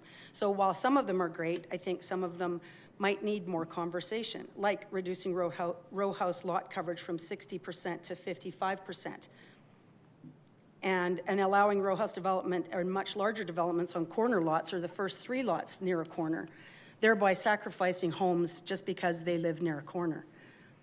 Doesn't kind of seem fair to me. While they're admirable, the amendments have made the repeal of blanket rezoning process a bit of a moving target. So I think we might need to go back to the drawing board from what was implemented in 2024, and then look at the amendments separately. Another issue for me is the grandfathering process, because it seems quite like a long process. So I think things that have already been approved should be grandfathered, but nothing that's been in the application process. At the end of the day, it would be nice to know that and trust that City Council will be supporting existing homeowners and take our concerns to heart. Having to look over our shoulders all the time is exhausting and unacceptable. A perfect starting point would be to repeal blanket rezoning. Thank you. Thank you so much for being here with us. We'll go to Marty on 93, then Gunter after that. Good afternoon, Mayor Farkas and councillors. My name is Marty McNaughton. I'm a resident of Ward 7, a born and raised Calgarian, and a millennial who is strongly in support of a full and immediate repeal of blanket zoning. My comments are not rooted in opposition to growth or densification. They arise from a deep disappointment with the process used to impose this policy and with the assumption that a single citywide solution can appropriately address the needs of every community. I've listened carefully over the past week or so to smart and passionate Calgarians very effectively address complex issues like affordability and environmental considerations. So today I just want to focus on how blanket rezoning has unfolded in my own neighborhood and what that experience has revealed about the risks of this approach. My family and I moved to St. Andrews Heights from West Hillhurst 3 years ago. We were sad to leave our street and our neighbors, but our decision followed extensive research, careful financial planning, and long conversations about what kind of life we wanted for our kids and what we could reasonably afford. We've always made deliberate choices with our money. We lived for years in a home our family had outgrown because paying down my student loans and living within our means mattered to us. When we finally moved, we did so because St. Andrews Heights was a low-density, single-family neighborhood where we believed we could stay long-term, where our kids could safely walk and bike, and where traffic patterns were stable and predictable. That character was a defining feature of our community. Many properties in our neighborhood, including our own, are subject to one of 2 restrictive covenants, which were originally registered on those properties in 1953 or 63 as applicable, that prohibit multiplex development. Not every property has one, and the parcels without restrictive covenants have quickly become targets for redevelopment interest. Those covenants reflect long-standing deliberate expectations about land use, and people relied on them when they invested their savings and committed their families to this neighborhood. Somewhat against my will, I've had to learn a lot about RCs over the last couple of years, and I've learned that once a single multiplex is approved and the character of the neighborhood begins to change, those covenants become more difficult to enforce because it's no longer true that the neighborhood is uniformly single-family. Enforcement of these covenants falls to individual residents who must challenge their neighbors for violations through expensive, time-consuming court proceedings with uncertain outcomes. Blanket rezoning has destabilized the framework that people have relied on investing in my community and in many other communities in the city. For the city to effectively erase that framework without consultation is a profound breach of trust. It tells residents that the rules they relied on, the planning they undertook, and the sacrifices they made simply don't matter. The consequences were immediate and entirely predictable. As soon as blanket rezoning was adopted, multiple applications for 10plexes appeared in our community. One has already been approved right at the entry point, with another pending at the other main entrance. This is exactly what residents warned about when a blunt citywide rule was imposed on established neighborhoods without regard to local context. Blanket rezoning has effectively turned our home into a teardown. It's a 70s house, certainly not everyone's cup of tea, but we love it and we intend to stay for decades. Yet under this policy, our home, like many others, is now treated as disposable because it's more profitable to tear down single-family homes and replace them with multiplexes that primarily benefit developers. How does it make any sense to incentivize the demolition of perfectly livable homes to maximize redevelopment returns rather than protecting those homes so families can remain in their communities long into the future? My spouse and I are full-time working professionals with young kids. I contribute actively to the city and to my community. I volunteer with the Law Society of Alberta and the Canadian Bar Association, serve on a not-for-profit board, coach community soccer, and volunteer at my kids' school. This is the work that I value, the work that builds community and strengthens social fabric. We've spent significant personal time and resources simply trying to defend what we reasonably believed were stable. The city chose expediency over good planning. Finally and importantly, I want to address the social impact of blanket rezoning. This policy has divided neighbors, strained relationships, and created resentment. Instead of building community, it has fractured it. Mayor Farkas, my ask today is simple and direct. I'm asking you to follow through on the commitments you made while campaigning, commitments that gave me confidence in your leadership and persuaded me to vote for you. Repeal the blanket rezoning and replace it with a neighborhood-by-neighborhood approach, one that supports thoughtful densification, where it makes sense, respects existing communities, and begins to restore public trust. Thank you. Thanks. We will go to Gunter on 95, then Sarah on 96.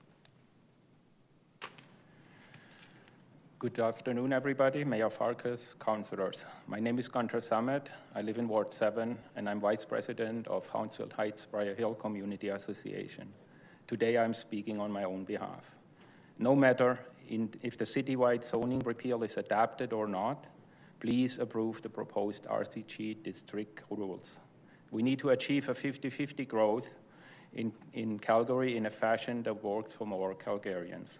I do not understand why a large number of speakers that support the repeal of global rezoning vehemently oppose the proposed changes to the RCG rules. From my perspective, they do not harm the communities that won't have RCG when global rezoning is repealed, and it will benefit communities that will continue to have RCG developments. Developers can choose to not build if they think it's not profitable anymore. I do urge the Council to vote in favor of the proposed RCG rules and potentially amend them with some of my suggestions that will follow. And once they are approved, immediately engage in consultation with all stakeholders on how to make RCG work better for everybody involved. If they are not approved, communities that still allow RCG will suffer even more because the development focus will be on them. In addition to the proposed district rules, I suggest the following. Increase the parking requirements from 0.5 to 1. I think that's a more realistic car ownership number even in TOD areas. Count secondary suites and backyard suites as units. Alternatively, give the option to reduce to 0.5 by charging a public transit or mobility improvement levy of either a set amount or a percentage of the selling price. According to Google AI, Calgary has a roughly 93% car ownership, a 2.6 average household size, that's more than 2 cars per unit in average. Allow and promote multi-base parking systems to count for parking requirements. Reintroduce car-to-go or similar to give transportation alternatives. Current available car sharing programs are not flexible enough, and public transit is not always an option. Charge an infrastructure improvement levy. It's not fair that future development will have to bear the costs once the infrastructure reaches capacity, while current development profit from it. Use that money to upgrade old infrastructure in developed areas to get the density. Let's not kick the can down the road any further. Rethink garbage collection for row houses. And in my submission, there are a few examples. Limit number of units in an area per year or multi-year period. Require more green space. Allow green roofs and walls as alternatives. Reduce lot coverage from the proposed 55 to 50% if needed to manage stormwater more cost effectively. Like we hear that from some developers that is an expensive undertaking on fourplexes. Work with developers to ensure that less units per lot can still be developed in a cost-efficient manner while still being safe and attractive. Reintroduce contextual height to reduce shading and massing. There is a difference if a 50, 55, or 60% multi-unit development is built in between 2 multi-story single-family houses that maximize their 45% lot coverage versus building it beside a single-story bungalow, especially if the new development is not to the north of that bungalow. Mid-block backyard suites that don't have access to the front would benefit from having loading zones. Unloading groceries or picking up somebody can be very cumbersome if there is no designated parking for that backyard suite. Some comments to greenfield development proponents that think it's a cheaper option, which in my humble opinion, it's not, at least not in the long run. To my knowledge, the following costs are not covered by the developers, and those are not exhaustive. Upgrades to major city-maintained thoroughfares, like Glenmore Trail, Crowchild Trail, bridges and interchanges. Upgrades to major thoroughfares funded by other levels of government, say, example, Deerfoot Trail, Stony Trail. Upgrades to public transit, extension from the C-train, more buses, and so on. Operation of public transit and other public services. Fire hall operation if the tax base is an area that doesn't pay for operation until fully built out, as an example. And then I made a little calculation on the property tax clarification. A lot of people said, build multiplexes and it's going to be a tax income for the city. If my current understanding is correct. Unfortunately, you're just at time. If a final sentence to conclude your thought is fine. Thank you. Yeah. So please remember, please consider to approve also those changes to the RCG rules. Otherwise, communities that have LAPs will bear the heavy load. Thank you so much. We'll go now to Sarah to round off this panel, please.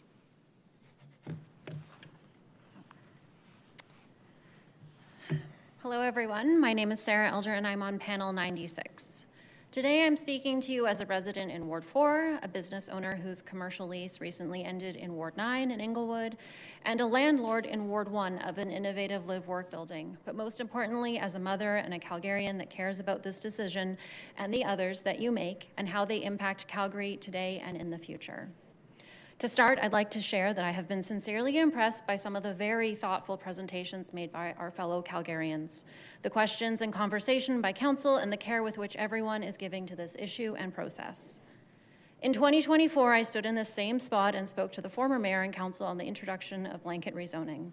My comments focused on what density in my own neighborhood had cost me in terms of view corridors, but also what I had hoped to gain: more kids of the same age for my children to play with, among other things. And I chose to read a letter into the record from the federal conservative housing critic to the former mayor and council expressing his support for blanket rezoning. What I failed to take into account, and what he has hopefully realized as well, is that it should have never been a blanket. It should have always been a patchwork quilt. Because what blanket rezoning actually looks like isn't what most Calgarians, myself included, want for our neighborhoods and communities.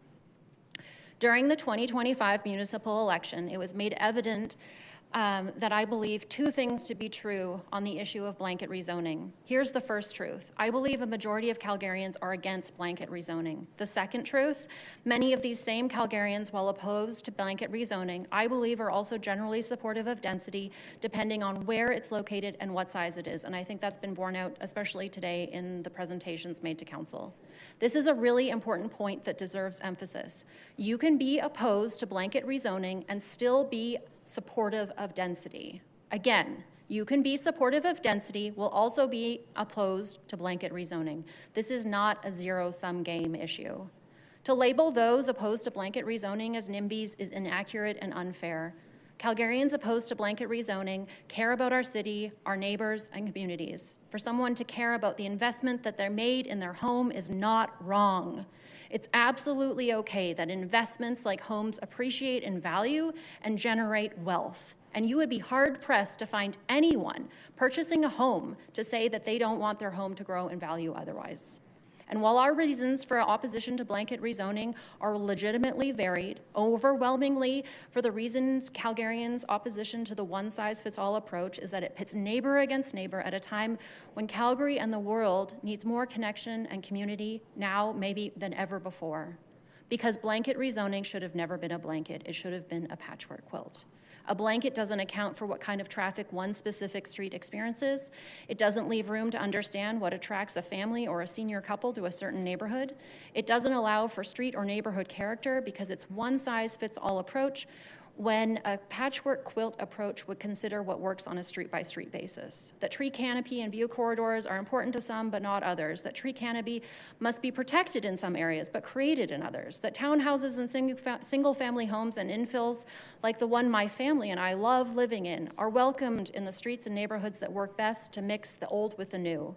I believe that in order to restore the connection and community between neighbors in Calgary and trust in the administration of the City of Calgary, blanket rezoning must be repealed in its entirety and cleanly without amendments, and a new process started to engage Calgarians in conversations on where density is located, what density looks like, and the many varied reasons why creating thoughtful density matters. Not with a blanket, but with a patchwork quilt that zooms in on a street-by-street basis. You have the opportunity to hit reset and start fresh, to bring Calgarians along in this very important discussion. I'm going to conclude my very brief time with you by sharing some uncomfortable truths. Many of the issues I've heard raised during the times over the last week, I've been able to listen to speakers both for and against, will simply and sadly not be solved no matter what decision you make. Income equality, homelessness, minimum wage services to support victims of domestic violence, seniors housing, student housing, low-income housing, the ability to qualify a mortgage, real estate prices, all of them important. And as someone who, as a child, had to leave a domestic violence situation to a rental home, I don't take any of these lightly. But you will not fix the ability to qualify for a mortgage, or the minimum wage, or the blight of domestic violence. Your job, as delegated to you in the MGA, is land use planning, nothing else. Repeal blanket rezoning and start fresh. Thank you. Thank you. Over to Councillor Kelly, please, for questions for this panel. Sorry, you surprised me there real quick. Thank you, Your Worship. Sorry, just need to pull up my notes here. Apologies. Can we go to Ms. McGregor first, if you don't mind? I have a couple of, one question for multiple members of the panel type thing. So Ms. McGregor, yes. You had some photos in there from Charleswood. Yes. Just curious, do we know if those are RCG, MCG, HGO? Do we know what the zoning on those are? I think the Charles one would probably be RCG. The big one that I showed from Varsity, I'm not sure. That's an older. Yeah, that's an RC2. Yeah. Yeah. So that one in Varsity, I'm not 100% sure. I think it has 8 units, so it might qualify for. Yeah, an I was just RCG. wondering about the one in Charleswood. Yeah. Oh, the one in Charleswood. Just because I can't really tell from the photo. Yeah, I don't know if there's 4 or 6 in there. Okay. Yeah. Thanks. Appreciate it. That was my only question in terms there. Ms. McNaughton, if you don't mind. Thank you so much for your presentation. Really appreciated it. I've generally been kind of when people identify their neighborhood, I've been kind of going to take a look and see what the population levels in different neighborhoods are.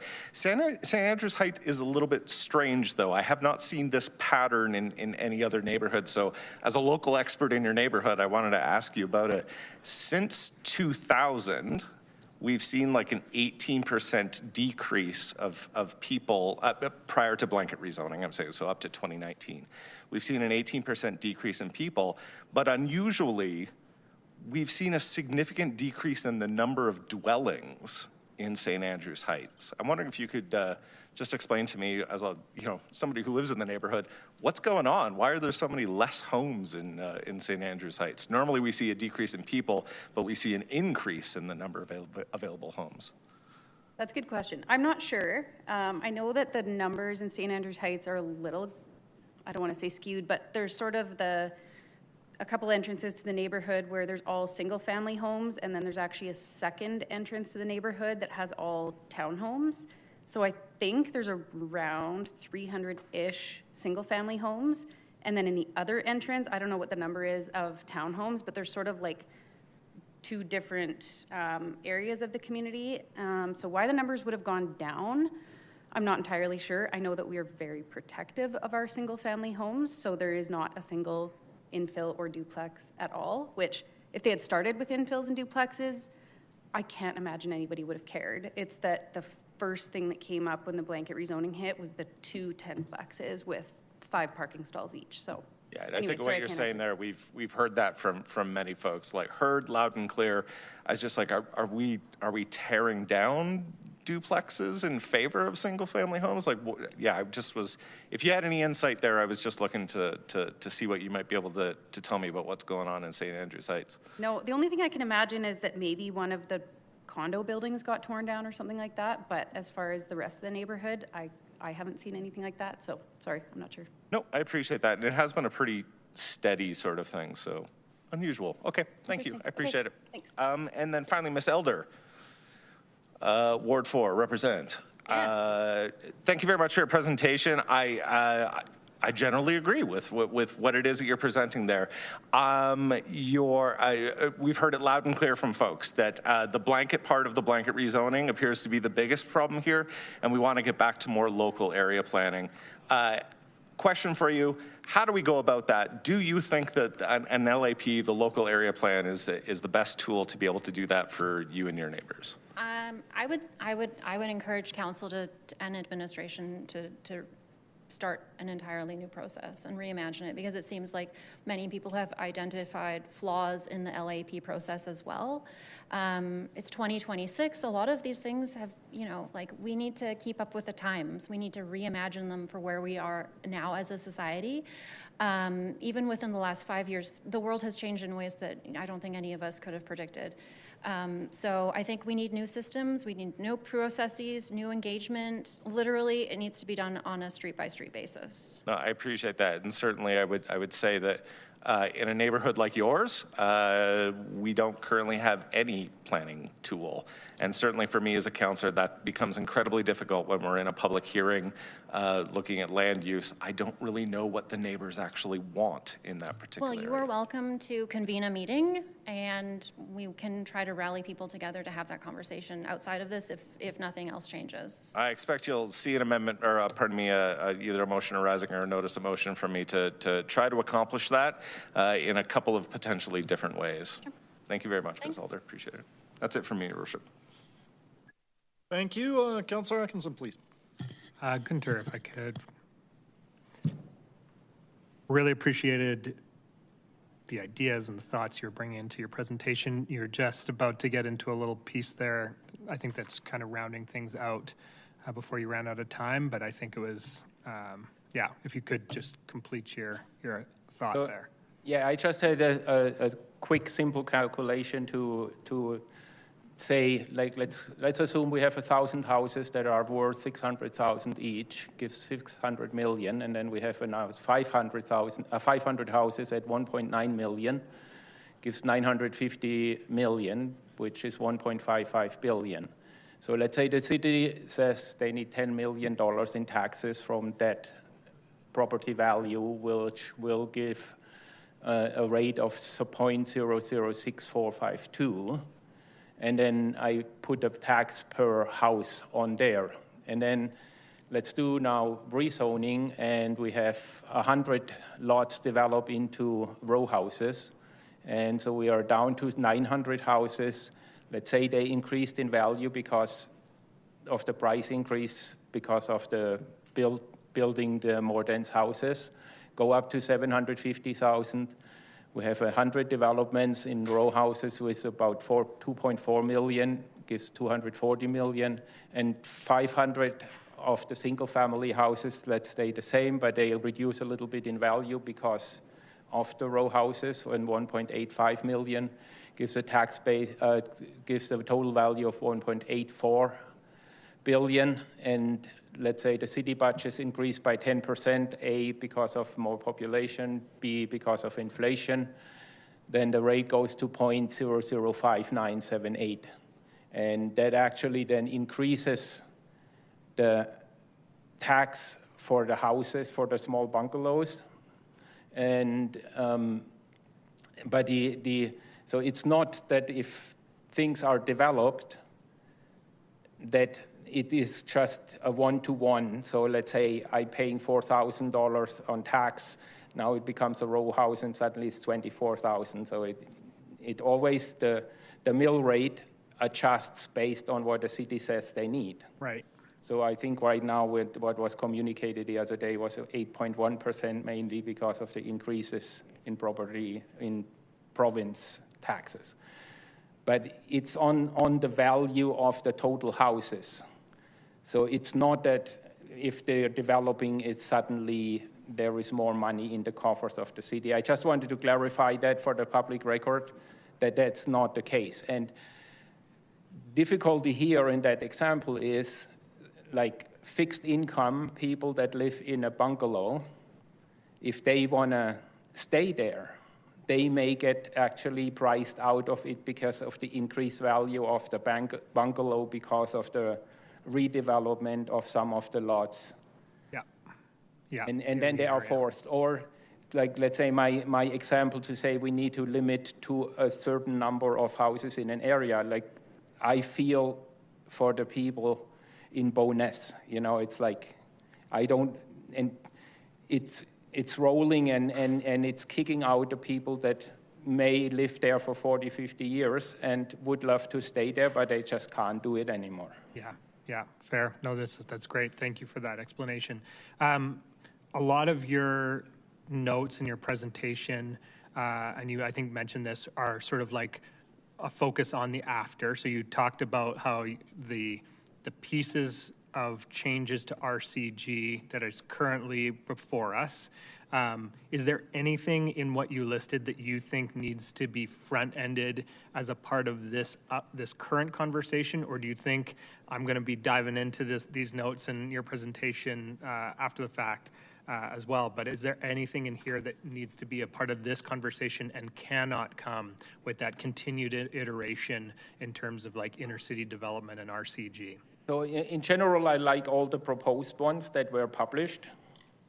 Yeah. So as communicated, but let's say in that case, I have also the information from the community association. So let's say what was communicated through the community association was the front setback. Right. As a big one, lot coverage. And we do like the 3x3 blocks idea as well with less units. Yeah. We do understand if that's a problem for the developers that we may need to do some work to make that more attractive. Right. And like those things would be much better. But what from my perspective, from my suggestions, one thing would be, and I don't know how much the city can do though, would be introducing something like car-to-go again. And I also not familiar how the technicalities in charging the levies. So the levies make the development more expensive. Maybe we can work on reducing costs somewhere else in the development process to kind of offset for them. But it's not fair to say there are going to be 10 row houses going up in an area, and then suddenly it reaches capacity for the water and sewer. Now the city needs to build a bigger water and sewer line, and then say the 11th development needs to cover the cost for that. And that's my understanding how it was operated so far. Yeah. So do a levy. Also, from my perspective, also charge a levy in greenfield development for improvements to improve Glenmore Trail, Pro-Child Trail, expand public transit, buy city buses, operate transit. Like one of the things what is also discussed with densifying in transit areas gives one big problem. It's like those areas get more people, so they become more attractive and more cost efficient to have the transit. But other areas that don't have any transit right now don't get developed because they're not attractive, and then they don't get any transit. Right. So remember, there was the example down in Kensington, West Hillhurst, that the densification brought a grocery store there. Right. And other businesses. Yeah. So if we have other areas in the boonies that don't get densified, then it does not become attractive to get a restaurant, to get a neighborhood grocery store or a convenience store or anything like that. So it's a catch-22. If we do it one way or if we do it the other way, it's all have their drawbacks and benefits. Appreciate that. Thank you. Thank you for your presentation. And one thing maybe to say is like 2 years ago, the single-use item bylaw was repealed. If you repeal it, when does it going to come back? Like I don't hear any discussion about a single-use item bylaw. From my perspective, it was not the greatest one, but repealing it was not a good thing either. Yeah, it's whether you then take it on in terms of reform. Appreciate that perspective. Thank you. Thank you for your presentation. Yeah. Thank you. Councillor Chabot, please. Ms. Elder. He's no longer in the chamber, right?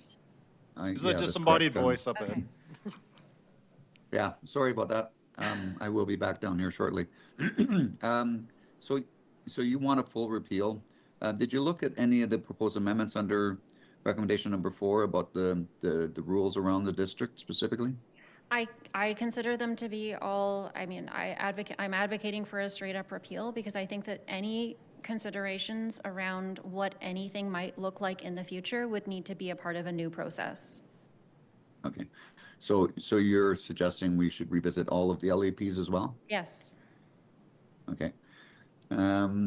Yeah, no, that's a very concise presentation you made and very, very to the point. Thank you for that. So the next person I wanted to ask, I think, was Ms. McNaughton. So yeah, kind of a unique perspective considering you're a millennial, and insofar as the concept around density, it sounds like you're not overly keen about density specific in your community, or is there some places that you think that it could be supported through, if there was another process through an LAP that identified areas within your community that could be supported by the community? Yeah, I'm not against densification. I think that it's needed. I think it can be a really good thing.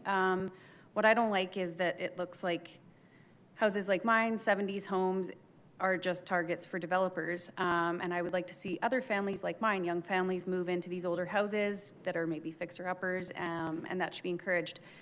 As far as densification, I'm not a city planner, but if somebody came in and said, you know, here are the parts of the community where we would recommend a strip of townhomes or whatever that looks like, I would be on board. There was a group of female architects that were speaking on Monday, and they were incredibly articulate. They had really interesting ideas for how densification could look and be really appropriate.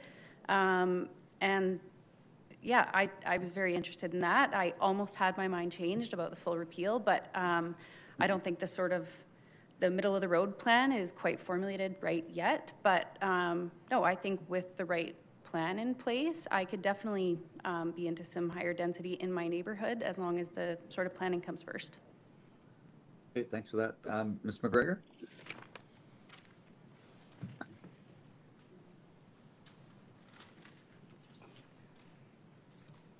So you're also of the same opinion, full repeal, no thoughts around the district? I can't recall. I was trying to log in. I was having some issues with my technical stuff here, so I'm not sure if I heard your full presentation, but.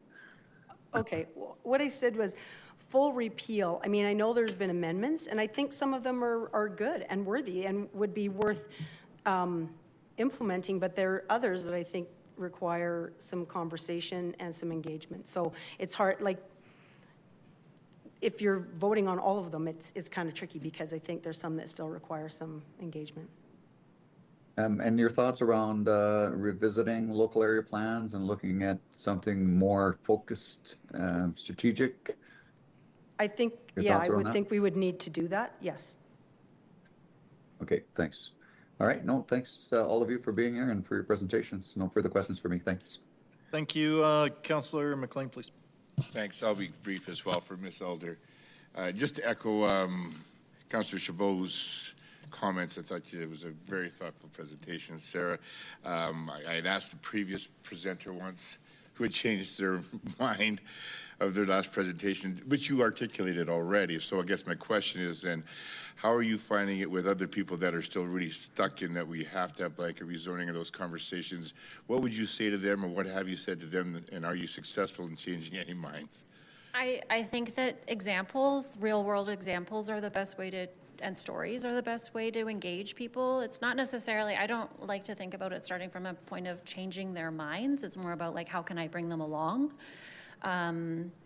And that's, you know, something that I've learned over the last 5 years in particular. And so people don't want to be told that they're wrong. That's the worst way to start a conversation. So finding common ground, talking about what matters. So say I'm talking to someone else who has a family or young children as well, talking about, you know, what kind of street they would like them to be able to live on, right? Or if maybe they have aging parents, thinking about what their plans are. Those are the ways to start conversations around this. I think it's also very visual. People, you know, I think that and you've heard this many times, is that the trust between Calgarians and the city and administration was really not, I mean, broken, but frayed, was really challenged. And so rebuilding that relationship is really key, and how that happens is really important. Otherwise, we could end up in the same place in 4 years, and I don't think that's the best use of your time or everyone who's presented. And we've sat on the phone and tried to engage such detailed presentations, the equations, all the spreadsheets. People really care about this. So I think when we start it from a perspective of we all care about building the best city possible, what does that look like to you? It was really good. That's all I have. Thanks. Thank you, and that concludes this panel. We're going to go to our next that was assembled, and it's Michael from 98, Samuel from 53, and then Beverly and Aaron, and I didn't catch your panels, so please approach those 4 names. Beyond those 4 names, is there anybody else here in the chamber who is looking to speak? Okay, come on down. You'll be our 5th panelist, and then I'll go back to calling specific panels. Oh, we are tightish on quorum, folks. Got 2, 4. Oh. All right, we have some folks online, so we're, I'm guessing bare quorum? No, 2, 4, 6, 7. Wait, don't leave the chamber. Let's just establish that. All right, Mr. Clerk, I believe we have, we got 2, 4, 6, 8, 10 online, 10 including online, okay. Yeah, the challenge is with the new podiums, I can't maintain eye contact like I used to be able to. All right, with that panel, let's please start with Michael. Yeah, it's a lot of work keeping track of quorum. It's more like herding cats. Just kidding. And the public aren't the cats, so. All right, go ahead. Sorry, I digress. Thank you. Hello, Mayor and Council. My name is Michael Strajikov. It's really great to be here again and see you all. I enjoy working, walking, and playing music at events all across the city, but I am based in Ward 13 in Millrise. I'm here to speak against this motion and in defense of the housing strategy. There's 98 points in the housing strategy, and I'm sure you don't need another reminder of them. And I'm going to talk about how removing one of them impacts all. The RCG district was, of course, like all other policies, a compromise in the first place. It's a great idea to improve how we've used it for the past 20-ish months. It's a great idea to work on the details of it that are holding it back in terms of numbers, in terms of the quality of the developments. I think there is a problem. There absolutely is a problem with how the take-up of new infill is concentrated. It's a problem that the numbers haven't been high enough either. Actually, the pickings for new RCG are so slim that a lot of folks who are against it are using other zones to illustrate it, MCG, HGO. I guess we should put in more RCG to give them more options. Well, yes, it was expected that Greenfield and Brownfield would still be the majority of our housing starts, and that's how it's panned out, of course, but that does not mean that we can't refine what we're doing. We can add modifiers for setbacks and lot coverages and FARs for a lot of different contexts. We can put incentives or kickbacks on projects that protect trees or go further on accessibility. We can publicize the free trees program, the zoning bylaw even more. We can allow people to plant trees in between the sidewalk and the street. There's so much we can do. If we'd like to highlight and activate transit corridors, we can upzone them in order to show our commitment to that. We can put HGO or we can put a modified MU1 along all transit corridors as long as we actually mean it and include collector streets and all bus routes in that, not just a few frequent routes.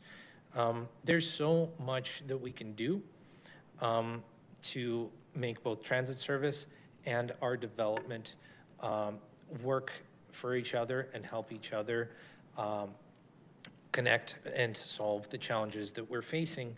There are things that we can learn from this experience of the past 20 months, as long as we understand the development will still happen under downzoning or replacement. We can't repeal densification or population growth. It will happen anyway. All that we're working on is the gradient of the development. If we hide from the numbers of the units we need to add, instead of treating adjustments as a trade-off, pressures on other types of housing are just too high. How do we make up for all the potential sites that non-market providers lose, that people who want to start a co-op lose?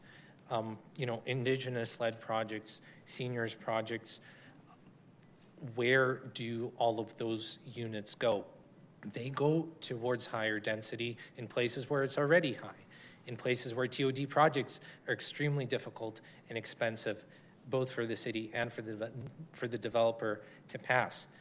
They're still tall, they're still controversial, still very difficult. Of course, our repeal would hit our economy and health too, our city budget and services. The millions of dollars we used to spend in council time to make low density infill more expensive and more scarce, it wasn't just an unwise use of money, it distracted us from the basic responsibilities of council, maintaining infrastructure, making sure that we are prepared for different risks, making sure that city policies are actually being enacted. The water restrictions right now are a blunt object lesson on the economies of our basic resources because they don't care about our political positions. They don't care if we voted for a tax freeze, if we voted to cut services and cut maintenance, or if we're one of the if we're a part of the 80 to 90% that didn't vote for that in this past election. No one is fully insulated from the consequences of restrictive zoning, and we cannot go back to that and the risks that go with it. And there's rewards for getting together and making the wise choice, even if it is not seemingly that popular among the people who are very active. There is a reward for saving water. We can see right now we can get our ducks in a row over there. We can have that group shower.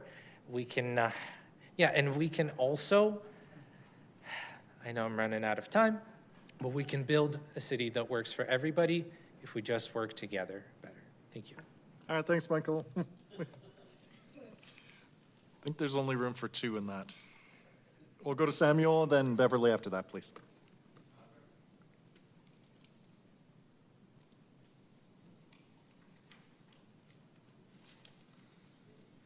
Oh, and whatever order you guys would like. He asked me to go first. I'm on panel 103. My name is Beverly Redmond. I own in Ward 6. I am in favor of repealing the blanket rezoning bylaw. I am a senior and am an affected landowner. I rented a variety of properties for decades prior to my husband and I purchasing our home in Signal Hill 25 years ago. I want a full repeal of the blanket rezoning bylaw. No amendments. Amendments will not fix this. You need to reinstate the last version of the land use bylaw before the blanket rezoning bylaw. Calgary has already exceeded the HAF Housing Accelerated Funding Supply Growth target. Re-engage with local area plans improve the local area plan process, let communities decide where it is best to have higher density in their area. You can incorporate some good ideas from past presenters. If you campaigned that you were for repealing blanket rezoning, then keep your word and start creating some trust in City Hall. For existing homeowners, large bills shade any garden, make their trees and bushes less likely to thrive under privacy disaster. More housing does not increase affordable housing. Perhaps insist a quarter of the bills be below market value. The government-funded CBC is good at publishing information in line with what the federal government wants us to believe, not what is accurate.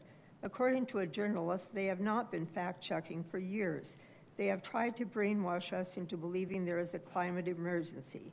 We need to rescind any international contracts that we may be in, such as Partners for Climate Protection, Federation of Canadian Municipalities, and other groups aligned with the UN, WHO, and WEF groups. We did not elect them, and we don't want the cost of collecting data for them. On the City of Calgary site, there is a climate strategy that speaks to need low carbon climate resilient housing types to support net zero goals. All Canada's trees have already made Canada net zero. Data shows that we are not as warm as the medieval warm period around 1000 AD or the Roman warm period around 200 AD.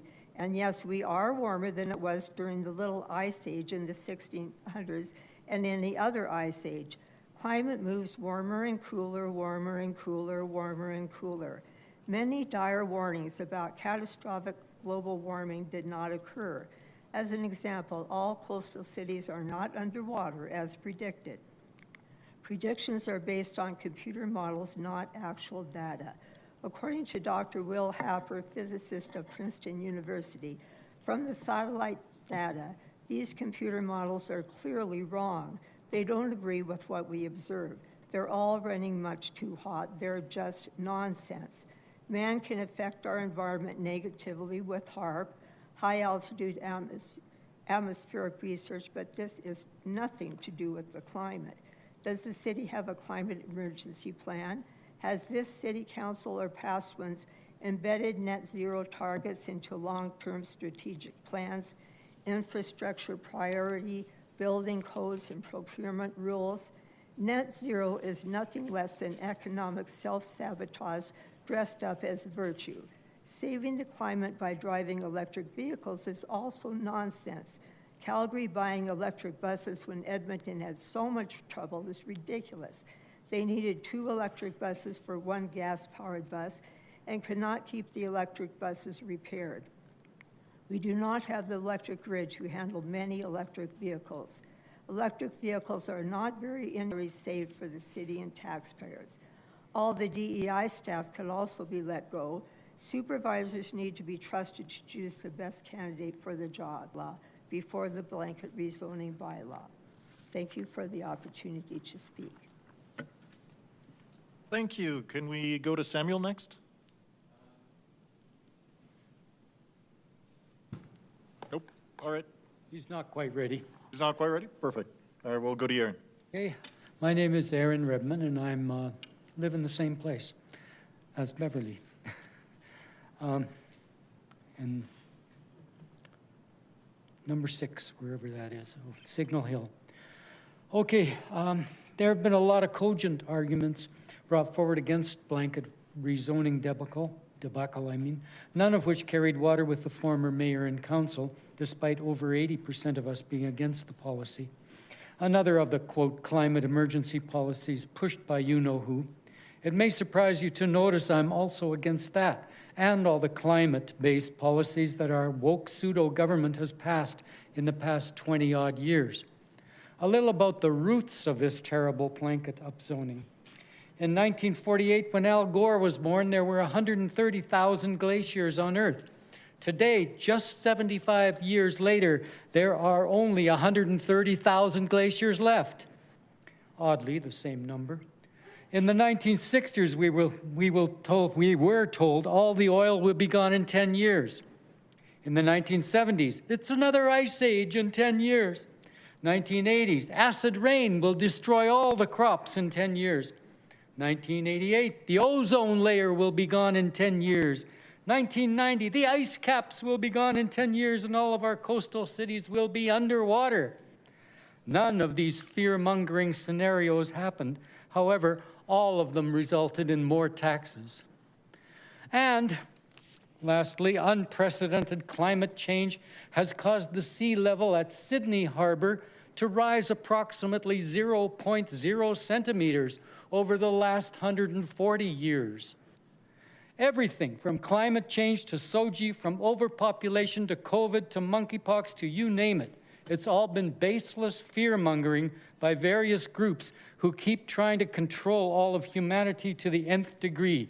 For example, the captured UN agencies like ICLEI, now called Local Governments for Sustainability, and FCM and Agenda 21, Agenda 2030, the whole control mafia of the WEF and the WHO. That is why we have a war on cars now, an exponential increase in bike lanes and traffic calming measures, AKA traffic frustrating measures. Every one of these emergencies have done absolutely nothing but try to install a totalitarian and tyrannical control over every one of us and every aspect of our lives. Blanket upzoning, climate emergency are all a fraud and a farce, a way to herd the citizens into a totally surveilled and controlled C40 or 15-minute city so that we can be controlled like sheep and culled like cattle. Why do you think that N, D, and G have ignored basic maintenance for years in order to spend our money on their far left, read communazi, pet projects? This has not been done by mistake. They have consciously, on purpose, allowed our infrastructure to decay because it will cause us to fall into their pockets out of frustration and bow down to their idiocies just to have a crusty, dry piece of bread to eat. The programs of the UN and the WHO and their masters, the Chinese Communist Party and the WEF, are implementing their plans for world domination. At least a large part of the reason that these so-called climate action goals sound good is because actions that could be seen as positive in some ways have been appropriated by negative and authoritarian bad actors to force people into their dystopian vision of the world. It's all about control. Yes, these programs are free to join, but the resulting costs of up to $87 billion, they are not liable for. You, as mayor and councillors, and ultimately us, as citizens, will be liable for the building of our own open-air prison in Calgary. The WHO, the UN, the WEF will not pay a cent for this.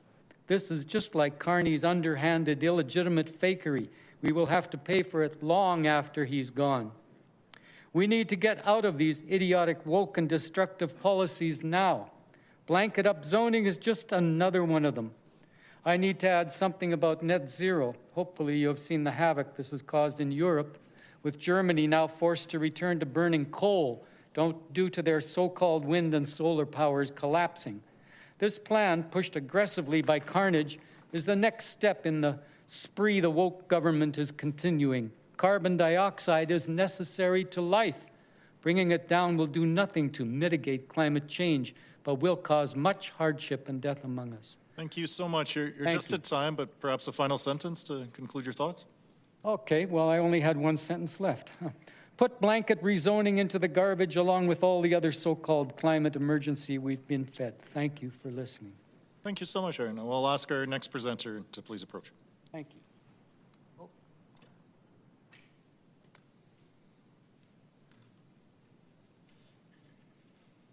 Hello, Council, and thank you for allowing me the opportunity to speak today.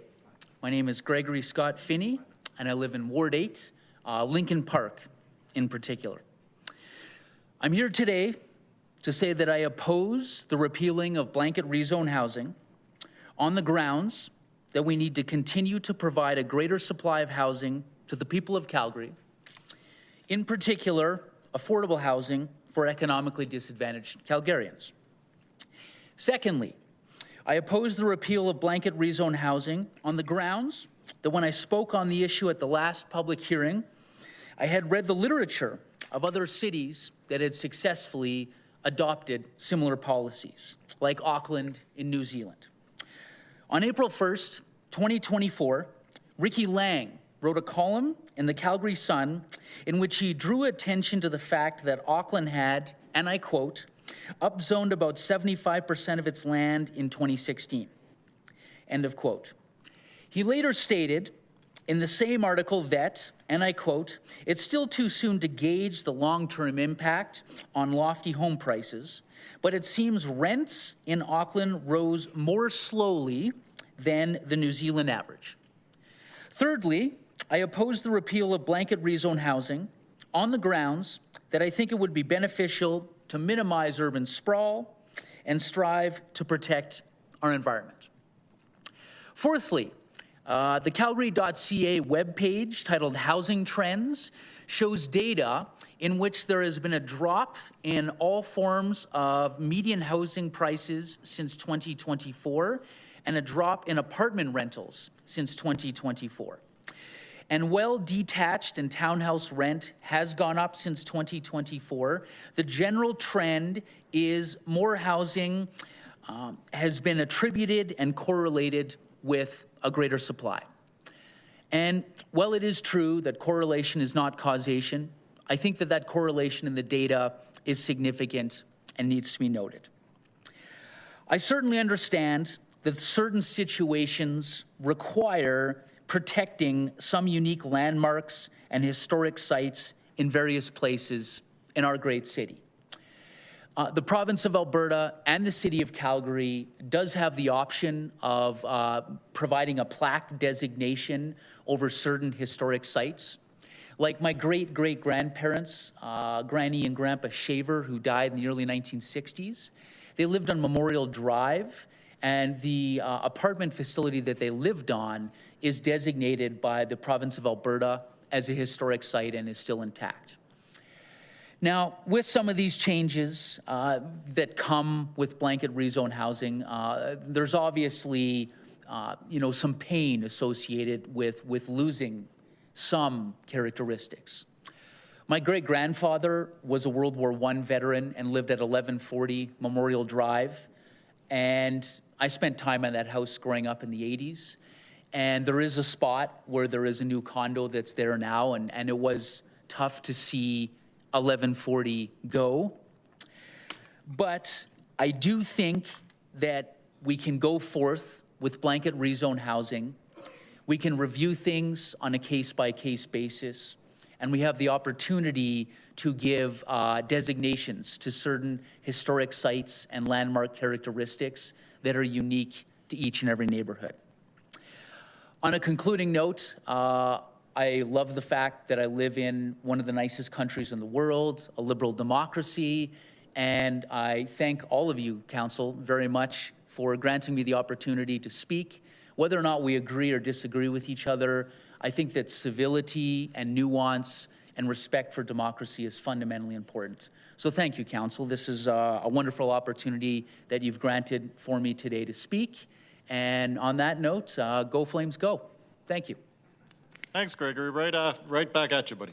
Thank you. I believe we have one more presenter. Please approach.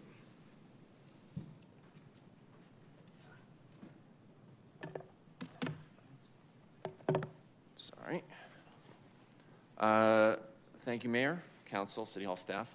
My name is Samuel. Everyone calls me Sam. I was 28. I was born and raised in Calgary. And I want to start by briefly expressing my appreciation for this 7-day, now 70-something hour hearing. If the goal of doing all this was to make Calgary's housing crisis a more widely discussed issue in the city, I think it may have succeeded in that regard. Now, how much has it succeeded at everything else? Well, look, I've written and deleted pages and pages of thoughts about this over the last few weeks. Ultimately, my thoughts on this issue can be boiled down to 2 6-word sentences. The first, perfect is the enemy of good. I am concerned that without a big, perfect zoning law on your desks, whether it is something to follow up blanket rezoning or something to follow up the repeal of it, this council will accomplish little on this issue past this vote. It's nothing personal. It's previous experience with politics and politicians. I have some trust issues, let's call it.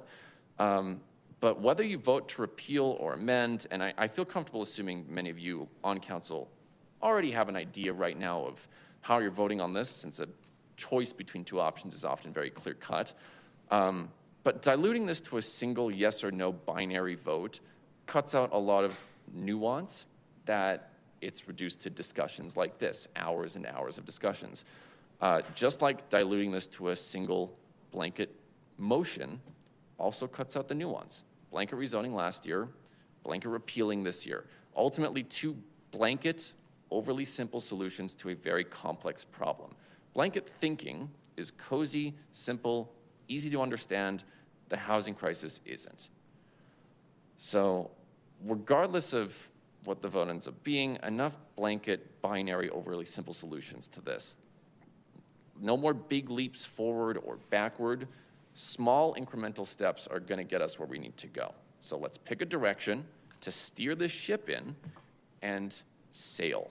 Let's not vote in a way that takes us backwards, ideally.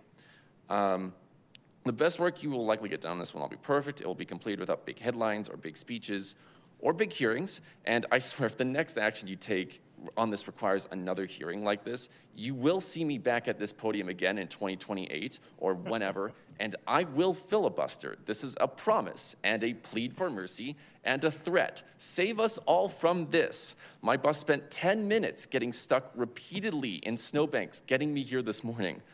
Do not let history repeat itself. Let's actually move forward from this day and forward. That's what we're trying to figure out here, isn't it? Whatever zoning system we pick, both will need revisions, both will require more time and energy to make those revisions, both can be a starting point for a larger solution. The question is, will it be closer to where we need to go as a city if we repeal or if we don't? My thoughts on this can be summed up by my other 6-word sentence. The cost of community is convenience. We agree Calgary's in the midst of a housing crisis, and something I've heard expressed repeatedly during this hearing from many speakers, including many who want this repealed, is an understanding that density is important. For Calgary to become a more affordable place to be housed and therefore to live, if we don't want to cut services or raise taxes even more, we need to densify. It will be inconvenient. Change always is to some degree, but that inconvenience is the cost of our continued services, of our taxes hopefully being lower in the future, the cost of our communities. Renters and small income owners are less concerned with their houses increasing in value than they are being able to afford to pay rent or mortgage or property taxes in addition to everything else they need to pay for today. And I say this, I grew up in a single family house. My parents moved into it when I was 2 years old. I know how good it is to live there, how comfortable it is. But where did they live before? A condo. And they lived in apartments separately before that. And converted houses and types of housing that are all in short supply in the city today. It seems like it isn't, because it's easy for flashy, well-funded, big developer complexes to stand out in Calgary's vast sea of predominantly single-family houses, but it doesn't. And my parents did not jump from living with friends or family directly to buying the house I was raised in because they couldn't. When I was born, they lived in a condo because, yes, they wanted a backyard to afford to use when they moved, but they also couldn't afford to make that direct jump. I know I'm at time. Repealing blanket rezoning may take away... Unfortunately, you're at time. I'm going to conclude the panel, but I'm going to throw myself in to ask you a question. Okay. Wait, what else did you have to say?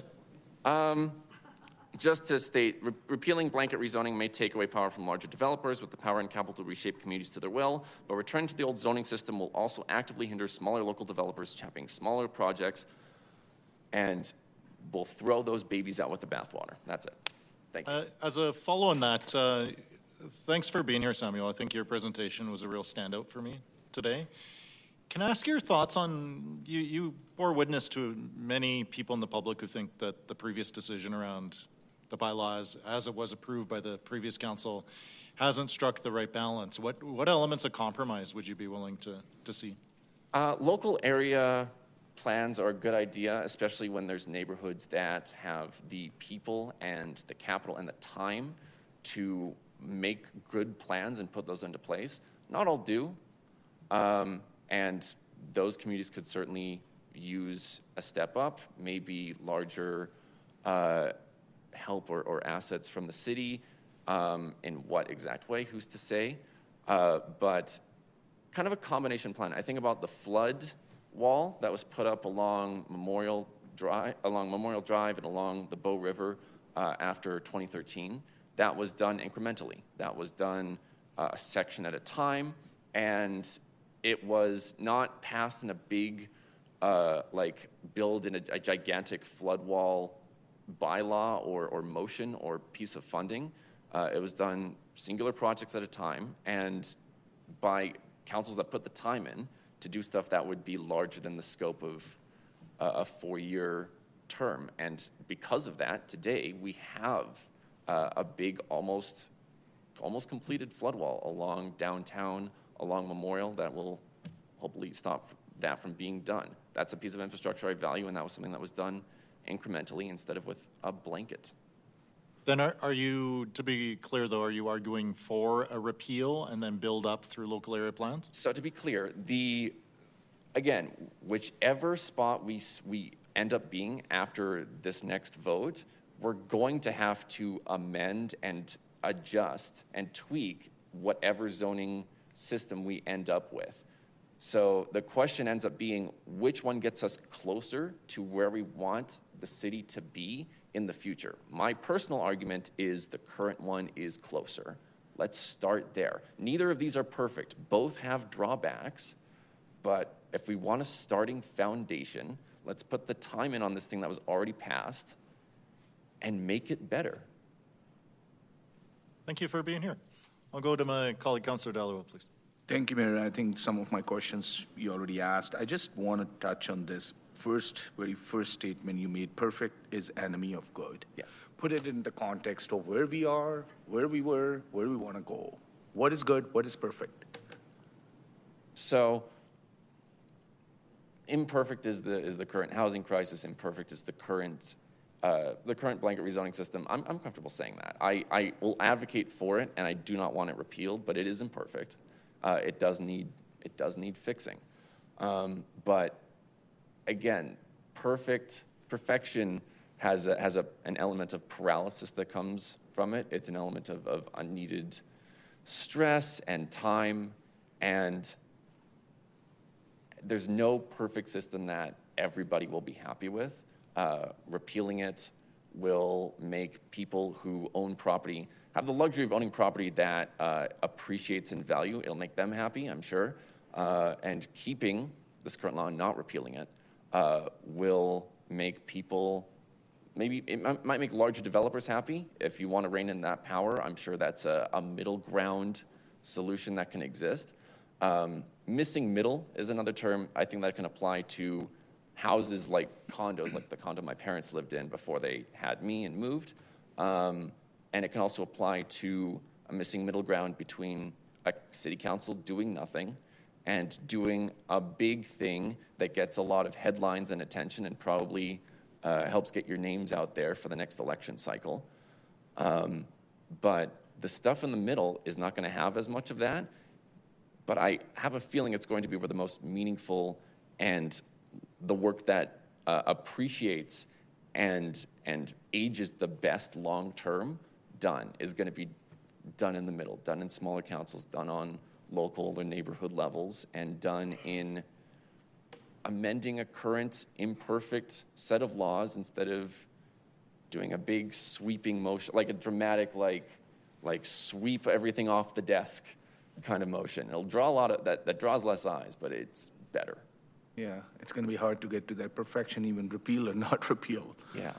But then you also made a very interesting comment, pick a direction, steer and sail in that direction. That means hypothetically, if this is repealed and we revert back to pre-June 2024, you think stick with it and just sail in the right direction?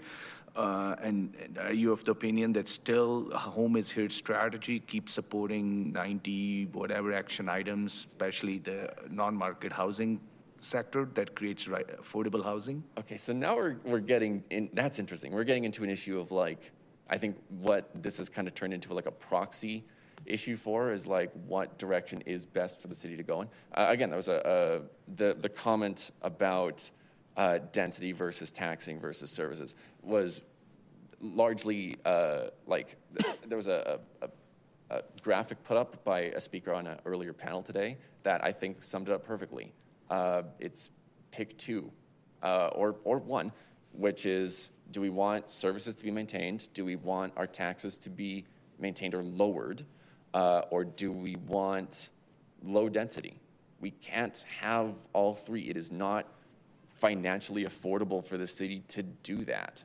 So picking a direction means picking two of those and then making, yes, perfect, there it is. So let's pick two and embrace what is necessary in the middle for those two to exist.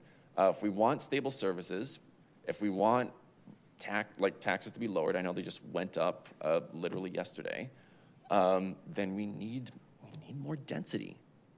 It's a better idea for a city long term, and the inconvenience of living in denser neighborhoods will be canceled out by the convenience of continuing to have stable services and hopefully rents and property taxes all going down in the future. This is a marathon, not a sprint. Yeah, no, great. Thank you for answering all the questions. Great presentation. Please don't wait till 2028 to come back. 2027 November, we're going to fix our 4-year budget cycle. We want you there because we don't want our buses to be stuck. I'll put in my. Snowfall. I'll put it in. Thank you, Councillor. Thank you for your presentation. Thank you. All right, I believe that concludes our questions for this panel. Thank you so much for being here with us. Thank you, everyone. Colleagues, it looks like we are about 30 minutes out. I'm going to attempt to squeeze another panel in, if you're good with that. All right. Do we have anyone with us in the chamber who is here to speak but hasn't had a chance to? Yeah, come on down, both of you. And now we'll attempt to get some folks in from who might be on the line. I didn't give a chance for those who are calling in from panels 100 and above. So is there anyone who is on the line? 91. I'm panel 91. And Andrew Weldon, I'm 106. Wait, I'm calling right now just for panels 100. Okay, please stand by, folks. I'm asking for panels specifically 100 or above. So if you're 100 or above, could you please chime in with your name? Yes, Robert Curry, 106. Robert, is that you, 106? Yes. 101, Sylvia Kowalewski. Great, Sylvia. So I've got Sylvia and Robert here. Is there anyone else from 100 or above? 109, Cheryl Ritter. I think I heard 109, Cheryl. Yes. Okay, I'm going with Robert, Sylvia, and Cheryl, and the two people who are here with us in the chamber as our next panel. All right, Hi, I'm on 109 too, Rachel Lee. I'm sorry I didn't catch you, Rachel. Unfortunately, we have about 30 minutes, and the panel that I just selected is going to run us the 30 minutes until we go on our break. But I'll be calling again once we return after that break, about 3:45. Okay, I'm 109 as well, so should I just call back in at about 3:45?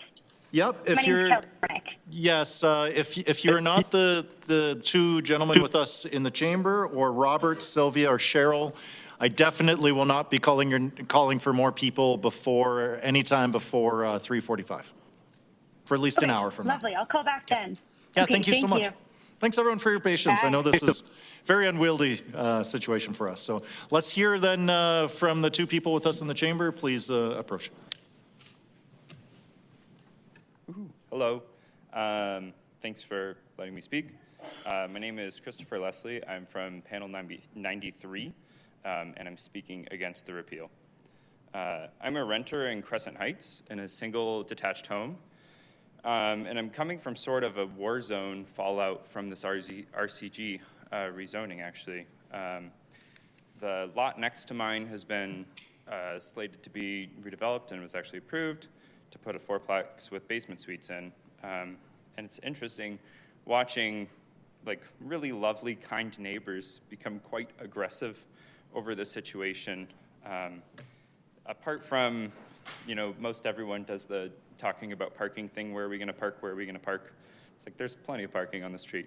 There really is. But then it's gone as far as I had someone say that our neighborhood's gonna turn into a slum if that housing project was approved. Ironically, that person, about 2 weeks later, said they were then thinking about redeveloping their bungalow, which is a little interesting. But yeah, I'm kind of hoping to paint a picture of something that's pretty frightening for people that might be in favor of rezoning and higher density. Is, we see our neighbors that are, again, really kind, lovely neighbors, but they get so ignited on this that we're even afraid to speak up to them. I mean, for that hearing on that, I know it was appealed and everything, and my neighbor was collecting signatures and everything, and I didn't want to piss my neighbor off, so I didn't tell her what I thought. But I guess now I can share my opinion, now that I'm even more public forum, right?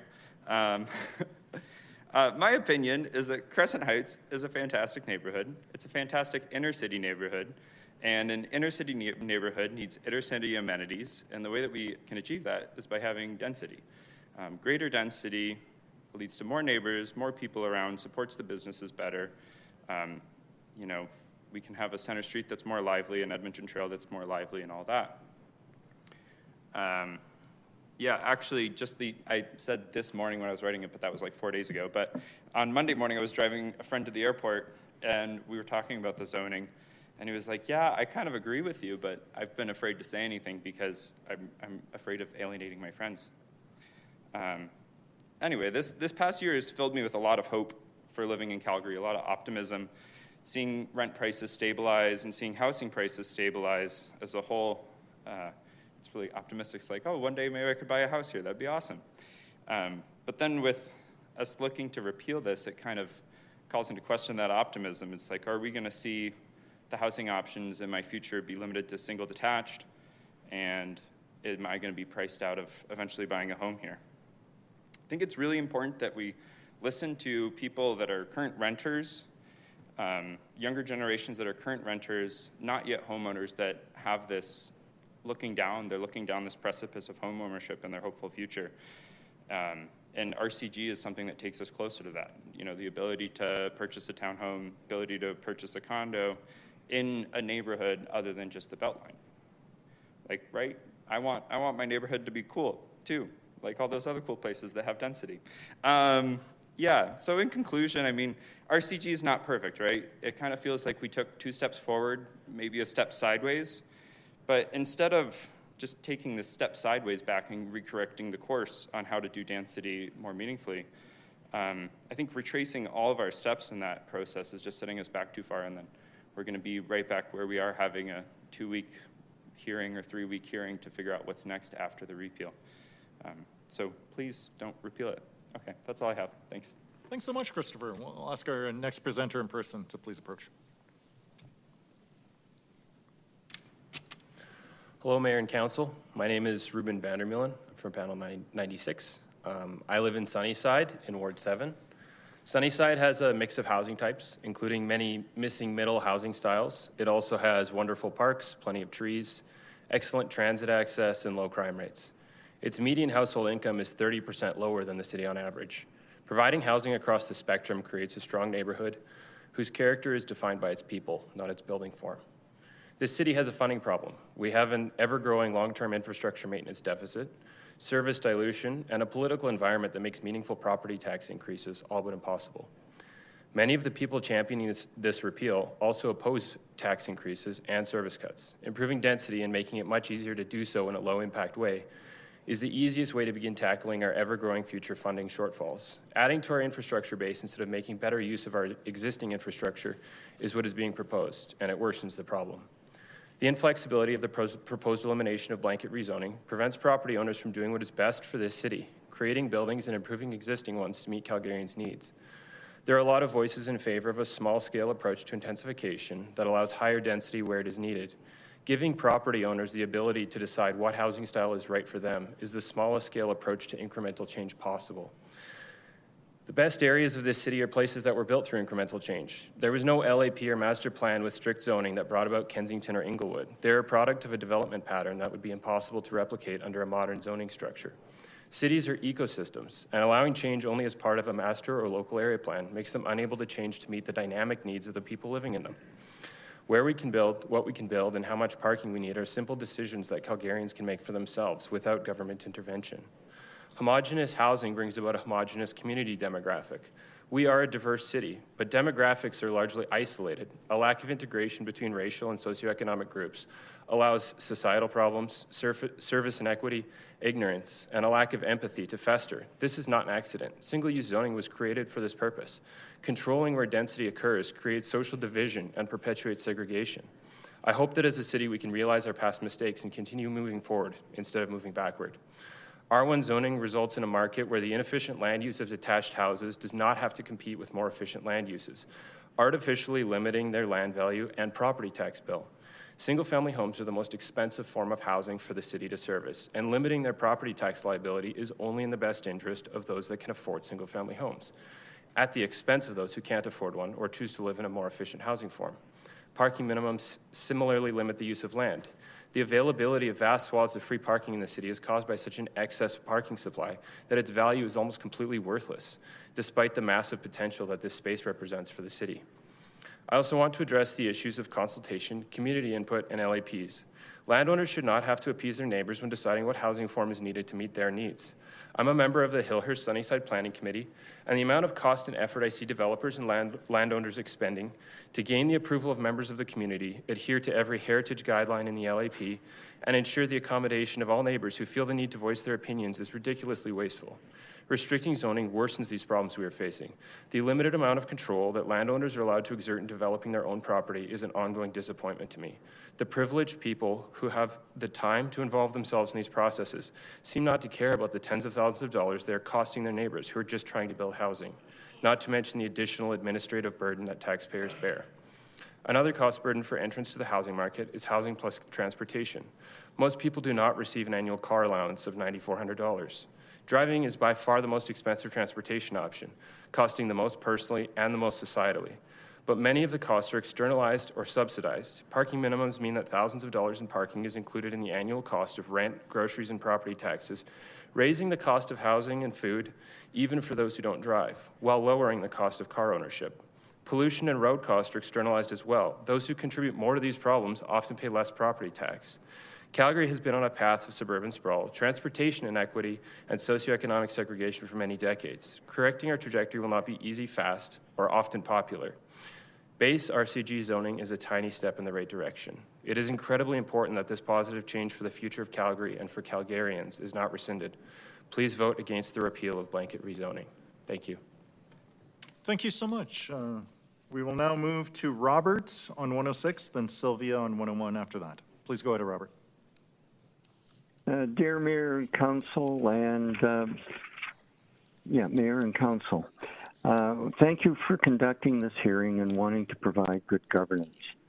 I am representing myself, and I've taken it on to represent all concerned senior citizens who lack adequate funds, health, time, or experience in these matters to represent themselves or to obtain representation to protect their rights as owners and renters. I approach you as a senior, born and raised in Canada. I am a parent, a grandfather, a retired civil municipal engineer, project manager, a past visitor to Calgary, and a resident of Calgary for the second time in my life. I support those presenters that have come before you calling for a complete repeal of the current blanket rezoning, no amendments. More thoughtful and fair zoning changes and city administration are required to go forward in fairness and equity. At the heart of the technical governance issues before us are tensions regarding Canada's Charter of Rights and Freedoms and Canadian values. Canadian values embrace multiculturalism, diversity, equality, human rights, fairness, social responsibility, duty, safety, democracy and peace, politeness and stewardship, rule of law, a social fabric supporting public health and education. My wife and I are retired seniors with health and mobility issues. We purchased a single-family house located in northwest Calgary in September of 2020. We feel very vulnerable and singled out by the city of Calgary. We have much less energy that comes with advanced age, especially to engage in conflict with the city and its financial and legal resources. From my perspective, I think that our city governance has not only singled out residential owners with additional property tax burden, but they have also degraded with increased population density the lifestyles and investments of residential owners and renters and the enjoyment of their property in neighborhoods. You only need to look at the recent crowding at Banff to see the negative effects of allowing business interests to have priority and special treatment. The enjoyment of Banff past is forever being lost by, to, the majority of Albertans and Canadians. Additional blanket rezoning adds a lot of financial and environmental uncertainty and loss of independent living, a form of enslavement. As is city governance our masters or our servants? I am concerned with and oppose the obligation to surrender our property and Canadian citizenship rights to business interests when the City of Calgary does not appear to have looked at other alternatives to secure federal funds for increased residential housing, shopping malls, vacant properties, and light industrial properties provide excellent opportunities and advantages for more and denser housing and more energy efficiencies. All that is needed is the talent and the will.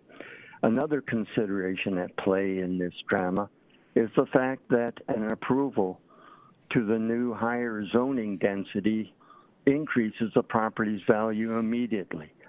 All that's needed happen for this quick financial gain is for someone to convince or con an approving authority that a higher density zoning and or red tape reduction is needed. The residential housing availability and funding cost problems are not something of our renters or my or other residential owners making.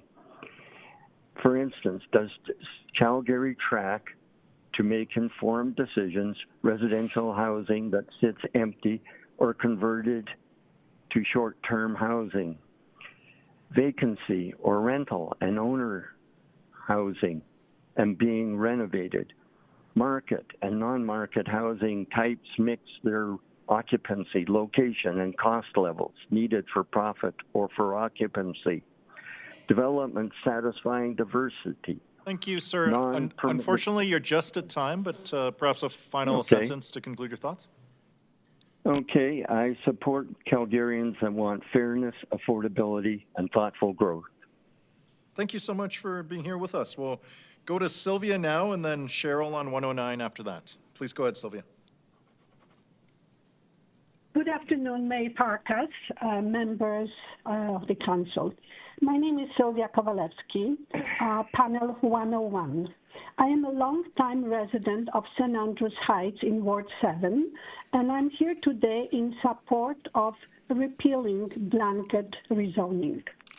I'm speaking as a concerned citizen following a recent SDAB decision approving a 10-unit development above my property after 3 appeals and merit hearing. I believed in the fairness of the process that if 240 residents were opposed and only 11 were in favor, that would matter. Despite this, the applicant was given opportunities to revise their submission, and the final decision was based on box checking new numerical standards and newly implemented bylaws rather than broader community impact. Before I begin, I would like to note that the wording in favor has been confusing for many residents. When we are discussing something as important as the future of our communities, clarity really matters. I would like to share several concerns that reflect broader issue with blanket rezoning. Infrastructure. Our infrastructure dates back to the late 1950s. It was not designed for this level of density. It's unclear whether impacts of water, sewer, and electrical systems have been adequately considered.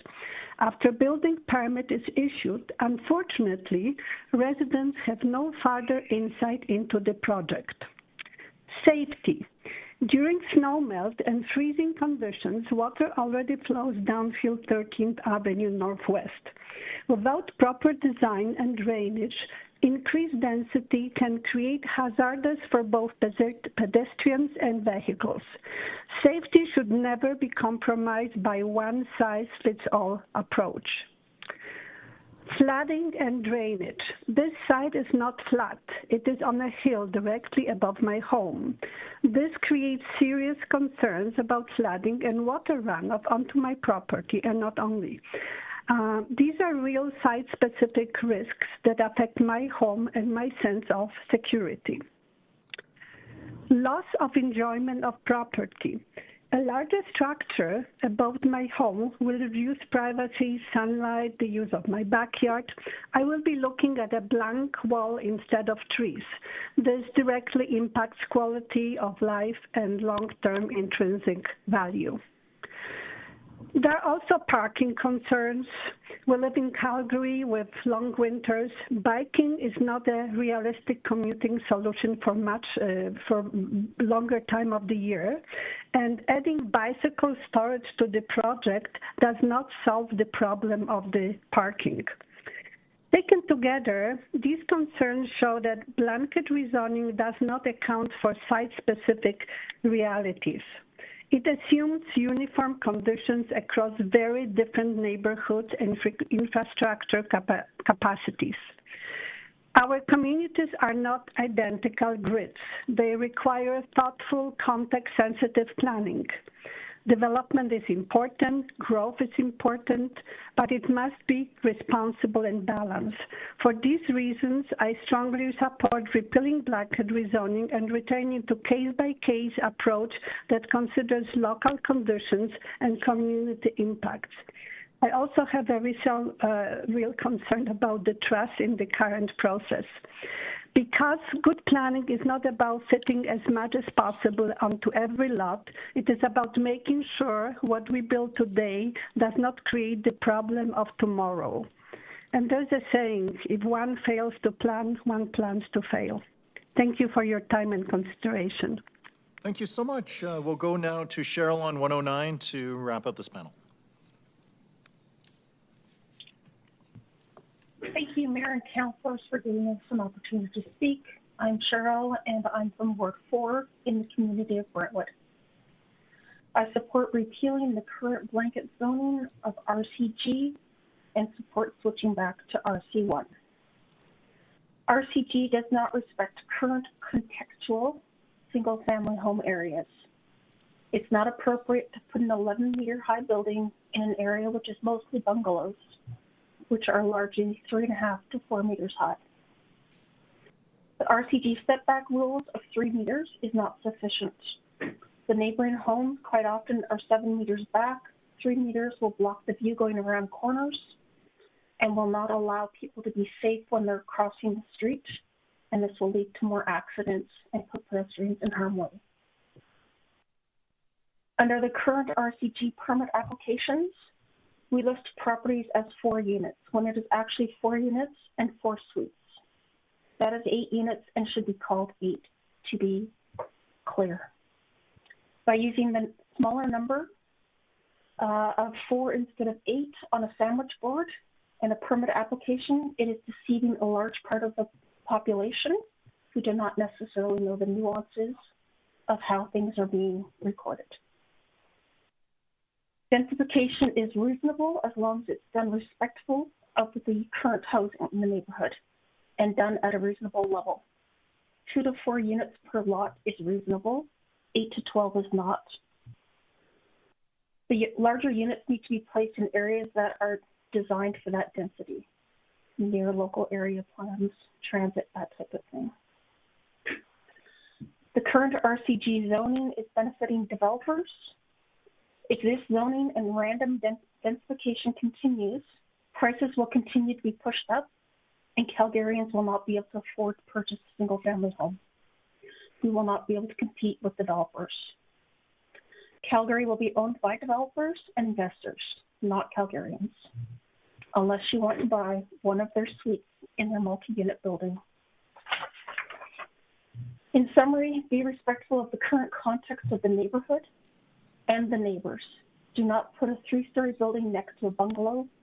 Do not have it stick out significantly further than the existing homes. Do not allow 2 multifamily structures on one lot. 3 to 4 suites is reasonable on a standard lot and respects the fact that other people have single-family homes and get to enjoy their property as well. Again, let's make sure those larger units of 8 to 12 or what have you are put in areas that fit that amount of development. There's lots of areas in my community that do that, from Northland Mall, the redevelopment at the Co-op in Dalhousie, University District, Research Park. Again, let's make it contextual. So if the neighborhood is bungalows, we're not putting a 3-story building right beside a whole bunch of bungalows. Thank you for your time. Thank you so much. That concludes the panel. Let's go to Councillor Atkinson, please. Question for Ruben, please.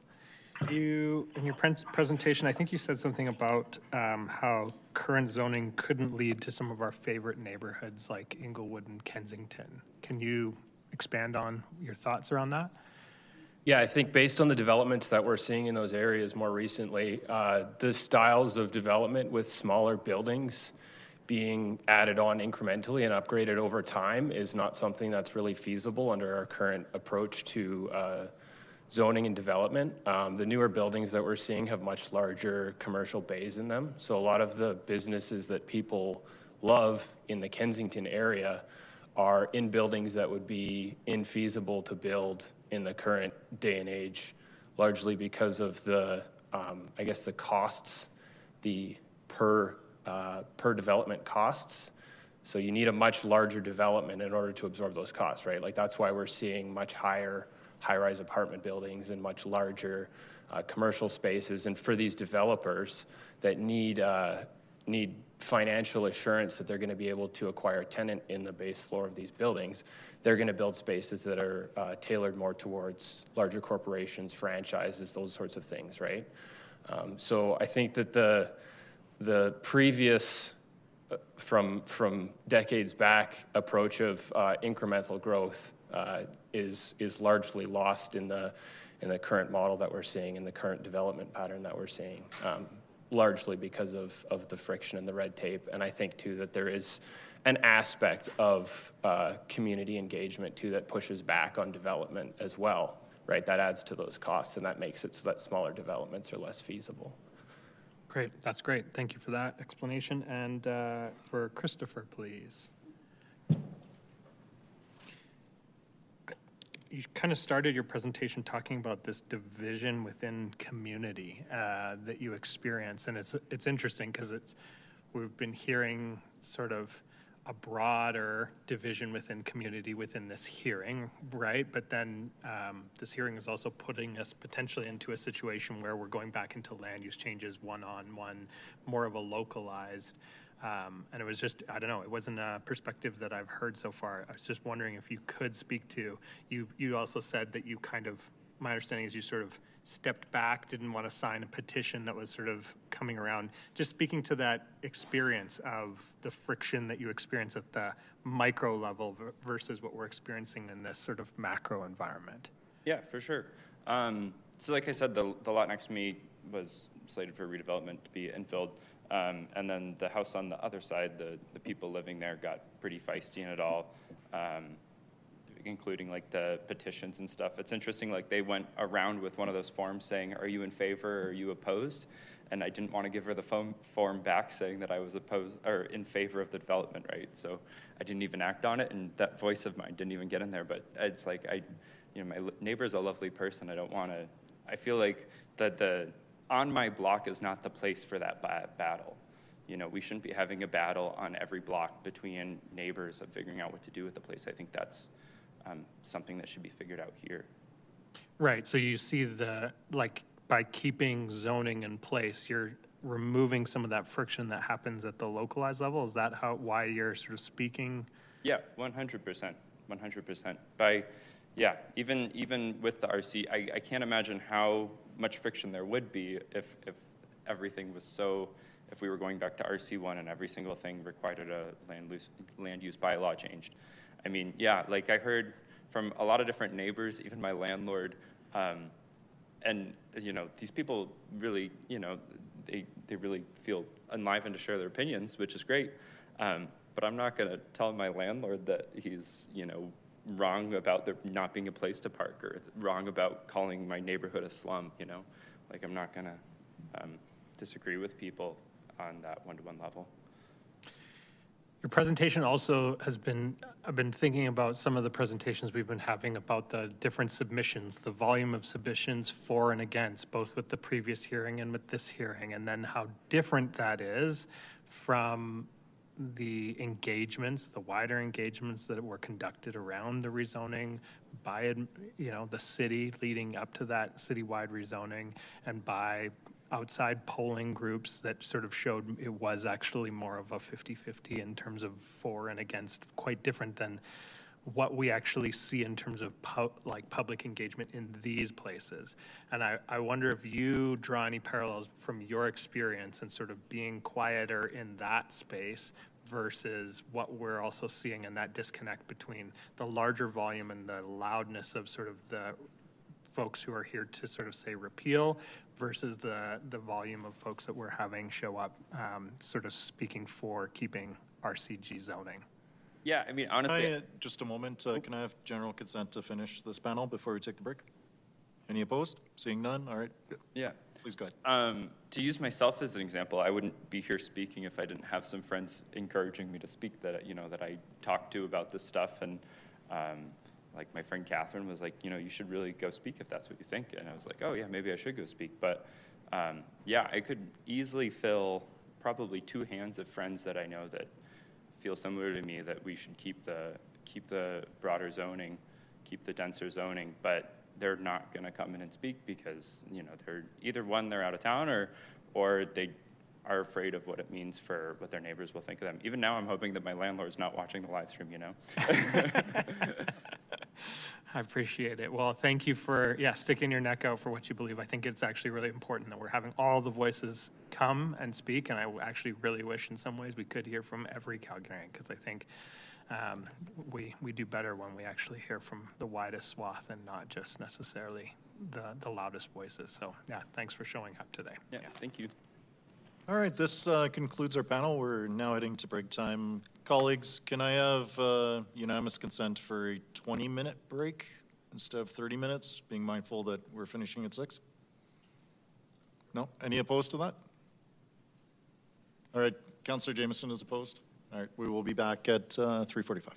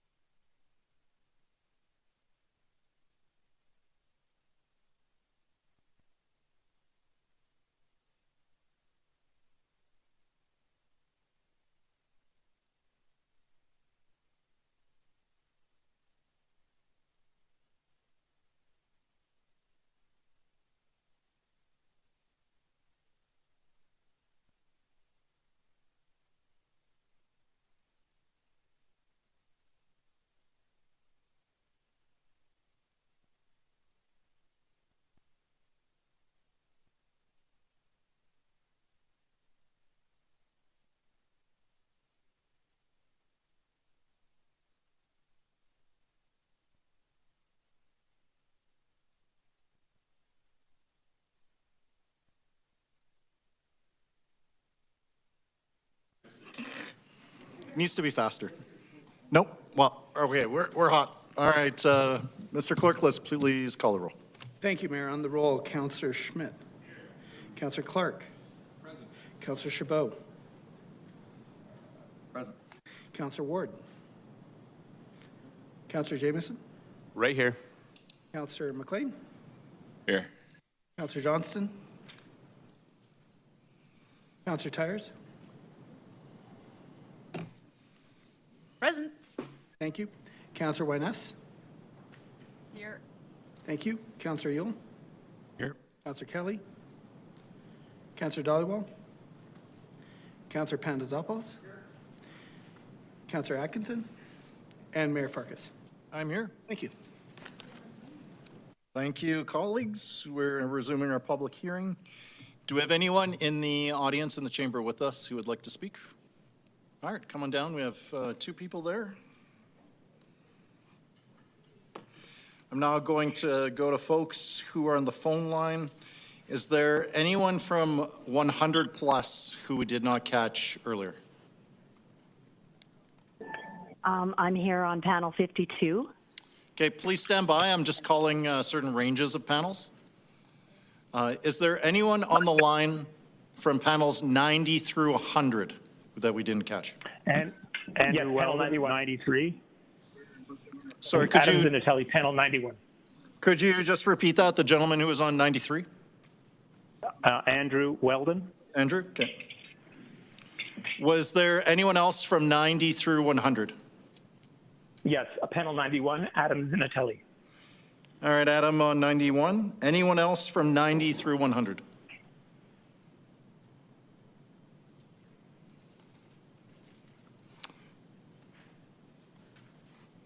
Was there anyone from not panels 90, or sorry, panels 85 through 89?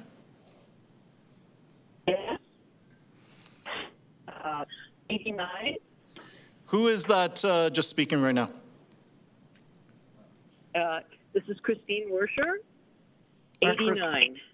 Thank you, Christine. You'll be our final panelist for this panel. So we have the 2 individuals with us in the chamber. Then we're going to have Andrew, Adam, and Christine, and then we're going to form a panel after that. So we'll start into this panel. Anthony, why don't you join us first?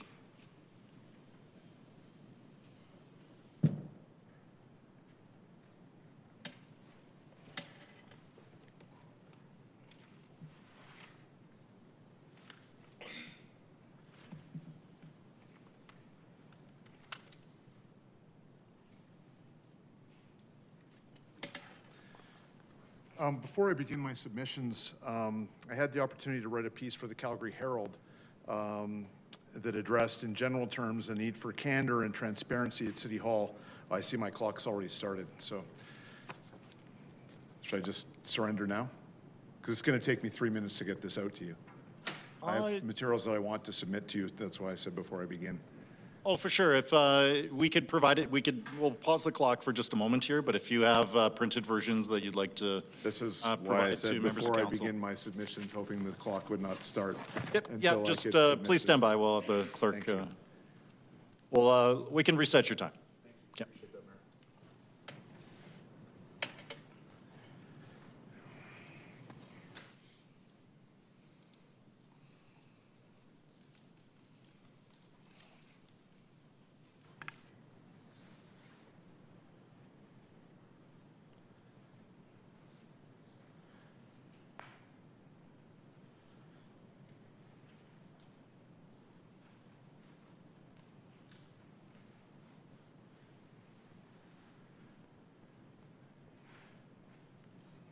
All right, I think we're ready to rock. Thank you, sir. Good afternoon, council. My name is Anthony Cox. I'm a born and raised Calgarian. Have lived in Calgary virtually all of my life and had opportunities to travel the world broadly and frequently and had the opportunity to pursue my educational and professional goals. I appear before you holding a bachelor's degree in political science and a law degree. I have my own business. And what I've circulated to council today is 2 things. It's an op-ed that I wrote and was published in the Herald on March 25th of this year, as well as some excerpts from the Municipal Governments Act, which are pertinent and referenced in the op-ed and by me today. I have three topics that I would like to address today. The first is the potential for conflicts of interest in this matter. The second is the current infrastructure emergency. And the third is the constitutional and contractual protections for funding from the federal government. And I would ask that you ask me about those things. And if there is an indulgence, I also have some submissions I'd love to address regarding the case against haste. I am here to support the motion to fully repeal blanket rezoning, to fully restore the bylaw that existed prior to the bylaw imposed after the 2024 public hearings, and against the replacement by amendment of the current blanket rezoning bylaw. First one is the potential for conflicts of interest. I'm not here to provide legal advice on this topic, but I offer my observations on the conflict of interest principles identified in the Municipal Government Act. I'd like to speak to you a little bit about the law and how it affects, drives, and governs this process of proposed rezoning. The column that you have was published in the Calgary Herald, as I mentioned, on the 25th, so last week, 25th of March, and it addressed the notion of candor and transparency for members of council and the application of the MGA, particularly sections 170 sub 1 sub B and sections 172.1 subs 1 and 2. Also of interest are sections 172 sub 1 and 174 sub 1 sub G. I've excerpted these aspects of the MGA and they are before you now. On February 17th of 2026, on the matter of the land redesignation for the Augusta Villas development, the mayor and council set the bar for candor, transparency, fiduciary diligence, and demonstrable leadership in the scrupulous avoidance of conflicts of interest.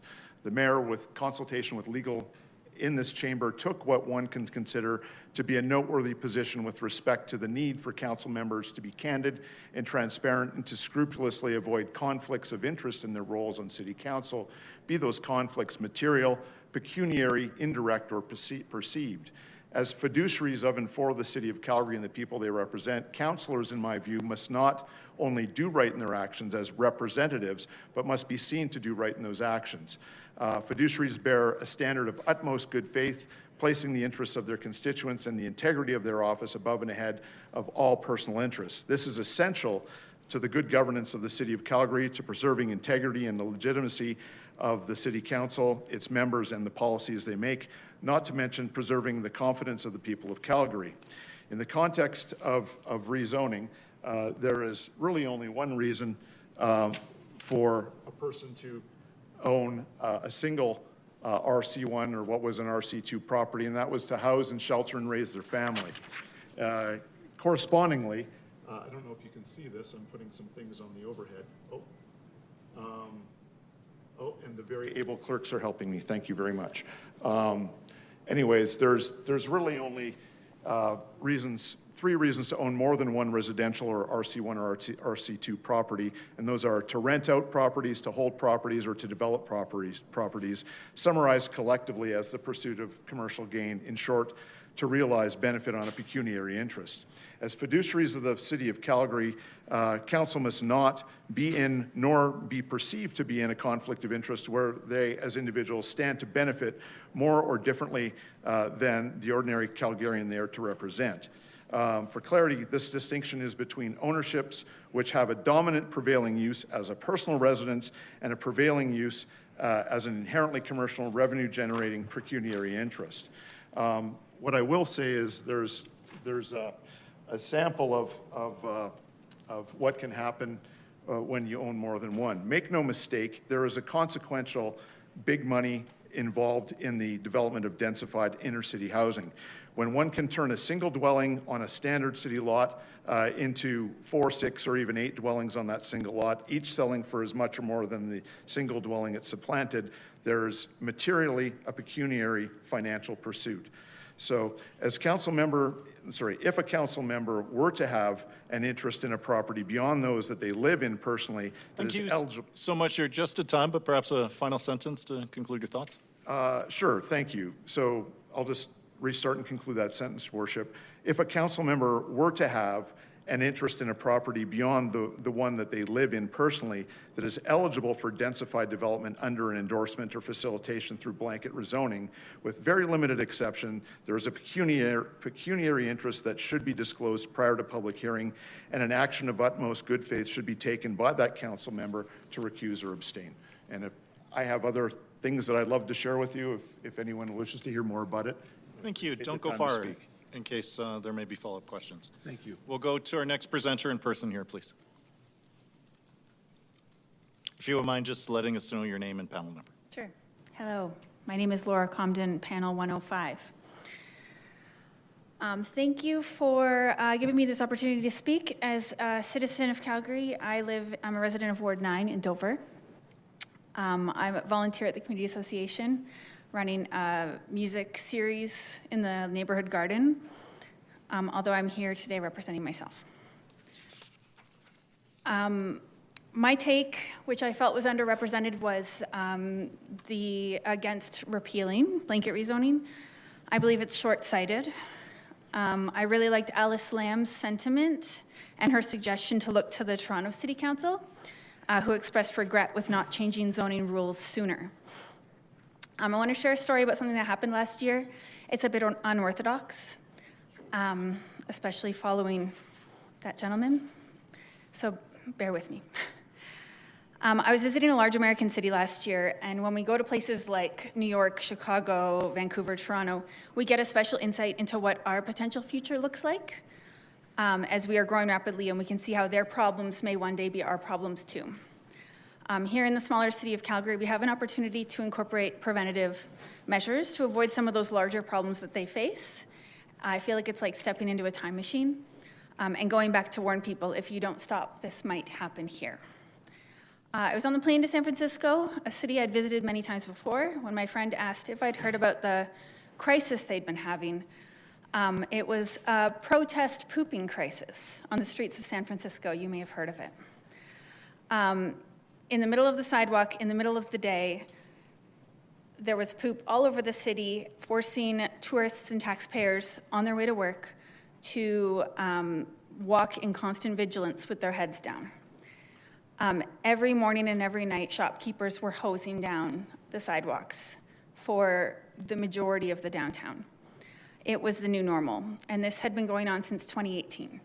The social services in San Francisco are quite good, given the size of the city, but what it comes down to is a severe lack of housing, and a result of that, the social fabric of the city has been torn, and no one seems to know how to repair it. They've added trailers in certain areas.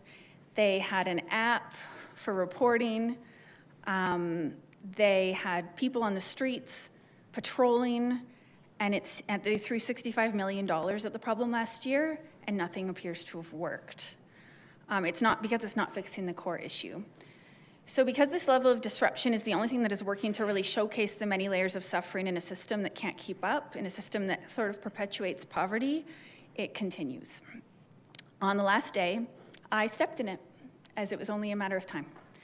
I slipped my shoe off and left it there like this sort of piece of found art for passerbys to see, and I thought, I mean, it ruined my day, but it also just changed my view of urban planning completely, because I thought about, the mayors and the councillors sitting in their chambers throughout the 90s and early 2000s having no idea of the future of their city and the problems that were going to come.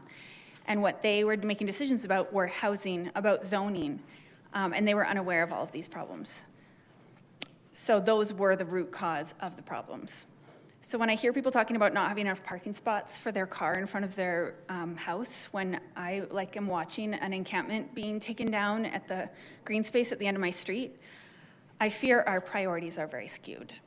I feel like if they won't let them build apartments or row houses, then we have to get ready for tents and a loss of dignity for our neighbors.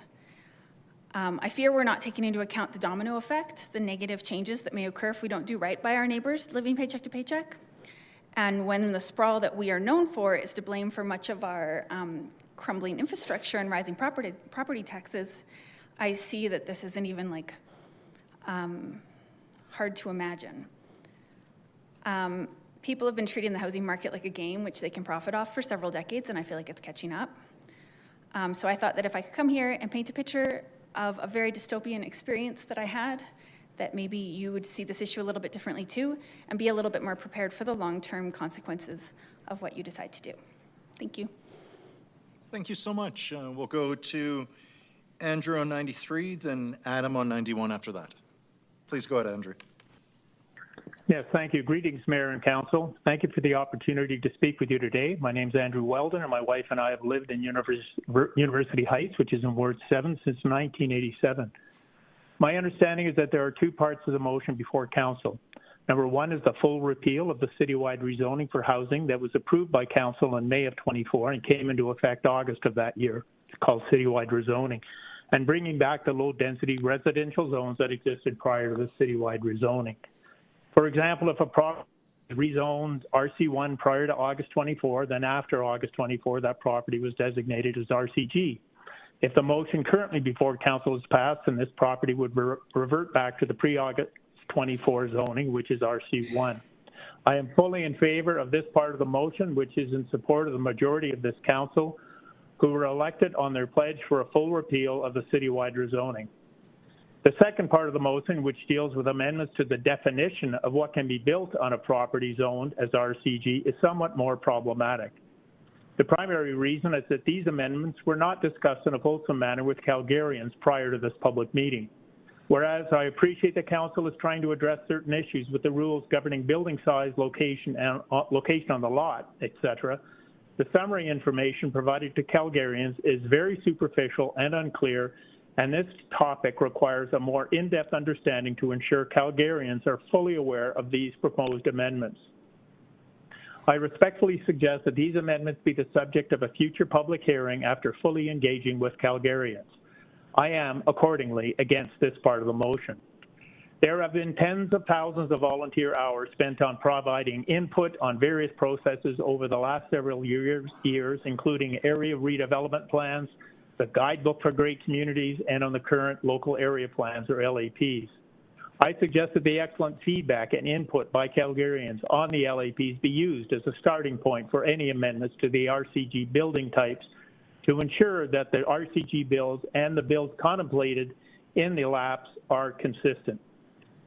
It was highly disrespectful to those Calgarians who spent so much time and energy and resources in providing feedback and input on the LAPs when the August 24 citywide rezoning rendered most of this work useless, as builders could construct an RCG building anywhere in a community without taking into account the building form set out in the LAP.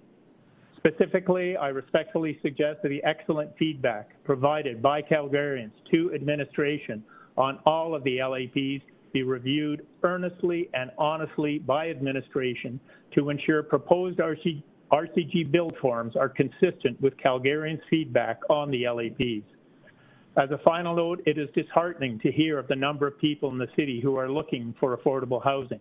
It is equally disheartening to see the city-owned Midfield Mobile Home Park continue to sit empty 9 years after the mobile homes were removed.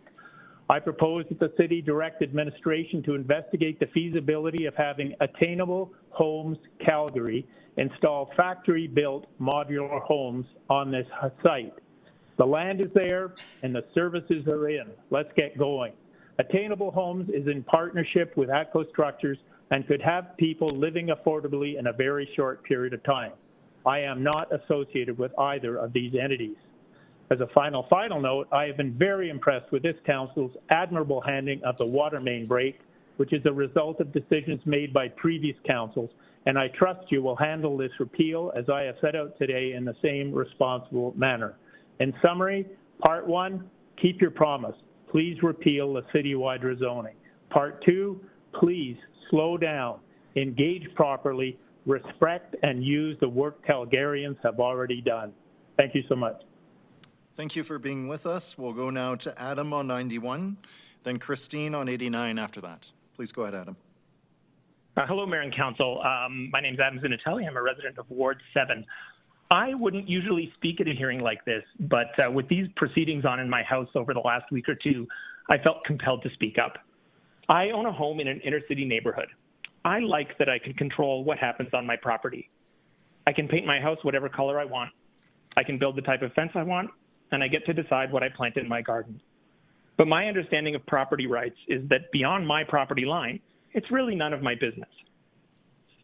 Case in point, across the alley from me, bungalows were torn down and replaced with an RCG row house. What are my thoughts on this? Frankly, I don't think much about it, since it doesn't affect me in any way that matters to me. The residents of this new building might be able to see in my backyard. Well, the single-family houses near me can do that too. They might be able to look in my kitchen window. Fortunately, I have blinds. Maybe someone in this row house will have a visitor who arrives by car and parks in front of my house. Thank goodness I'm required to have 2 on-site parking spaces, which really is a bit much as our household has just 0.5 of a car, and nobody owns the street in front of their house. Am I worried about traffic? No. But if I were, I would decide to drive my car less and advocate for better transit and active transportation infrastructure. I think a lot of people just don't have strong feelings about development in their neighborhood. I'm speaking on behalf of all these people who couldn't be bothered because honestly, if these hearings hadn't been on in my house all week, that would be me. I love where I live, and I think it's great if more people have a chance to live here too. So I oppose the repeal of this policy that makes it possible to build more places for people to live. I have a hard time seeing why it's such a big deal to some people. A couple of closing thoughts. Some of you in the Horseshoe today campaigned on repealing this. Some of you campaigned on not repealing it. I would like to address those of you who campaigned on, quote, repeal and replace. That is not what lies before you to vote on this week. This is just repeal. At the most optimistic, it's repeal, then hopefully replace. Repeal and replace means one vote to replace the current rules with new ones that prepare Calgary for its future. If you campaigned on repeal and replace, a yes vote this week is to break a campaign promise. Finally, there have been presentations in this hearing that claim that the original vote to implement zoning reform was undemocratic because more people spoke in opposition than in support. These public hearings are not exercises in direct democracy. This is not a referendum. Through free and fair elections, we enjoy agency in this representative democracy. Council's election is the will of the people, and you're tasked with serving the interests of all Calgarians, present and future. It's feeling more and more like these hearings are becoming an exercise in head counting, where sheer numbers speaking for or against something are used to justify a vote. In hearings like this, you're hearing from a tiny fraction of Calgarians, and it seems to me, a fraction that is not representative of Calgary's diverse population and diverse needs. I'd like to think that the quality of insight and data, along with varying perspectives, are what would move the needle rather than volume. But as long as members of council treat these hearings like straw polls or referenda, they will continue to get longer and longer and longer. Is that what you want?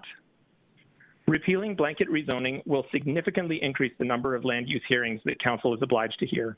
The same thing will happen with them as with this. Is the civic machine prepared for week-long hearings on whether someone in Capitol Hill can build a laneway suite? This is the future a repeal points us towards, and it does not serve the city. Thank you.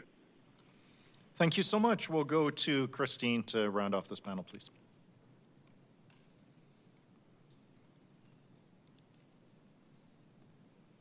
Christine from panel 89, are you still with us?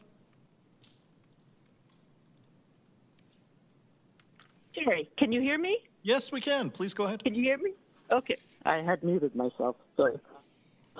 Thank you for muting yourself. Councillors? Yeah, I made that mistake before. Mayor Farkas and councillors, thank you for your perseverance and patience in giving us all an opportunity to speak who wanted to speak or to send something in. It's amazing. I'm Christine Werscher from Ward 8, and I'm speaking on behalf of my husband and myself. We are in favor of repealing the blanket rezoning bylaw. We are not against higher density developments in our neighborhood per se, but the problem with the blanket rezoning bylaw is that it is in effect saying that one size fits all. One size definitely does not fit all. There are differences within and between communities. Developments need to be contextual.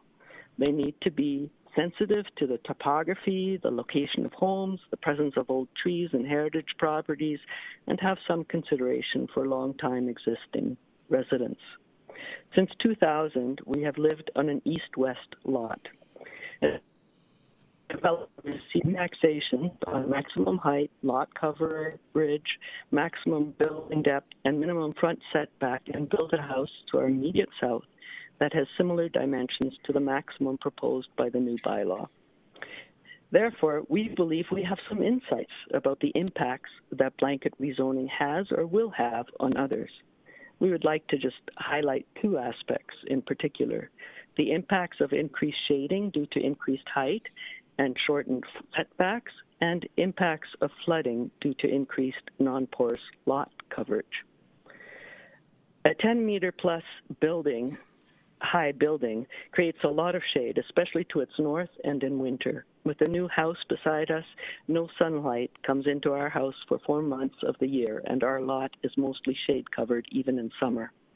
We think that such tall and long developments should not be built on east-west lots, except at the far north of the block, where there are no immediate northern neighbors. For the same reason, for north-south lots, all long developments should be kept to the south side of the street, at the north end of their block. Hills should also be taken in consideration because they can exacerbate or diminish shading effects to the north. While access to sunlight might seem trivial, we believe it contributes to the people's mental health in our city. We can experience this every time the sun comes out after a couple of days of overcast skies. People are happier. And in addition, increased shade negatively impacts most trees and other vegetation, and especially new saplings, as most species do better in full sun or partial shade rather than full shade. Our second point has to do with lot coverage. As a result of blanket rezoning, the permissible lot coverage in our neighborhood has gone up from 45% to 60%. Indeed, on our block, the mean coverage was 32% prior to the new build next door, because the ARP, Area Redevelopment Plan, had designated it as a garden suburb area where lot coverage was, quote, meant to be significantly less than the maximum permissible by the land use bylaw. Not only does greater lot coverage negatively affect the whole nature of the neighborhood, which has been enjoyed by residents and non-residents alike, but it also increases the risk of flooding. With larger dwellings and garages, more rain is collected, and I've seen it gushing out of downspouts to the alleys and into storm sewers, which then empty into the river and cause flooding down. Dry wells can mitigate this, but the tendency to install non-porous landscaping as well means that there's a lot of surface runoff. That should be considered especially for neighborhoods that are on hills. Only development guidelines that are sensitive to the context, such as LAPs and different types of zoning, make sense for creating a thriving, diverse city. Of course, these can only work if the City Planning Division actually upholds the zoning standards and LAP considerations and does not grant relaxation those on appeal in the past. Unfortunately, this has not been our experience. With blanket zoning, residents have even less recourse for appeal, while developers have more leeway to impose their visions on existing neighborhoods. Increasing density is good, but it's be done thoughtfully by considering the context. Thank you. Thank you so much for being with us. Let's go to Councillor McLean, please, for Mr. Cox. Yes, Mr. Cox, I'm probably correct in assuming you might have more to say. While we get up in the, I want to, on behalf of last council, apologize. I think there was a viral clip that went pretty wildly that I think you were treated poorly by some on council. We're not supposed to combat or engage like that with speakers. And rest assured, this council, I think, has a much higher standard of how we're dealing with the public. So I got to accept my apologies for the last instance when you spoke. So having said that, please finish what you had to say. Thank you, Councillor McLean. I appreciate that. That was September 15th of 2023, and when I came down, when I was unsupervised by my wife for a few hours and spoke to council, that was the last thing that I expected to happen, and I certainly didn't expect to see where it went. But I'm frankly glad that it did, because it it spoke to what we can be as a city and what we can be as a council. So, yay. Thank you very much for those kind words. A couple of things I did want to finish, and if you'll indulge me, Councillor, just to reset where I left off. If a council member, and I'm talking about the potential for conflicts of interest, and now that I'm a little bit less constrained by the time, I can say that I was inspired to write the op-ed that I did because of what I saw in council on February 17th of 2026, when the matter of the Augusta Villas, 35 townhouse unit development in Springbank Hill was addressed by the mayor and was questioned appropriately and politely by Councillor Chabot, and it yielded what I think is really great leadership. So I thank you for that, Mayor. I think that was very, very smart to do, and to verify it with legal in real time was an impressive state.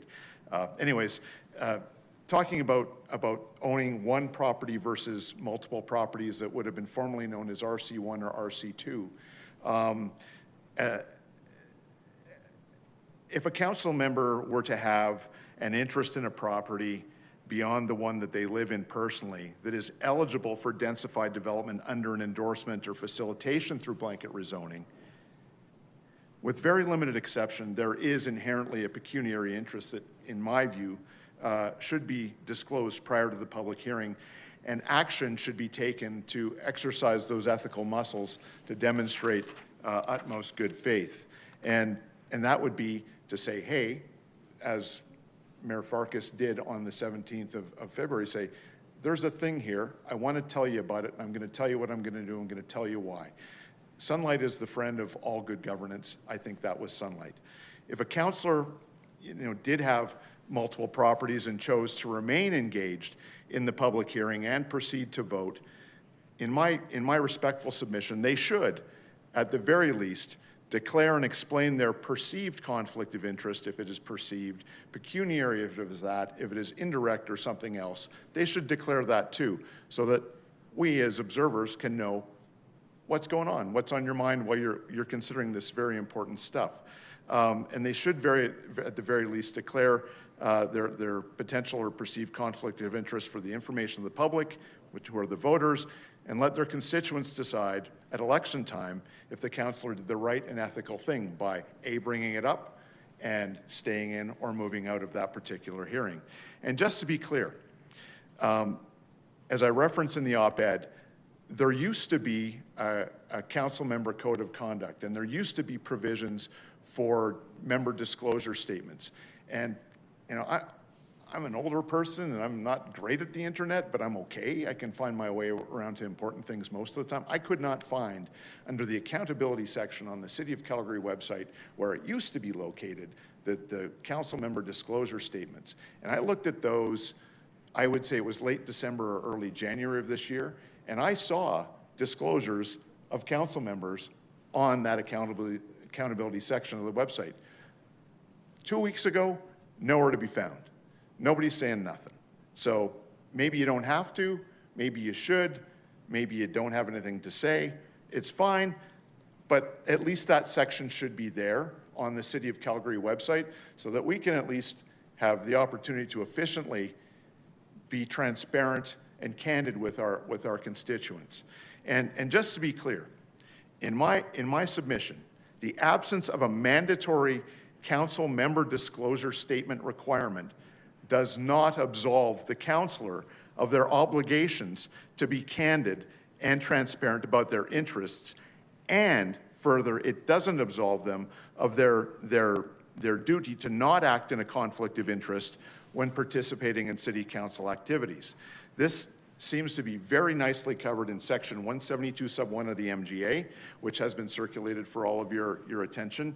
And the councillor disqualification elements for a conflict of interest for breaches of section 172 of the MGA are covered in section 174 sub 1 sub G. I'm sorry to interrupt you, Mr. Cox. Please.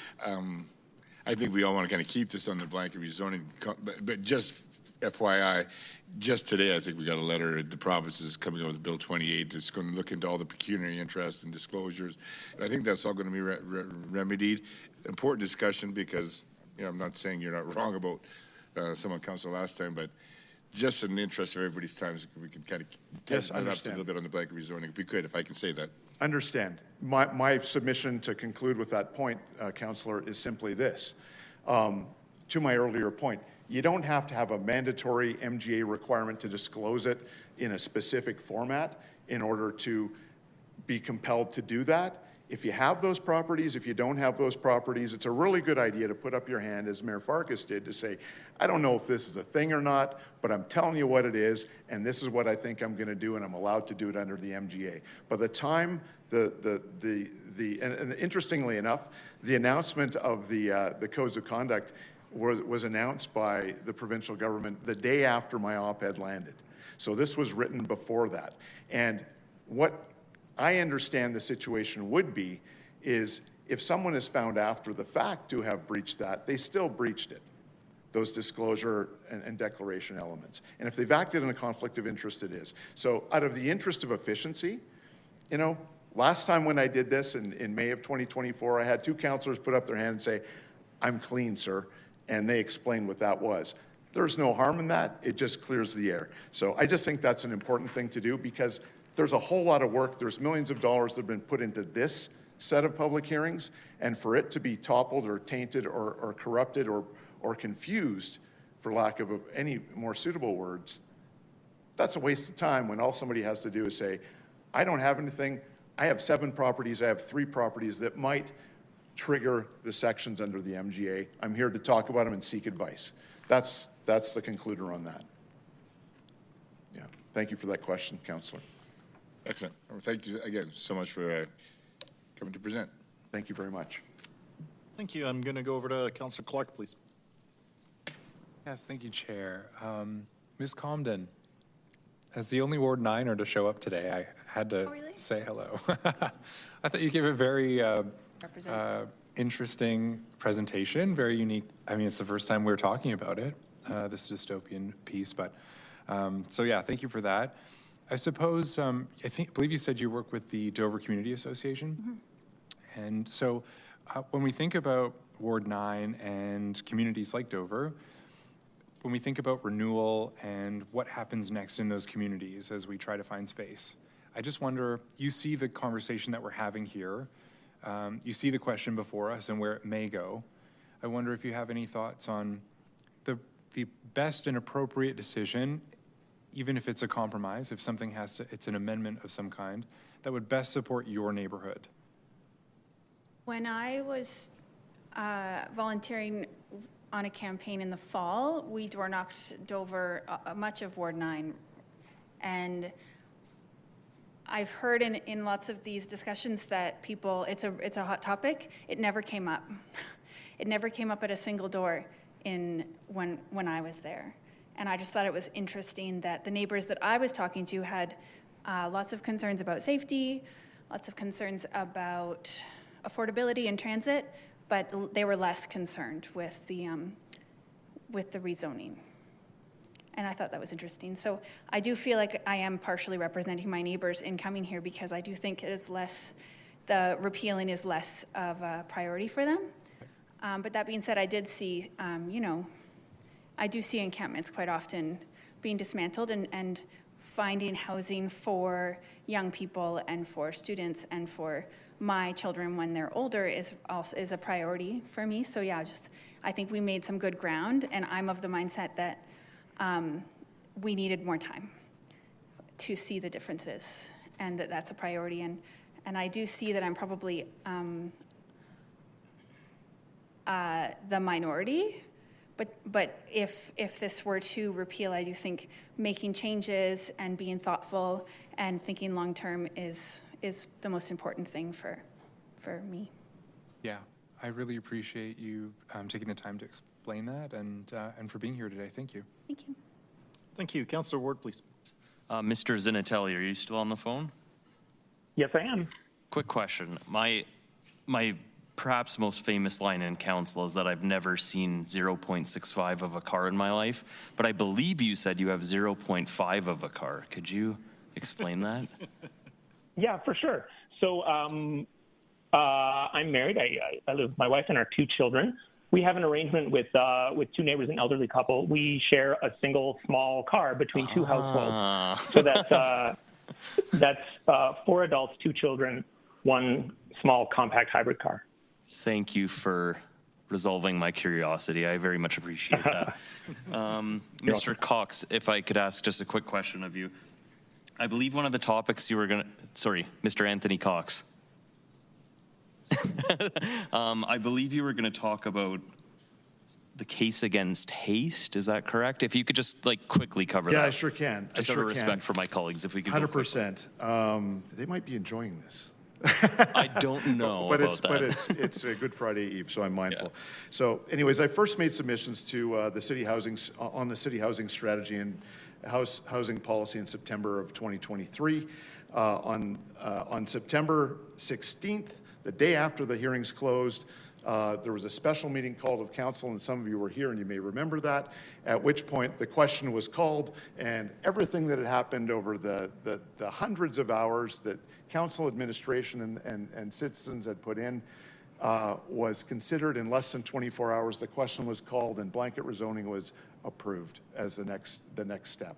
So that's the thing that I worry about here. I urge this council to please avoid fudging, for lack of a more polite word, the current blanket rezoning bylaw into some sort of knee-jerk compromise without substantive and meaningful consultation in the proper form for which it's designed. I thought of this because I've been watching this public hearing with great interest, as much as humanly possible, and that's a lot. I heard Mr. Mike Borchrystal speaking for nearly 2 hours at this hearing himself, not to mention his colleagues, who advocated from the perspective of developers on residential densification in favor of blanket rezoning generally. Mr. Borchrystal's experience and his expertise were both warmly welcomed by this council. I thought that was great, as it should be. And he was invited to continue to engage in the policy development process after the hearings, because this was not the place for that exact consultation. I also heard that day, I think it was that day, I heard Ms. Stephanie Chapur speak about the tenets of visitability, a word I'd never heard before, and I think it's an important word, and the reform of the building code and her advocacy as a person with disability and for persons with disabilities. Ms. Chapur's experience and expertise was warmly welcomed, as was Mr. Borchrystal's. Right.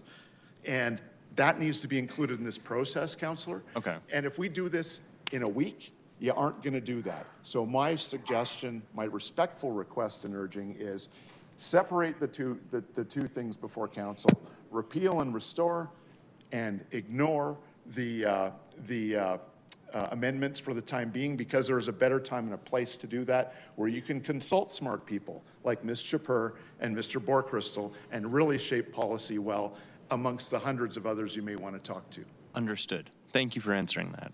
Thank you. And I just, if I can, I just wanted to point out some simple math on what happens to the economics. It was a slide that I didn't get to speak to. If I can speak to it in like 1 minute or less, I'd appreciate it. Go very quickly, please. I will. So that was the slide which talks about a sample densification redevelopment scenario. You buy the lot for $800,000. You build 8 units on what used to be an RC1 or RC2 lot. The average selling price of that new unit is about $800,000. The total redevelopment revenue is $6.4 million. The average profit per unit might be $125,000, and the total single lot development profit's about $1 million for the people who are involved in that. And that's why I talk about the conflict of interest stuff, because it's not a small amount of money we're talking about here. If you have 2 lots, the conservative estimate for what they might make if you own multiple properties might be $2 million. It might be a little less, might be a little more. 5 lots, you're up to $5 million if you're getting to skate through on blanket rezoning without further sunlight on conflicts of interest and the interests of neighbors, which is what blanket rezoning took away. Got it. Thank you so much. Thank you. I appreciate it. Thank you. This concludes that panel. All right. We're going to build our next panel here. I saw a gentleman just walked in, so it's your lucky day. Coming up, Chair. Please stand by. Our first panelist will be Jeremy, and we'll try to track down some more folks on the phone here. All right, is there anybody on the phone from panels 1 through 50?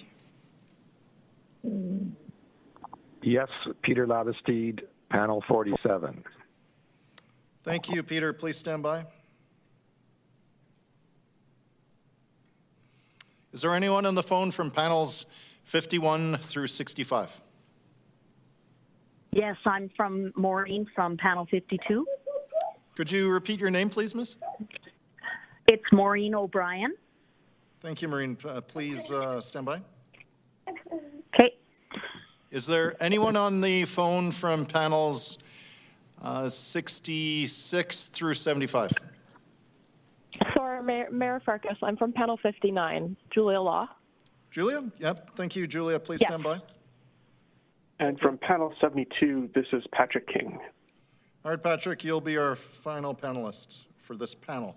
We have Jeremy, Peter, Maureen, Julia, and then Patrick. Why don't we take you first, Mr. Wong?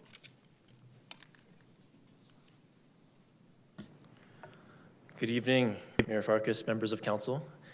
I'm Jeremy Wong. I was originally on panel 65, and thank you for the opportunity to speak today and for taking the time to listen to the many speakers and read through the many submissions that have been submitted. Real listening and real engagement matters, and hearings like this one are really important to the engagement process. Thank you also to the clerk's team for facilitating this hearing. I'm a lifelong Calgarian and speaking as a resident of Ward 4. I'm also speaking as a former Ward 4 councillor candidate in the last municipal election, and special congratulations to Councillor Kelly. During the last municipal campaign, I had the privilege of speaking with thousands of residents across Ward 4. I made a deliberate effort to listen closely to what mattered to most people that I talked to. One of the most consistent concerns I heard was the desire to repeal blanket rezoning and restore real community engagement. I knocked on thousands of doors with my team across the ward, in Edgemont, down to Dalhousie, across to Brentwood, Charleswood, Collingwood, in Cambrian Heights, in Rosemont, in Highwood, in North Haven, in Thorncliffe, in Huntington Hills, in Beddington, Greenview, Highland Parks, Winston Heights. Across all these communities, the residents that I talked to, the majority of them expressed deep frustration with the current approach. On behalf of more than 10,000 residents in Ward 4 who supported me with their vote, I feel a responsibility to bring their voices forward today. I heard from residents who felt like there was a lack of meaningful engagement and a lack of respect for community input when blanket rezoning was first passed. I heard concerns about livability, infrastructure capacity, community character, and property values. Infrastructure concerns that included parking, included plumbing and water and electricity, fire safety, and school capacity for their neighborhood. It was difficult to see neighbors divided over zoning and development. It was especially concerning to hear from those longtime residents, including many seniors, who felt pressured out of their homes due to changes happening on their blocks. I also heard from numerous community groups and associations who felt compelled to pursue restrictive covenants because they felt that it was the only way to protect their neighborhoods. That in itself signifies a breakdown in trust. Most of the residents I spoke with are not opposed to growth or increased housing. What they're asking for is thoughtful, well-planned development. They want genuine engagement. They want local area planning that focuses density along major corridors, transit routes, and commercial areas, rather than mid-block within established neighborhoods. Most residents weren't opposed to gentle density, like R2 zoning in most areas. I genuinely empathize with the speakers that have shared concerns about affordability and housing supply. Like others have said, affordability cannot be addressed by zoning alone. There are many other macroeconomic factors that affect affordability, which are beyond the scope of a municipal government to solve. Density and supply can still be increased in areas that make sense, rather than mid-block and in the middle of neighborhoods. These are the voices I heard through the campaign, and it is because of these voices that I'm here today to support repealing blanket rezoning. My recommendation is to move forward with a full repeal, but also take time to consider and communicate any amendments in the near future. There can be ways to improve the zoning bylaw and introduce density in a more thoughtful way that includes real community engagement and local area planning processes. Thank you for your time and the opportunity to speak today. Thank you so much for being here. We'll go to Peter on 47, then Maureen on 52 after that. Please go ahead, Peter. Thank you. I'm Peter Labastide, panel 47. Again, thank you, Mayor Farkas, members of council and administration for the opportunity to present my thoughts on this issue. I am asking you to not repeal blanket rezoning, both for process reasons and based on personal experience of living in an area that's developed a lot over the last 40 years, which I'll talk about more later. If this was an easy issue to resolve, we wouldn't be going through the process we're going through just now. And my perspective comes from living in an area that isn't directly affected by blanket rezoning because it has already gone through an analogous cycle of upzoning for a long time. I'm speaking to you now because I agree with council that for numerous reasons, which you are much more familiar with than I am, it appears to be critical that our city densifies. Having listened to parts of this hearing, it seems clear to me that there is a general consensus that our city needs to densify in order to remain a successful city. And blanket rezoning is a step in that direction of densifying. As with many first steps, it may not be perfect, but the reasonable approach to me would be to make any required improvements to the current bylaw rather than going back to square one by repealing it entirely. I'm concerned that a simple repeal would waste some of the effort that has gone into taking this first step and will cause us to lose momentum towards densification. It seems probable, most probable to me, that a lot of thought already went into the current version of blanket rezoning. It wasn't randomly picked out of a hat. And so I assume that where we need to get to is some version of this current policy rather than a totally brand new policy. As I mentioned, I have my own experience of living in a community experiencing densification. My wife and I have lived in Hillhurst, Kensington.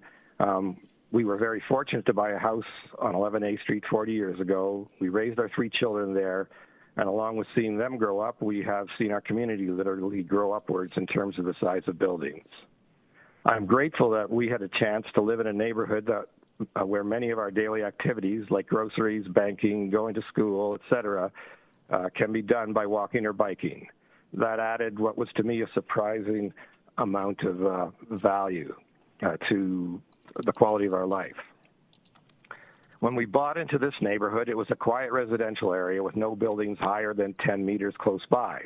So similar to a lot of current residential areas, single-family homes. Since then, our community participated with the city and developers to first create an ARP and then a TOD version of that ARP. Along the way, we have steadily increased density, especially during the last 10 years.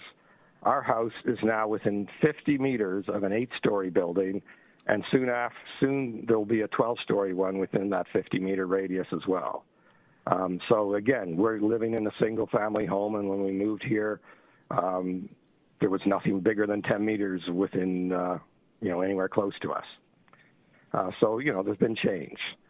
I wrestle with the impact of some of that change on the ambience of our community, much like I imagine others do in relation to blanket rezoning. What I can say is that there hasn't been any huge parking Armageddons or similar issues like that. I mean, life goes on, and it's a great life actually. I still like living here, and I ask myself, what right do I have to deny that very quality of life that I value from other people who want to live in the neighborhood but can't necessarily afford a traditional single-family home in this area? I think that logic applies to residential areas in general. Now, the trade-off between respecting the expectations of existing homeowners like me with providing opportunities for other people to move into established areas is a complicated one. Like I said, I wrestle with those trade-offs, and I don't always agree with the city's decisions on where the right trade-off is.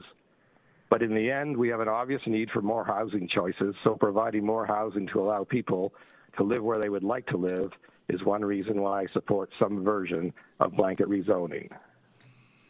The second reason is that managing the cost of city services requires something like some version of densification. So, and blanket rezoning would help with that. Like everyone, one way or another, I'm a property taxpayer. I don't think it's fair that neighborhoods that are densifying end up subsidizing the provision of infrastructure to parts of the city that, by choice, are not densely populated enough to support the costs of their own infrastructure. Our neighborhood is absorbing a great deal of change. Thank you so much. Unfortunately, you're just at time, but perhaps a final sentence to conclude your thoughts. Okay, I'll just conclude that sentence. We're facing a great deal of change, and facing our city's challenges would feel more equitable to me if all communities chipped in to some degree. Thank you. Thank you so much. We'll now go to Maureen and then Julia after that. Please go ahead, Maureen. My name is Maureen O'Brien. I live in Ward 4 and am 100% in favor of the full repeal of the blanket rezoning bylaw. I also spoke at the last hearing 2 years ago, but this time I'm taking a more personal approach. My husband and I have been very involved with this issue. We have personally watched the huge negative impact this bylaw has had on our community in the very short time since it was passed. It's very concerning what our community will look like if it stays. And I am worried that some communities are targeted and will be sacrificed, and that our community will be one of those. My husband and I have been volunteering in a community group to help share information so our neighbors can understand how this bylaw could affect them. We have collected signatures for petitions, we have knocked on doors, and have also delivered information to hundreds of our neighbors, and through this action, we have heard from many, many disheartened and devastated people. Although the word blanket seems to infer all communities will be impacted equally with this bylaw, that couldn't be further from the truth. After listening to many people speak at Monday's hearing, it became even clearer to me how many communities are much more negatively affected by this bylaw than others. I was so impressed with the Bold Workshop architecture firm and how they work with the community and specifically with the adjacent neighborhoods of their builds to be sure it fits with the aesthetic of the street and interferes as little as possible with the community. But I can tell you that is exactly the opposite of what is happening in Thorncliffe Greenview. And also, according to that well-spoken senior lady that spoke at Monday's hearing, it's been a really crushing experience in Bowness, with even the loss of a playground and a park to a massive development. In Thorncliffe, our beautiful little mid-century bungalows are being dominated by massive 2- and 3-story rectangular, hideous structures plunked in the middle of streets with no rhyme or reason. Adjacent homes are left in the shadows, and because these new developments are almost always granted relaxations, the people living in those neighboring homes can no longer look down their street. The view is blocked, the sunshine is gone, and their once private yards now have several windows looking down on them. And to add to all of that, and perhaps part of the worst of it all, the value of their home has now plummeted. There's one up the street from me, in the middle of the street, by the way, and it is proposed to be 12 residences where one home now stands. How is that okay? I wish you could hear from the elderly woman that lives directly next door, how she's beside herself with the build, and how the developer harassed her at her door and hounded her over the phone to try to get her to sell her property as well. So much for ethical, honest practices happening everywhere. And the man next to her who worked for years with his partner to buy his dream home and now see his dream slipping through his fingers with not enough power or money to stop it. And interestingly enough, he did express that to us, but he spent more time expressing concern for his elderly neighbor and is worried how an emergency vehicle will ever reach her when she needs them, as there is sure to be cars everywhere with the limited parking provided for the 12 new families that will be living there. I have to interject here that I'm very tired of hearing that people who oppose blanket rezoning are only thinking of themselves. We were encouraged by the city to meet with developers and architects of proposed developments in our community to share concerns and hopefully come to some middle ground.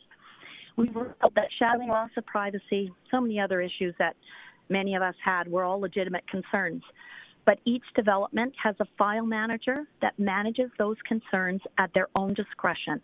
We have lost every single battle and have not had one of our current concerns addressed or resolved. No wonder so many people have lost faith in the city and its procedures. I wish I could show you all the pictures of this mess. I can't believe anyone can think it is right or that it is solving more problems than it is causing. I advise the mayor and all councillors to knock on doors and truly listen to what is happening out there before they cast their vote. It is not a pretty sight. Please vote in favor of a full repeal of the blanket rezoning bylaw before it's too late. Thank you for listening today.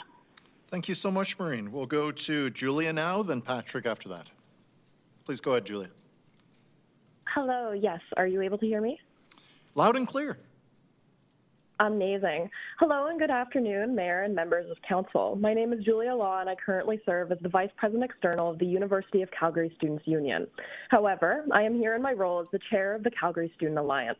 Combined, I represent over 90,000 post-secondary students in Calgary, ranging from international students to born and raised Calgarians, students fresh out of high school, and mature students. My constituents are your neighbors. Right now they rent, live at home, and in very rare cases own. However, most are unable to provide input on this issue, both due to their education, work, or just a lack of knowledge regarding this process.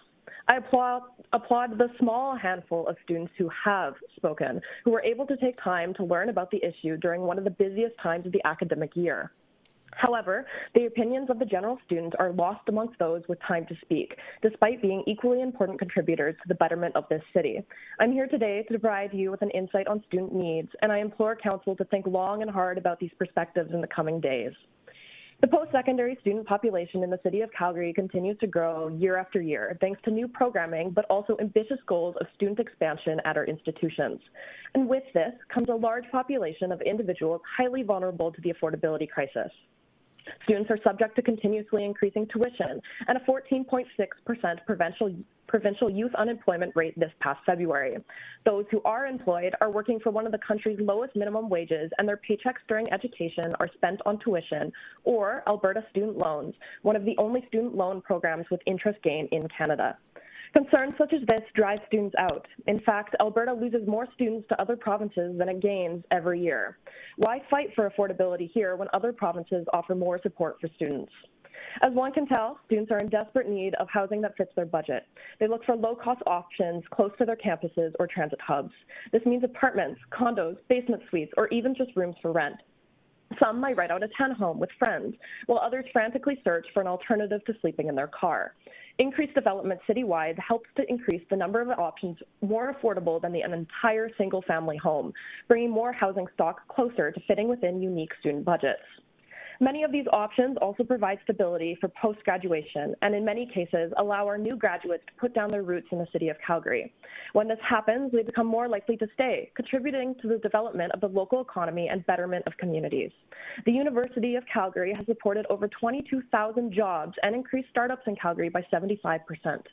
And the unique and interesting perspectives of our educational experience mean new perspectives in community associations and on condo boards, as well as in the workplace and social circles. Graduates bring innovation, entrepreneurship, community, and more. Students are, of course, often seeking housing in the areas they are nearest to the most. Developments in Ward 7 and 8 where post-secondary campuses are concentrated. This has provided options in otherwise older communities concentrated with single-family homes that are outside of a student's budget. However, it is critical that this development is not solely concentrated in inner-city communities. Students are everywhere. In my own circles alone, I have friends and peers who live across this city. I live in the depths of the deep southwest in Silverado, while some of my closest friends live far north in communities like Nolan Hill. Students are everywhere, and the city must recognize that by providing housing relief across Calgary. Rezoning has provided that promise, provided the opportunity for students to still live away from their campuses if they wish. I ask Council to think long and hard about students and new graduates when they vote next week or this evening. I ask you to think about all the young people unable to speak at these hearings due to classes and work. Think of the young families whose parents are just trying to finish their graduate studies. Think of the 21-year-old who has no hope of moving out of their parents' basement anytime soon because of housing costs. Council, please think of my constituents and their needs.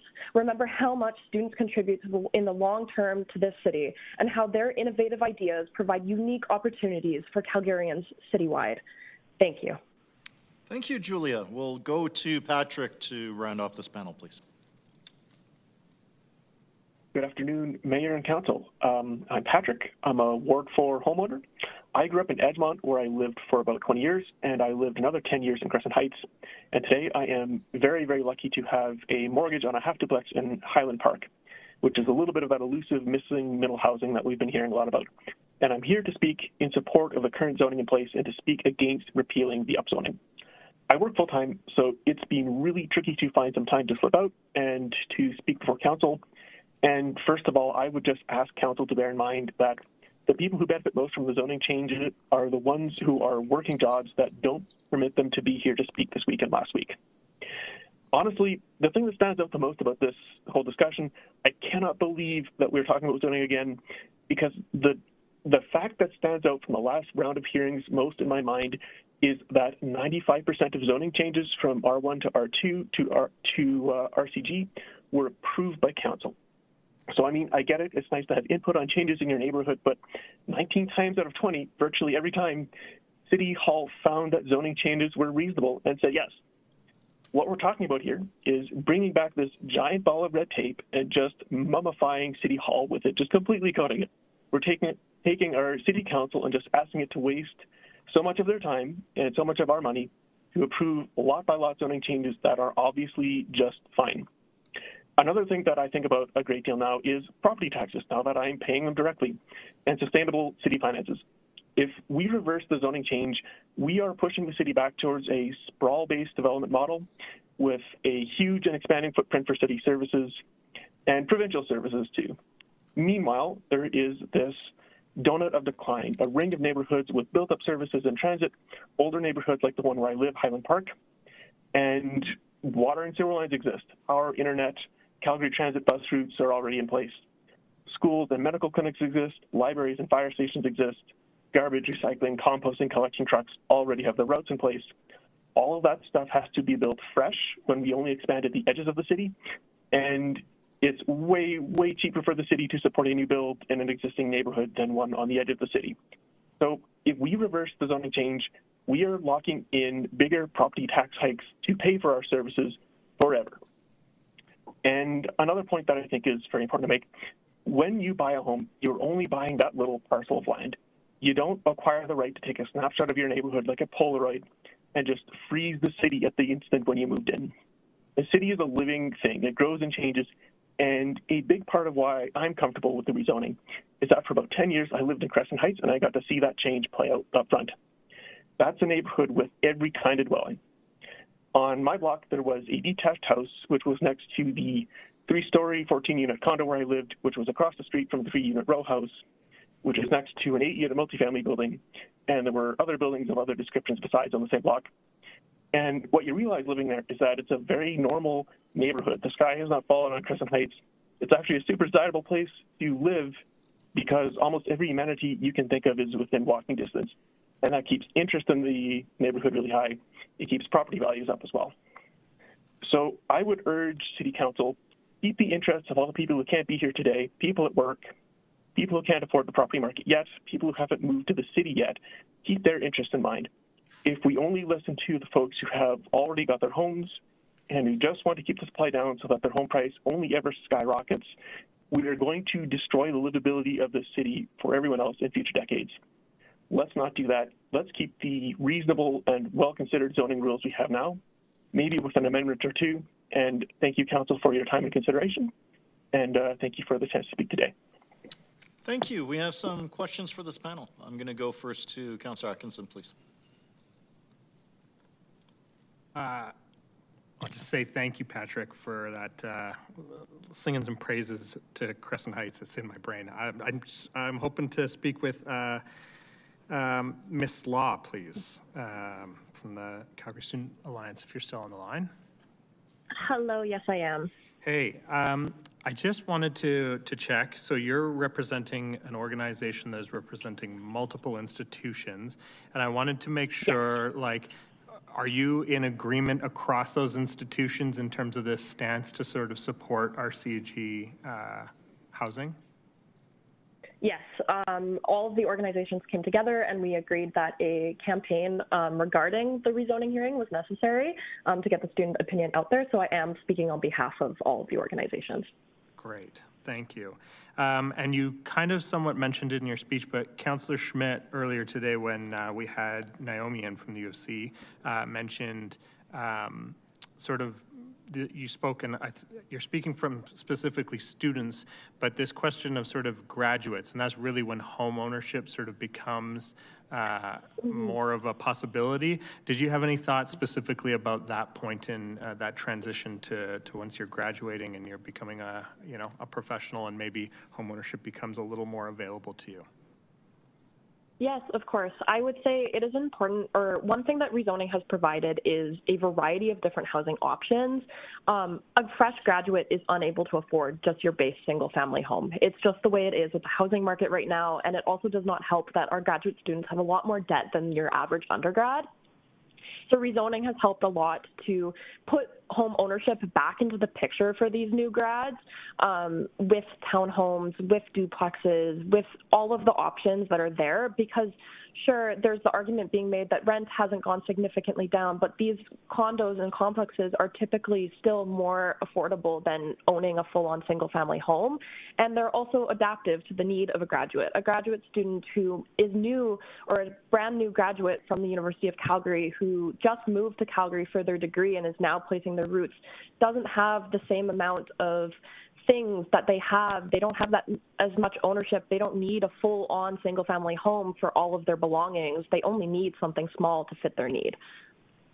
That's great. And sorry, so your organization is not only for undergraduate students, it's also for graduate associations as well? Yes, it is. Our friends at the University of Calgary Graduate Students Association are also members. That's great. Thank you so much. Is Peter, are you still on the line? Yes, Councillor, I am. Hi, Peter. Thank you so much for talking about, I really appreciated your conversation around generosity, the generous nature. I feel that generosity, I've been feeling it all week within Ward 7 and sort of sharing this out. You were going down that path. You were not able to wrap up. I'm wondering if you had any final thoughts that you wanted to share other than sort of the final line that you had there. Yeah, I was pretty close to the end. My final thoughts were really, given where we are with 6-story buildings within 50 meters of single-family homes, I just have a different perspective that I've gotten used to. So with the RCG blanket rezoning, as far as I can understand it, the maximum height of new buildings will be 11 meters. And I have a hard time imagining that we can't do something that's reasonable, that mitigates the impact on the surrounding community when the maximum height is 11 meters. And so just repealing blanket rezoning totally feels to me like throwing the baby out with the bathwater. And I think we just need to take it a step at a time and fix, if there is something that needs fixing about this, just incrementally fix it. Yeah. That's it. Thank you. That's great. Thank you so much. All right. You're welcome. Councillor Kelly, please. Thank you, Your Worship. Mr. Wong, if you wouldn't mind. It is so good to see you. I hope you're doing well. You and I, obviously, knocked on a lot of the same doors, talked to a lot of the same people. Sounds a lot like from your presentation that we heard a lot of the same things. Just wondering, you mentioned in your presentation the need for local area planning. Definitely something that I was hearing a lot when I was out door knocking, and a lot of our neighbors in Ward 4 don't actually have local area plans. Wonder if you could share with us what you heard from folks, and if you'd join me in advocating for local area plans for Ward 4. Thanks for the question, Councillor Kelly. I agree with you. The many neighbors that I heard from, they thought that the local area planning process and being able to give real community engagement and input into the planning process is much more effective than a blanket approach. And so prioritizing that process for Ward 4 residents is a huge priority. The residents that I talked to, they want affordability. They really empathize with some of the voices that we just heard on making sure that people can afford places to live. But affordability can come through planning along major routes, transit, commercial areas, in neighborhoods, in parts of the neighborhood that residents want to see density increase and not just a blanket approach everywhere. And so it sounds like we did hear many of the same things at the doors. Yeah, fully agree with you, absolutely. Thank you so much for being here today, and I'll send you a text. Maybe we can go for lunch or something. Thank you. All right, thank you, colleagues. That concludes this panel. We'll start calling for some names who may be on the line right now. Are there any individuals on the line from panels 70 through 75? Anyone on the phone from panels 76 through 80? Anyone from 81 through 85?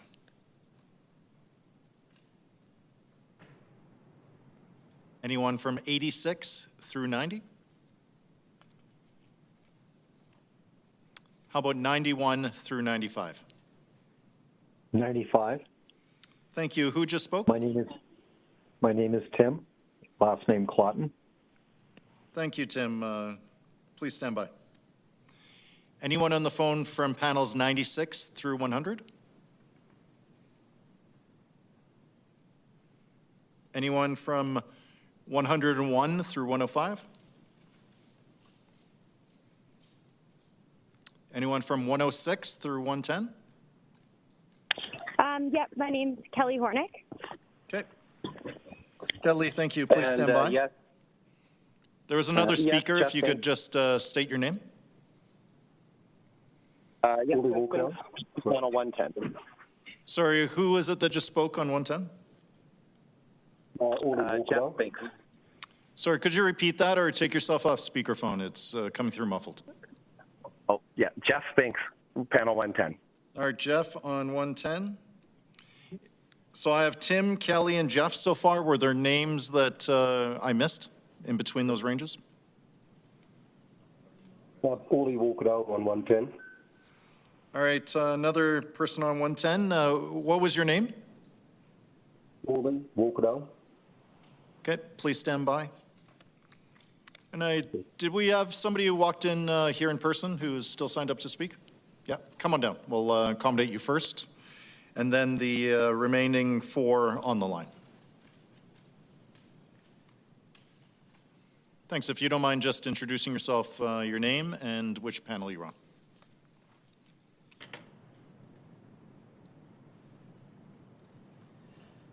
Hello. Thank you, councillors and Mayor Farkas. I don't envy the difficult decision you have before you. My name is Sterling Carlson. I'm a born and raised Calgarian. I live in Ward 6, but I grew up in West Tilhurst where my family has lived in our own property for over 60 years. I believe I bring a perspective from multiple sides of the issue. I follow these hearings closely. I've heard the concerns from residents who don't want change in their communities, and those concerns are valid.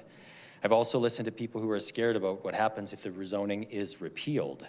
People struggling to find housing they can't afford. I've been a real estate agent for over 20 years, working with first-time buyers, families, builders, and developers. I've seen the cycles of this city, and I understand both the opportunities and the risks involved in building housing. I also have significant experience assembling and working on larger mixed-use developments. I've personally gone through the rezoning process myself and some of my clients with the development process. I built a fourplex in Richmond and experienced firsthand the delays and financial strain caused by the approval process and an appeal from neighbors that were once my friends. Even when you follow the process and do things right, there is still a real risk of major financial loss. I also wanted to address the position presented by the Calgary Real Estate Board. That presentation stated that they were representing over 8,700 members in support of a full repeal, yet there is no clear evidence that this position was formally approved by the vote from the board, and certainly not from our membership.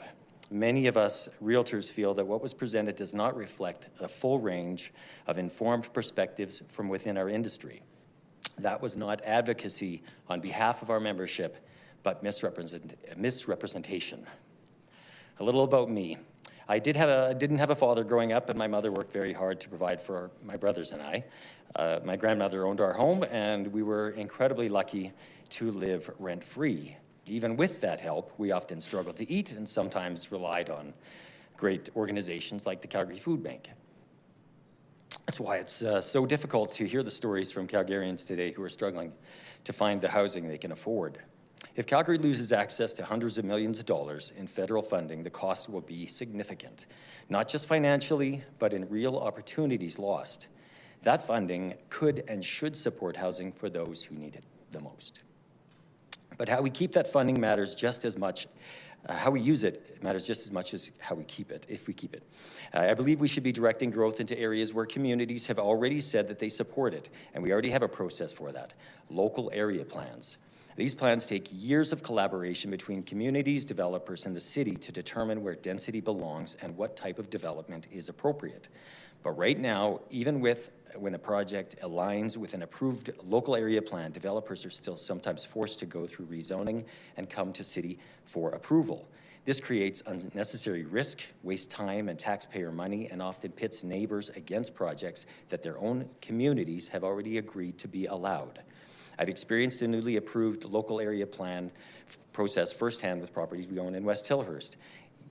After years of planning, the vision is clear, yet the process still remains uncertain and creates delays and conflict. It doesn't make sense. If rezoning is repealed, then I offer a simple suggestion.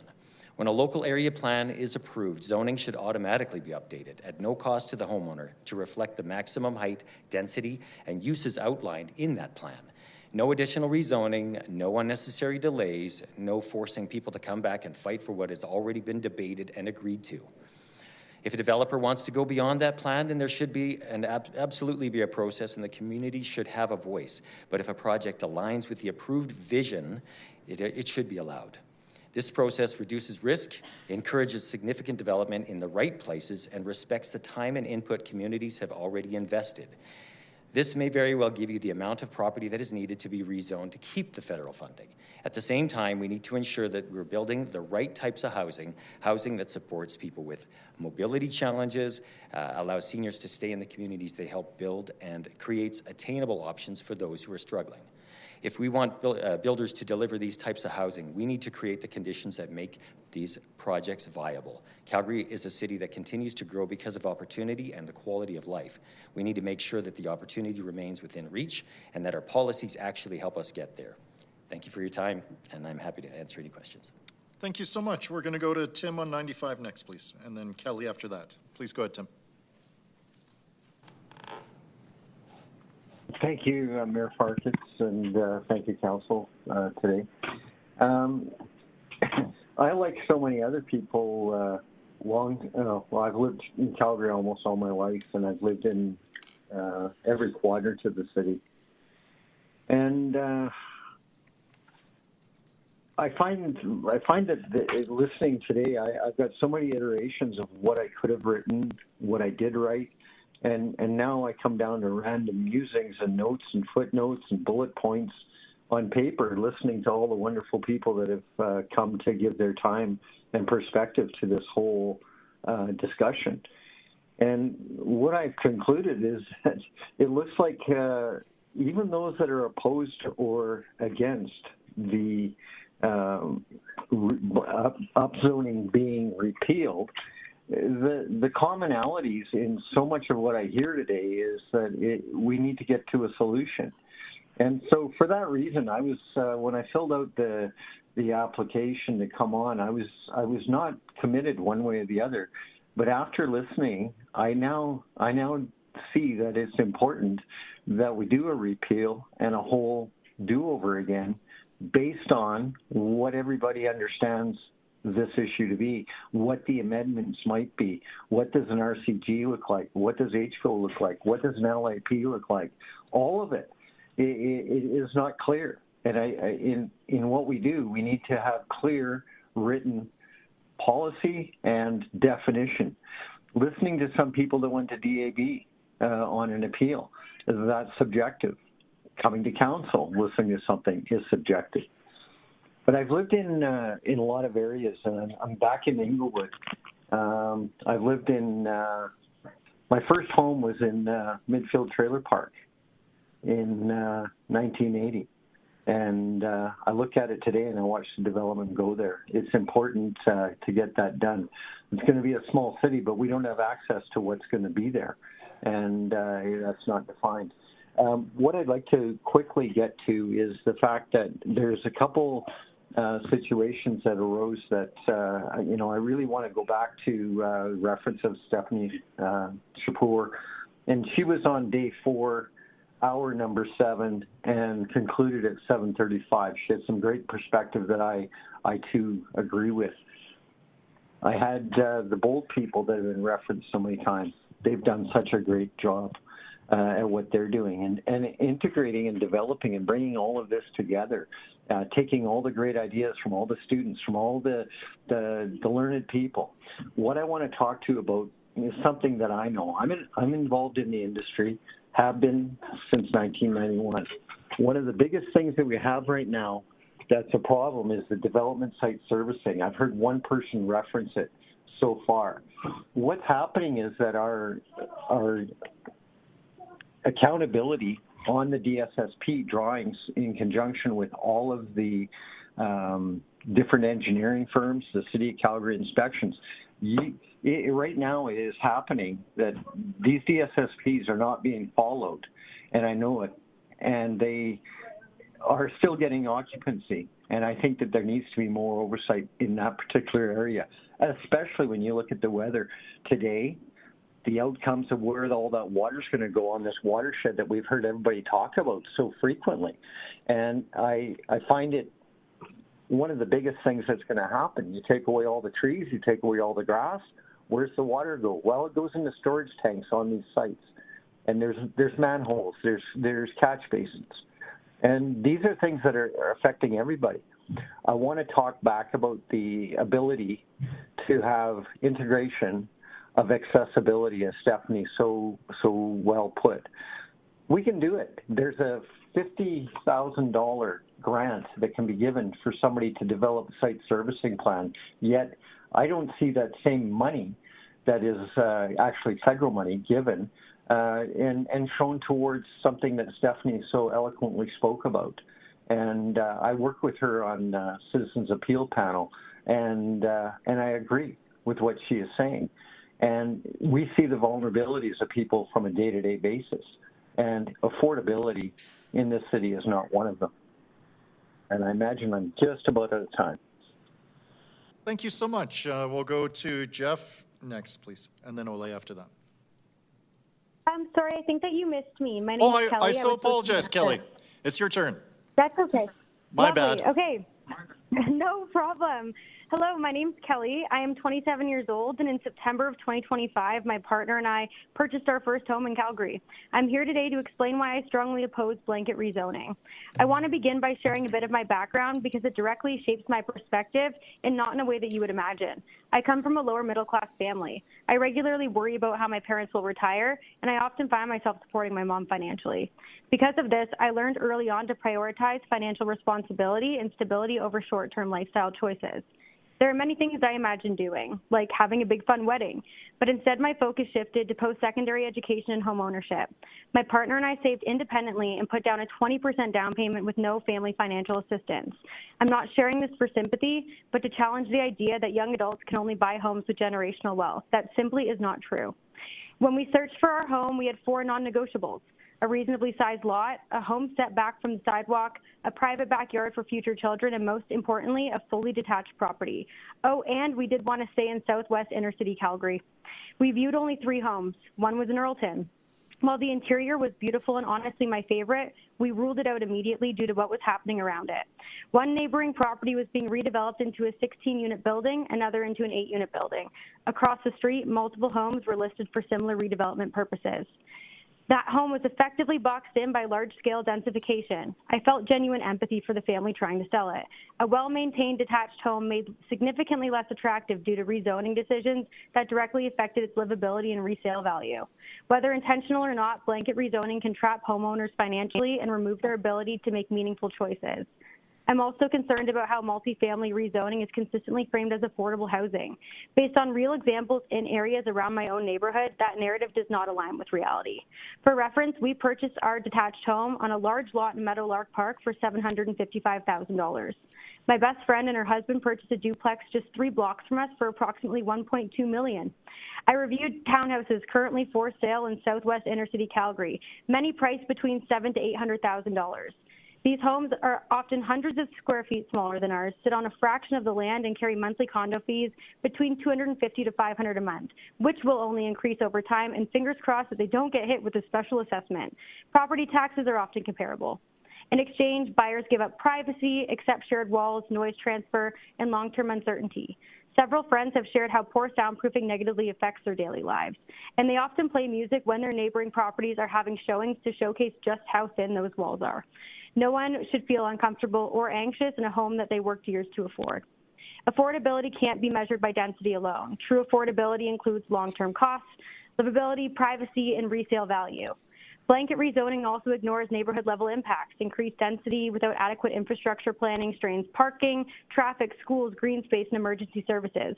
Not to mention, crime rates tend to be significantly higher in densified neighborhoods. Look at the stats per capita. They don't lie. These impacts are already being felt in many inner-city communities, including my own, where a recent change in boundaries has now made my future children have to cross a busy expressway to get into an elementary school when there's one just 3 blocks away from us in Windsor Park. Looking ahead, my partner and I hope one day to live in neighborhoods like Elbow Park, Alboya, or Britannia. Aspirational neighborhoods matter. They show what's possible through hard work and long-term planning. Eliminating them through broad rezoning risks people losing the ability to have real ambitions and goals of upward mobility. Detached housing and family-oriented neighborhoods is not an outdated ideal. They are legitimate, meaningful goals and remain critical to community stability. I'd also be curious to know how many people pushing blanket rezoning, particularly landlords and developers making substantial profits from multifamily developments, actually choose to live in those developments themselves, or if they instead live on large lots and detached homes. It's also those corporations that are charging insane amounts of rent to students and young adults. Their selfish profits are ultimately setting our younger generation saving goals back. For reference, my rent prior to my recent home purchase was more than half of what my half of the mortgage is. I am living proof that young adults can purchase detached inner-city homes without generational wealth. Based on the realities I've shared, choosing a multifamily alternative would not have brought me closer to that goal. In fact, I'd probably still be saving. To conclude, I am firmly opposed to blanket rezoning. I support thoughtful, targeted development that respects neighborhood context, infrastructure capacity, homeowner impact, and long-term affordability, not sweeping policies that reshape communities without nuance or consent. Thank you. Thank you so much, Kelly. Now it's time for Jeff. Thanks very much. Hello, my name is Jeff Binks. I've called Calgary home for over 40 years. I've been married for a decade. I have a little boy who was born here and means the world to me. I'm college educated, have held the same job for 18 years, and earn a 6-figure salary. I volunteer in the community. In short, I think I'm the kind of person most would be happy with as a neighbor. Yet over the last week, I've listened to the public speaking on rezoning, and what I've learned is that none of that matters. Apparently, I've destroyed the character of my community. I'm a burden, constantly weighing on my neighbors that eats away at their quality of life. Why? Because the place I call home happens to be an infill duplex in an established community. And it's not just me that must bear this shame. Our close friends have raised their children in a 4-unit infill townhouse complex, and again, it's been made clear that for many Calgarians, they're not welcome either. As much as it hurts to hear that you're not welcome in the community that you love, in the city that you love, it's been utterly heartbreaking to watch members of this council nod along in agreement to these sentiments and compliment the speakers who stand and list the ways that I don't belong. Because if I don't belong, what does that say about the many people who aren't financially secure, who have yet to start a family, or who are new to our city, or perhaps even new to our country? Maybe I'm naive, but I thought Calgary was a city where anyone and everyone would be welcomed, could find a home suited for their lifestyle, in a community that was perfect for them, begin building a life, and contribute to our city's legacy. What I've heard this past week is that a large portion of our city should be open only to those who can afford a detached single-family home, or those who can be thankful for the opportunity to have a shoebox apartment next to a bus stop. Anyone who doesn't fit these 2 categories should be banished to the far-flung suburbs. Thankfully, I've also heard from many others this past week who have offered up another vision for Calgary, one where reducing planning red tape ensures every community can offer a variety of housing choices and welcome the broadest cross-section of Calgarians. Critically, many of the voices who have stood up and encouraged council to say no to repeal are not just speaking for themselves. They've been speaking for the hundreds of thousands of Calgarians who do not have the ability to set aside time to come speak at council. The Calgarians who are grinding away, trying to build a life and working towards securing a place they can call home. This silent majority of Calgarians could care less about zoning rules and simply want City Hall to make their lives better and make life in Calgary easier. If council has been paying attention to the information provided by administration and many of the presenters this past week, it's clear that repealing rezoning will create red tape and roadblocks to housing, drive tax increases, and require more sprawl. How exactly is that helping Calgarians? I'm old enough to remember that when secondary suites were also seen as a policy that were destroying neighborhoods. Ironically, many who spoke out against secondary suites are now offering them up as a better solution to rezoning. So that's to say change is hard, but the question before council shouldn't be. Look, I get that council has heard a bunch of competing narratives on what was good or bad about rezoning, but I'm hoping we can all at least agree on a few simple things. One, that old way wasn't working. We have decades of evidence that single-family zoning was driving sprawl and making housing in Calgary more expensive. Going back to the old policies we had before this is just dumb. Two, change is inevitable in a city growing to 2 million people. We all might love the hallmark story of the street we grew up on as children, looking the exact same 60 years on, but the price to protect the majority of our city streets from change is one we just can't afford. Look at the prices in Toronto and Vancouver for how that story ends. We are all going to have to accept some level of change if we want to keep Calgary affordable. And three, whatever people think of the full portfolio of RCG, 4-unit townhouses and duplexes with suites just aren't that scary. There should be no issue seeing them built across our city. The stakes are high. Calgary has had a long-held goal of creating a 50-50 balance between a growth in new and established communities. The 5-year average has been 69% in new communities to 31% in established communities. Last year, we finally saw a meaningful 12-point swing off the 5-year average, a 57% to 43% split. What changed last year? Blanket rezoning. Why does it matter? Well, hitting that 50-50 balance is projected to save the City of Calgary billions in infrastructure costs over the next few decades. That's significant fiscal firepower that can be deployed to build a heck of a lot of new pipes, rec facilities, and LRT tracks. So today, I've shared my story. Over the next few days, this council will write its own. Do you represent all Calgarians or only the single-family homeowning type?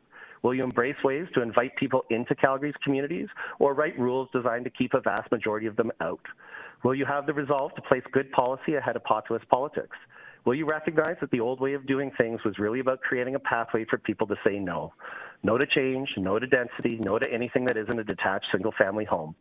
I hope you'll show that Calgary is still a city willing to say yes to new things and that living in a townhome or a duplex doesn't make anyone less of a Calgarian.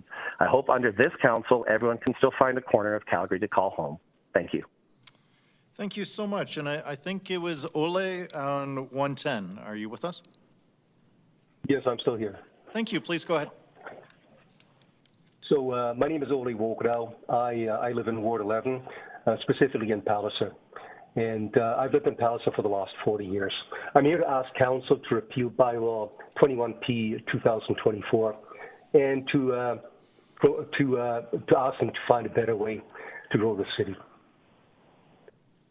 So I've been a resident of Palliser since 1986, and there's probably no reason why I would ever want to leave this area. It actually gives me everything and anything I would ever want out of a stable, very friendly, very green community, and that is really what I was looking for.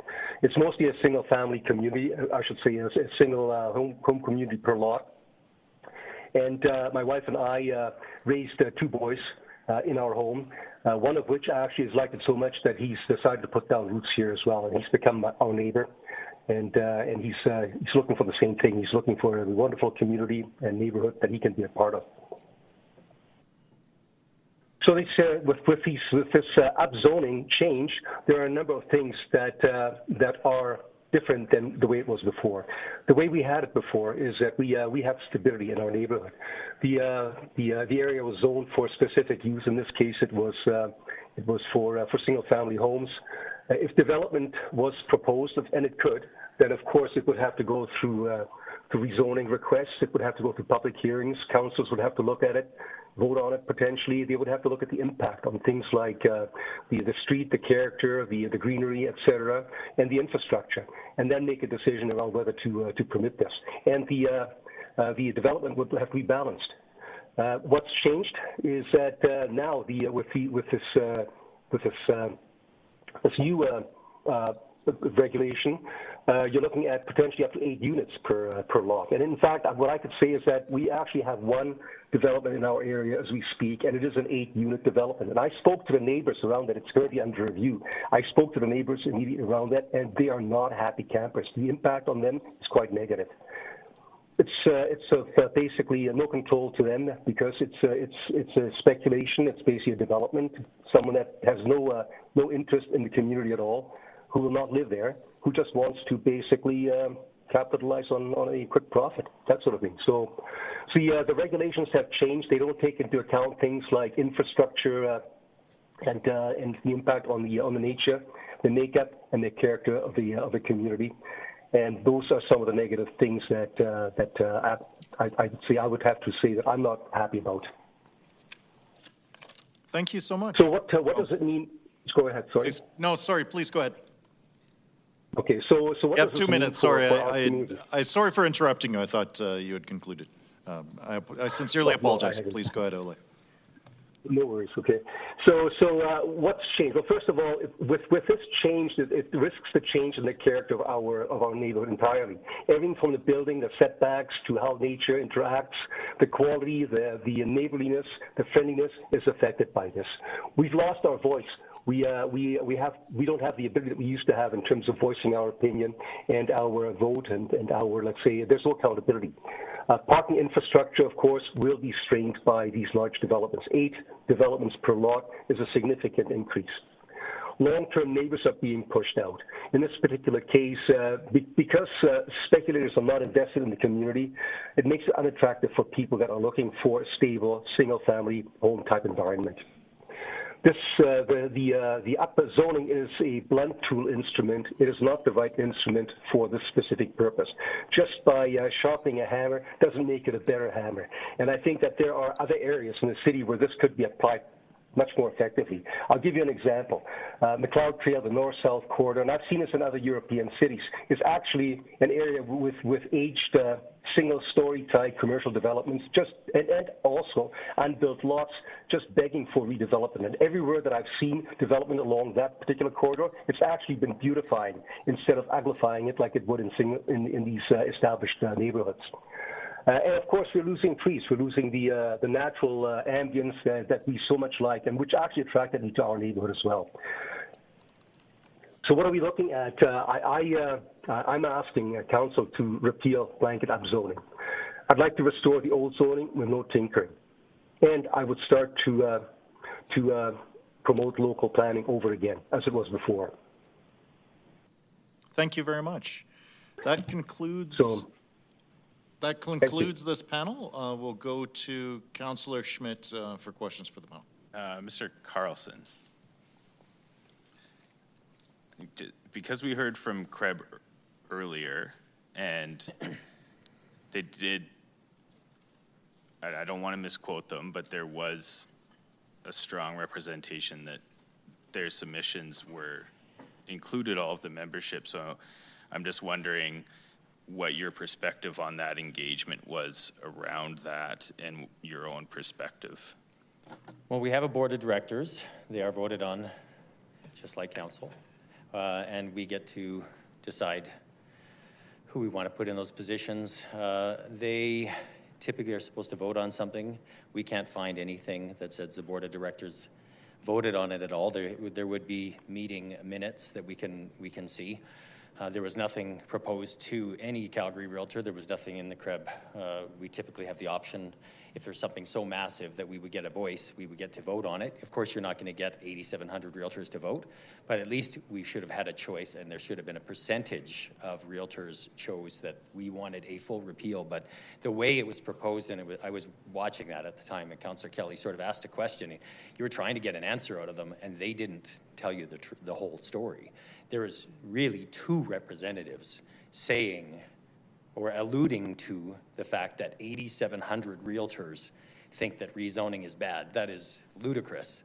And it was not an option that we were given to say anything about it. So I really felt it was important that I got up here and explained that there are probably thousands and thousands of realtors who completely agree with the rezoning and don't want it repealed at all, or at least want amendments. And I really didn't like the fact that they didn't even look into the amendments. They had no position on it whatsoever, no knowledge. They just came in with a one opinion and didn't have anything to offer, no statistics, no nothing to say anything about amendments that are being proposed. So how can they speak on behalf of the professionals who are here to try and help sell your homes, help you buy homes, and they're speaking on behalf of all of us? It was disgusting for many of us.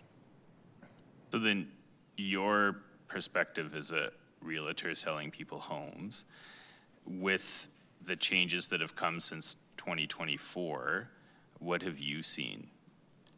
Look, I come from this, it's been terrible for me in many ways. I worked with developers doing townhomes, and they would buy one lot and they would build a fourplex and they would sell off 4 units. And I would get 4 listings, so therefore I'm getting 5 deals out of it. And now people buy one lot and they turn it into a rental. It's not good business for me. I don't come here because it's been good for my business. I come here because I care about Calgary, and I understand what it's like to need the growth. We travel a lot. My family travels a lot, and we understand that people are coming because it's a great city. And you need to put them somewhere, and to say that you can't have any increased density in certain communities, or at least have the thoughtful engagement of the communities with local area plans. Okay, well, if you're going to repeal it, well, then put it where they said they want it. And don't make a developer go through it and put in the financial risk and then fight with your neighbors, because that's what I went through. I've been through it before. I've done rezonings for multiple properties. I've done a rezoning for a fourplex, and you end up just fighting with people. But if that's what the community wants, why are people fighting about it? That's what you asked for. You spend years putting these LAPs together, and then you still have to fight about it. And so then we also have heard that there is a scarcity now of single-family homes available to buyers, and that these changes have really only made this type of row house, townhouse type build available in areas where people want to live. Is this something that you've experienced? Well, I've been through many cycles. Being a realtor for more than 20 years, there's ups and downs of our market. It's going to continue to change. Yes, single family happens to be sought after right now, but there was a time when single family was not, and you could basically give them away. And now, yes, there's more choice, but that's not necessarily a bad thing. If there's more choice, then that means that the prices for townhomes and for smaller units that people can actually afford, a lot of people who can't afford a big, expensive single lot house can now get in the market. That's not a bad thing. If prices of single families homes go up because of it, what's the problem? You're still creating housing for people who need it. And you can't put everybody in a single family home. What is the average now? You've got, what is it, something like 30% of people, of Calgarians live one single person in a single family home. That's not like when we grew up, right? When I grew up, everybody had 3 kids, 4 kids. You had homes with 6 people in them. Now you have homes with 1 or 2. I got lots of friends and clients who choose not to have kids. They're never gonna have kids. And they'll live in a single house with 1 person in it. And that's not how you actually grow a city. You can't just keep growing out. At least that's not my opinion. I don't want to see that. I'd love to see the neighborhoods, the inner city communities where you walk and you get to see your neighbors, you get to know everybody. How many people have got up here and spoken about how great it is? There's a fourplex that was built next to them, and now they're shoveling the sidewalk of the old person next door. It creates community. So then, based on your experience, are single family homes at risk in Calgary? Of all being redeveloped? Well, there's lots of communities that already have restrictive covenants. And you're going to have to take them to Court of King's Bench to actually have that restrictive covenant removed. You've got lots of communities that are going to oppose everything, and the land is so expensive. If you talk with, like, Civic Works did a fantastic job years ago when the rezoning went through. I understand that it's millions and millions of dollars, and people didn't want it, but what do you do when the government dangles almost $1 billion at you? Okay, well, we got to do something, and you have to do it now. It wasn't thoughtful. It was just a blanket approach, and I get that. But at the end of the day, there is a need for housing. And sometimes, like Civic Work was saying, there's only about 5% of all the homes that were rezoned to RCG that you can actually build anything that is like an RCG property. You can't do it. I live in a cul-de-sac with a front attached garage and no back lane. You're never going to see a fourplex go on mine. You can't provide the parking for it. So it's not going to happen until the housing choice, the options for housing changes. With the RCG zoning, you're never going to do it. And that is about 95% of the homes in Calgary. So not every single family home is at risk. A very small percentage might see the increase in density, but not every home. Thank you. And those are all my questions. Thanks. Councillor Chabot, please. Same presenter. Yeah, I'm not sure where you're getting some of your statistics, but not going to question that. You did make reference to something, though, about LAPs and following in line with some of those LAPs, but we did hear a lot of folks here speak to the LAPs and say that it was a flawed process. So based on what you're saying, what the communities want, but that doesn't necessarily mean that that's what the communities want. You know, blanket rezoning is not what everybody wants. You're never going to find a policy that works for everybody. It's impossible. And the same thing with an LAP. But the difference with an LAP, at least in my experience, because we own a couple of properties in West Elhurst, and we just went through it. So I understand the process. I came at it from a developer, so they were talking with myself with a couple of different options. As a homeowner and as a developer, how do you create the density where people want it? And you're not going to get, of course the neighbors behind don't want any density. Just like any, you know, so there's lots of people beside a fourplex don't want it there. Well, where are you going to put it? It takes years to engage, and of course you can't make everybody happy, but at least there was a choice. It wasn't in a week-long hearing. This happened over years. There's so many opportunities for people to engage and give their opinion, and they did. And then they come back and they go, okay, we can't make you all happy, but this is the best we came up with, and they agreed to that. That is the vision for the community, and most people, I believe, agreed with where that density should go. Not everyone. You'll never in a million years get everyone to agree. Okay, so that's great. If you look at LEPs that were approved prior to the blanket rezoning, there were areas that were identified as neighborhood, local, limited scale, which would have allowed single and semis. Right. Post-implementation, the option was completely taken out of the LEPs. So therein lies the dilemma. This is now permitted everywhere in the local LAPs. So you're saying where people support it, but that wasn't actually even on the table. I understand that some of the LAPs are older and it doesn't necessarily support it, so maybe some of these need to be revised, maybe they need to go back. I'm just saying that there are LAPs that called for density. And so I don't know what that time limit is. Like, was it anything done this year is fine? Everything 2 years and older is not fine? I don't know what that time limit is. I'm not here to speak and say how old an LAP should be to therefore support it. But I'm just saying that if you're not going to, if you're going to repeal rezoning, if you're going to say we don't want it everywhere, then where are you going to put it? And what's the process to get there? An LAPs with community involvement that take years is I think the most fair option for increased density that is available. Yeah, if you had, I'm not sure if you've been paying attention to what's been going on over the last little bit, but I've asked. Councillor Chabot, you don't need to go. I'm getting to a question, Your Worship, respectfully. What I've been asking every presenter is whether or not they support the concept of an LAP. So I appreciate what you're saying.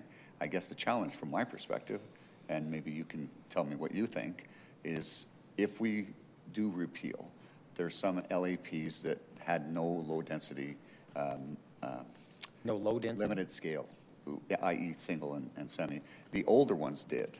And so to your point, you're saying don't throw the baby out with the bathwater, you're throwing everything out.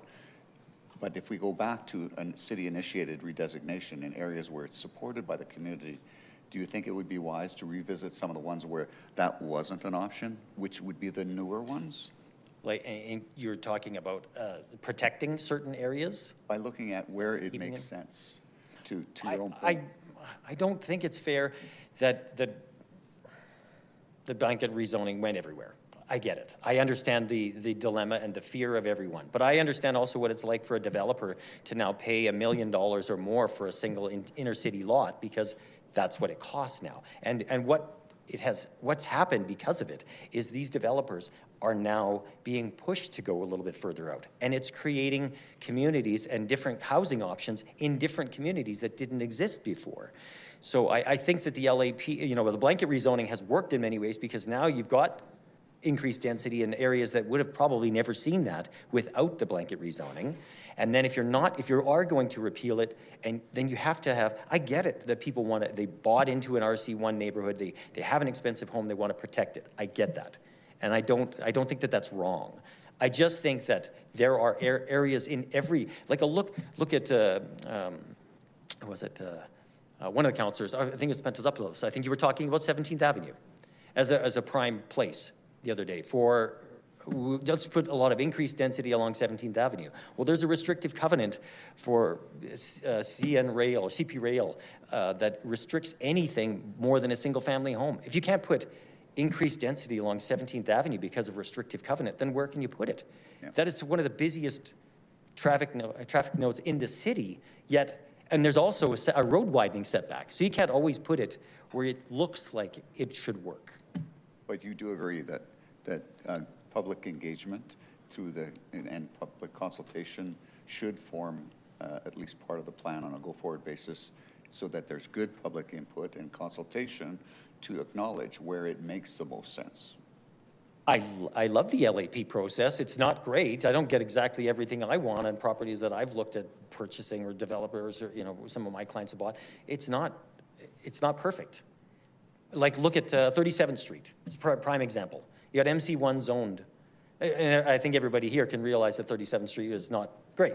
A lot of people are developing things and they're going back for a rezoning because MC1 wasn't enough. It wasn't good enough. It didn't create what they wanted. It didn't create a mixed-use kind of housing type where you've got businesses, and it just wasn't great. At least it's a step in the right direction, and you're literally trying to help put the density somewhere. And it was a process. That was city initiated. City, yeah, that one was done, and exactly, it was done like an LAP, like I'm proposing, is hey, if you're going to repeal it, or you're going to put restrictions on the RCG zoning so you can't, it doesn't work, then put the zoning through that is proposed in those approved LAPs anyways, and then it just takes the risk out of it, and developers will go there, and they'll increase the density for you, and hopefully you can keep that federal money. Sounds like a great plan. I hope. Thanks. No further questions for me. Thanks. All right, Councillor Chabot, thank you. This, I believe this concludes this panel. We have about 15 minutes remaining here. Do I see somebody had just walked in who had been registered to speak? Yeah, let's accommodate you, please. Yeah, sorry, I don't know your name, but please come on down.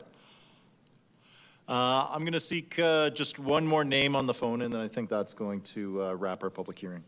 Is there anyone on the line from panels 1 through 20?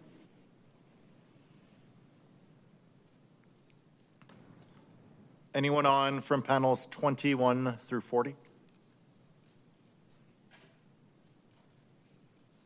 Anyone from 41 through 60? How about 61 through 70?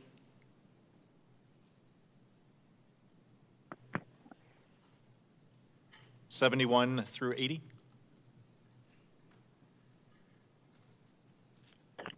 '81 through 90? Sorry, did somebody just speak now?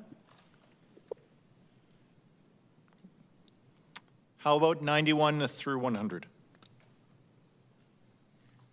Yes, Alka Kaplan. Thank you. Could you let me know which panel you're on? From panel 94. Thank you so much.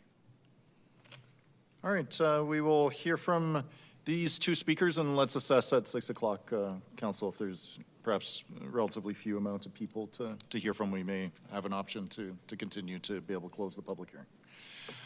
Please approach. If you don't mind just letting us know your name and panel number. Okay.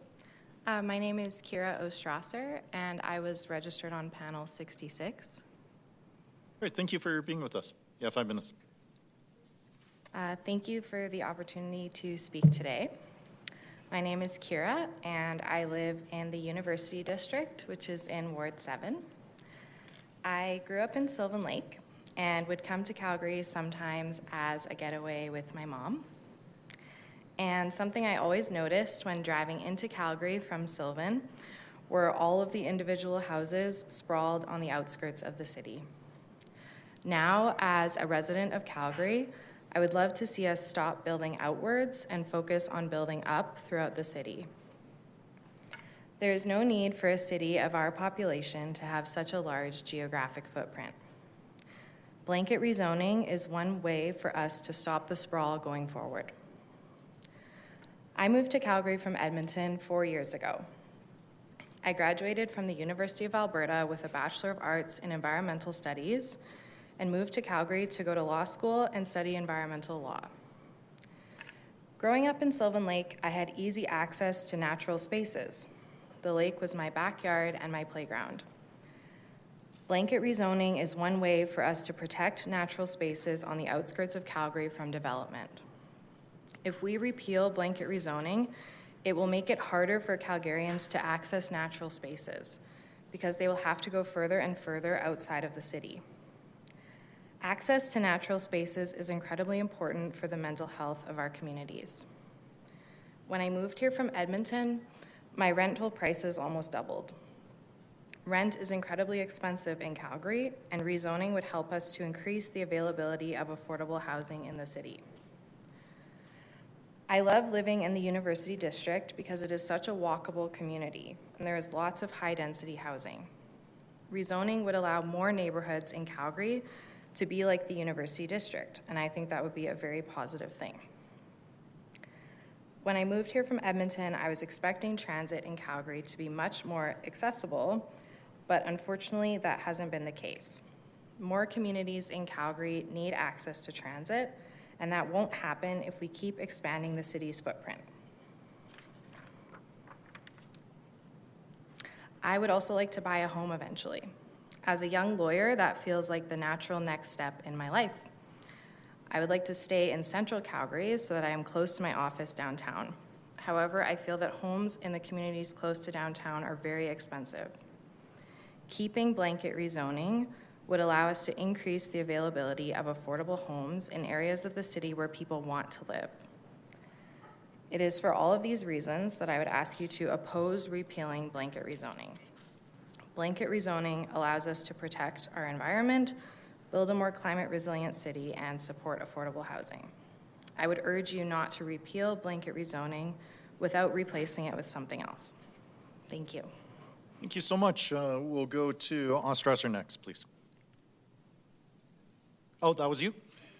Okay, no, that was Kaplan on 94. I apologize.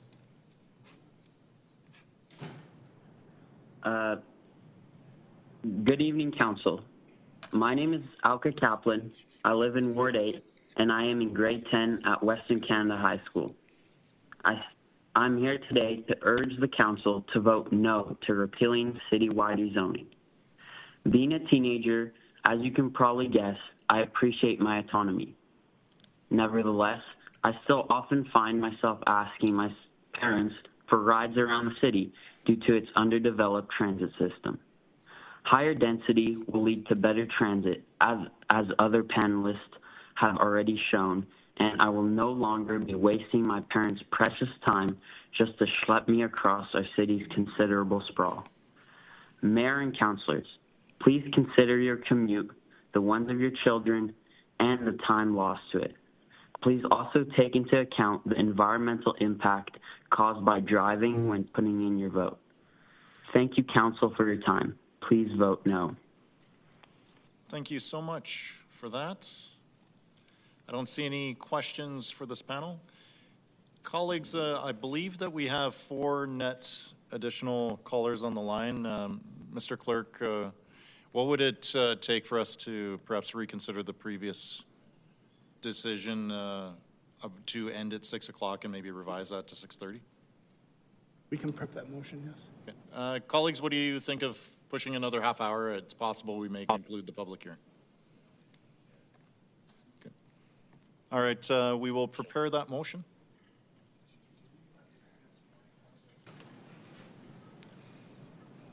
Actually, just a moment from a process standpoint. We did share with the public that we would be going to 6 o'clock, and if we did not go beyond or rather, that we were going to end at 6 o'clock, and that if we did not conclude by 6 o'clock, there'd be the opportunity on Tuesday. I actually just regret what I just said, because I think from a process and procedural fairness standpoint, it would not be it wouldn't be fair for us to push hard a little bit later tonight in order to end the public hearing. I know there's probably a desire to get to questions of clarification and debate, but from a process standpoint, I would advise that we do not do that.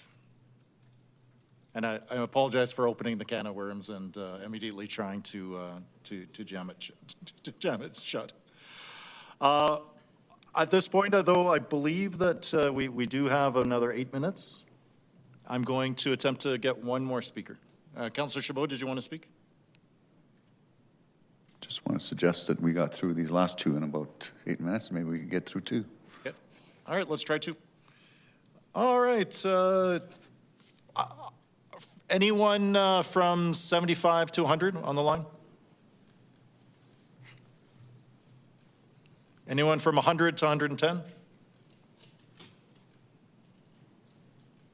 Anyone from 110. Sorry, who just spoke? Kendra Holinsky. Oh, 11 actually, sorry. Sorry, Kendra? We're going to sneak you in. Go ahead. You have 5 minutes starting now. Please go ahead. Sorry, me go ahead. Yeah, please go ahead, Kendra. Thank you. Okay. Hello, Mayor, council persons, and fellow Calgarians. I want to say I really like your rubber ducks, by the way, your worship. Thank you. My name is Kendra Holinsky. I'm 20, lifelong Calgarian. I'm here to speak on behalf of myself, but I would also like to speak on behalf of the people who aren't able to be here and have voice in these proceedings, even though they will be some of the most affected by your decision. Some of these people were actually not able to the election either. The children and teenagers living here, one of whom you, and maybe the people in their early 20s too, who just haven't quite realized that politics affect them yet. Well, I've been there. I used to think this kind of stuff was pretty boring and had no real effect on my life. However, I've been watching these hearings and listening to the Calgarians sharing their opinions with great interest, because I know that the decision this council makes after these hearings is going to have long-standing consequences for everyone who calls this city home. I understand that a lot of people were upset about citywide rezoning. It wasn't popular. However, good leadership isn't all about popularity. It's about doing what needs to be done, planning for the future, and taking the welfare of everyone into consideration, not just the loudest minority. I'm so frustrated hearing all the same circular arguments. I'm angry that this entire clown show that we're calling engagement has been going on, where we're asking a bad question and asking people who aren't qualified to understand city planning to give their opinion on how we can build our city for the future. I can't believe we're having a vote to repeal the bylaw made by our previous council without even trying to come up with a reasonable replacement first. This is the worst kind of politics. The swinging back and forth, undoing all the work of the previous council to please the people who voted for you, with no thought of planning for the future or creating actual sustainable policy. Also, can we please talk about how RC1 is the definition of one-size-fits-all zoning? Universal RCG gives us more options, not less. But believe it or not, if you do not repeal this bylaw, every neighborhood full of single-family homes is not going to be bulldozed overnight. If this bylaw stands for 30, 40, or 50 years, I can guarantee there will still be many neighborhoods in Calgary full of single-family homes, because that's what some people want. That's what the market wants. But people want and need other options too. I find it so ironic how many Calgarians advocate for a free market and for the market to regulate itself on everything except housing. No, when it comes to housing, we need more government control, regulation, and red tape. Come on. I will end this by asking you to please consider young Calgarians in the choice you make, because we are the ones who are going to be inheriting the mess if you choose to repeal this bylaw. We're going to inherit the higher tax burden, the municipal services spread thin over endless sprawl, the forced car ownership, and the unaffordable home prices. We're going to be stuck paying over half our monthly income in rent just to survive. And the people who are currently homeowners and who are the strongest opposers of citywide rezoning will have moved into old age homes, or they'll have passed away, or they'll still be living in their precious single-family home, aging in place, refusing to give up driving because they can't get anywhere otherwise, and they'll be wondering why their kids moved out of Calgary and made it so that they only get to see their grandkids a few times a year. Also, on that note, please look into allowing more zoning for walkable neighborhood corner stores and other small amenities within communities? Thank you. That's all I have.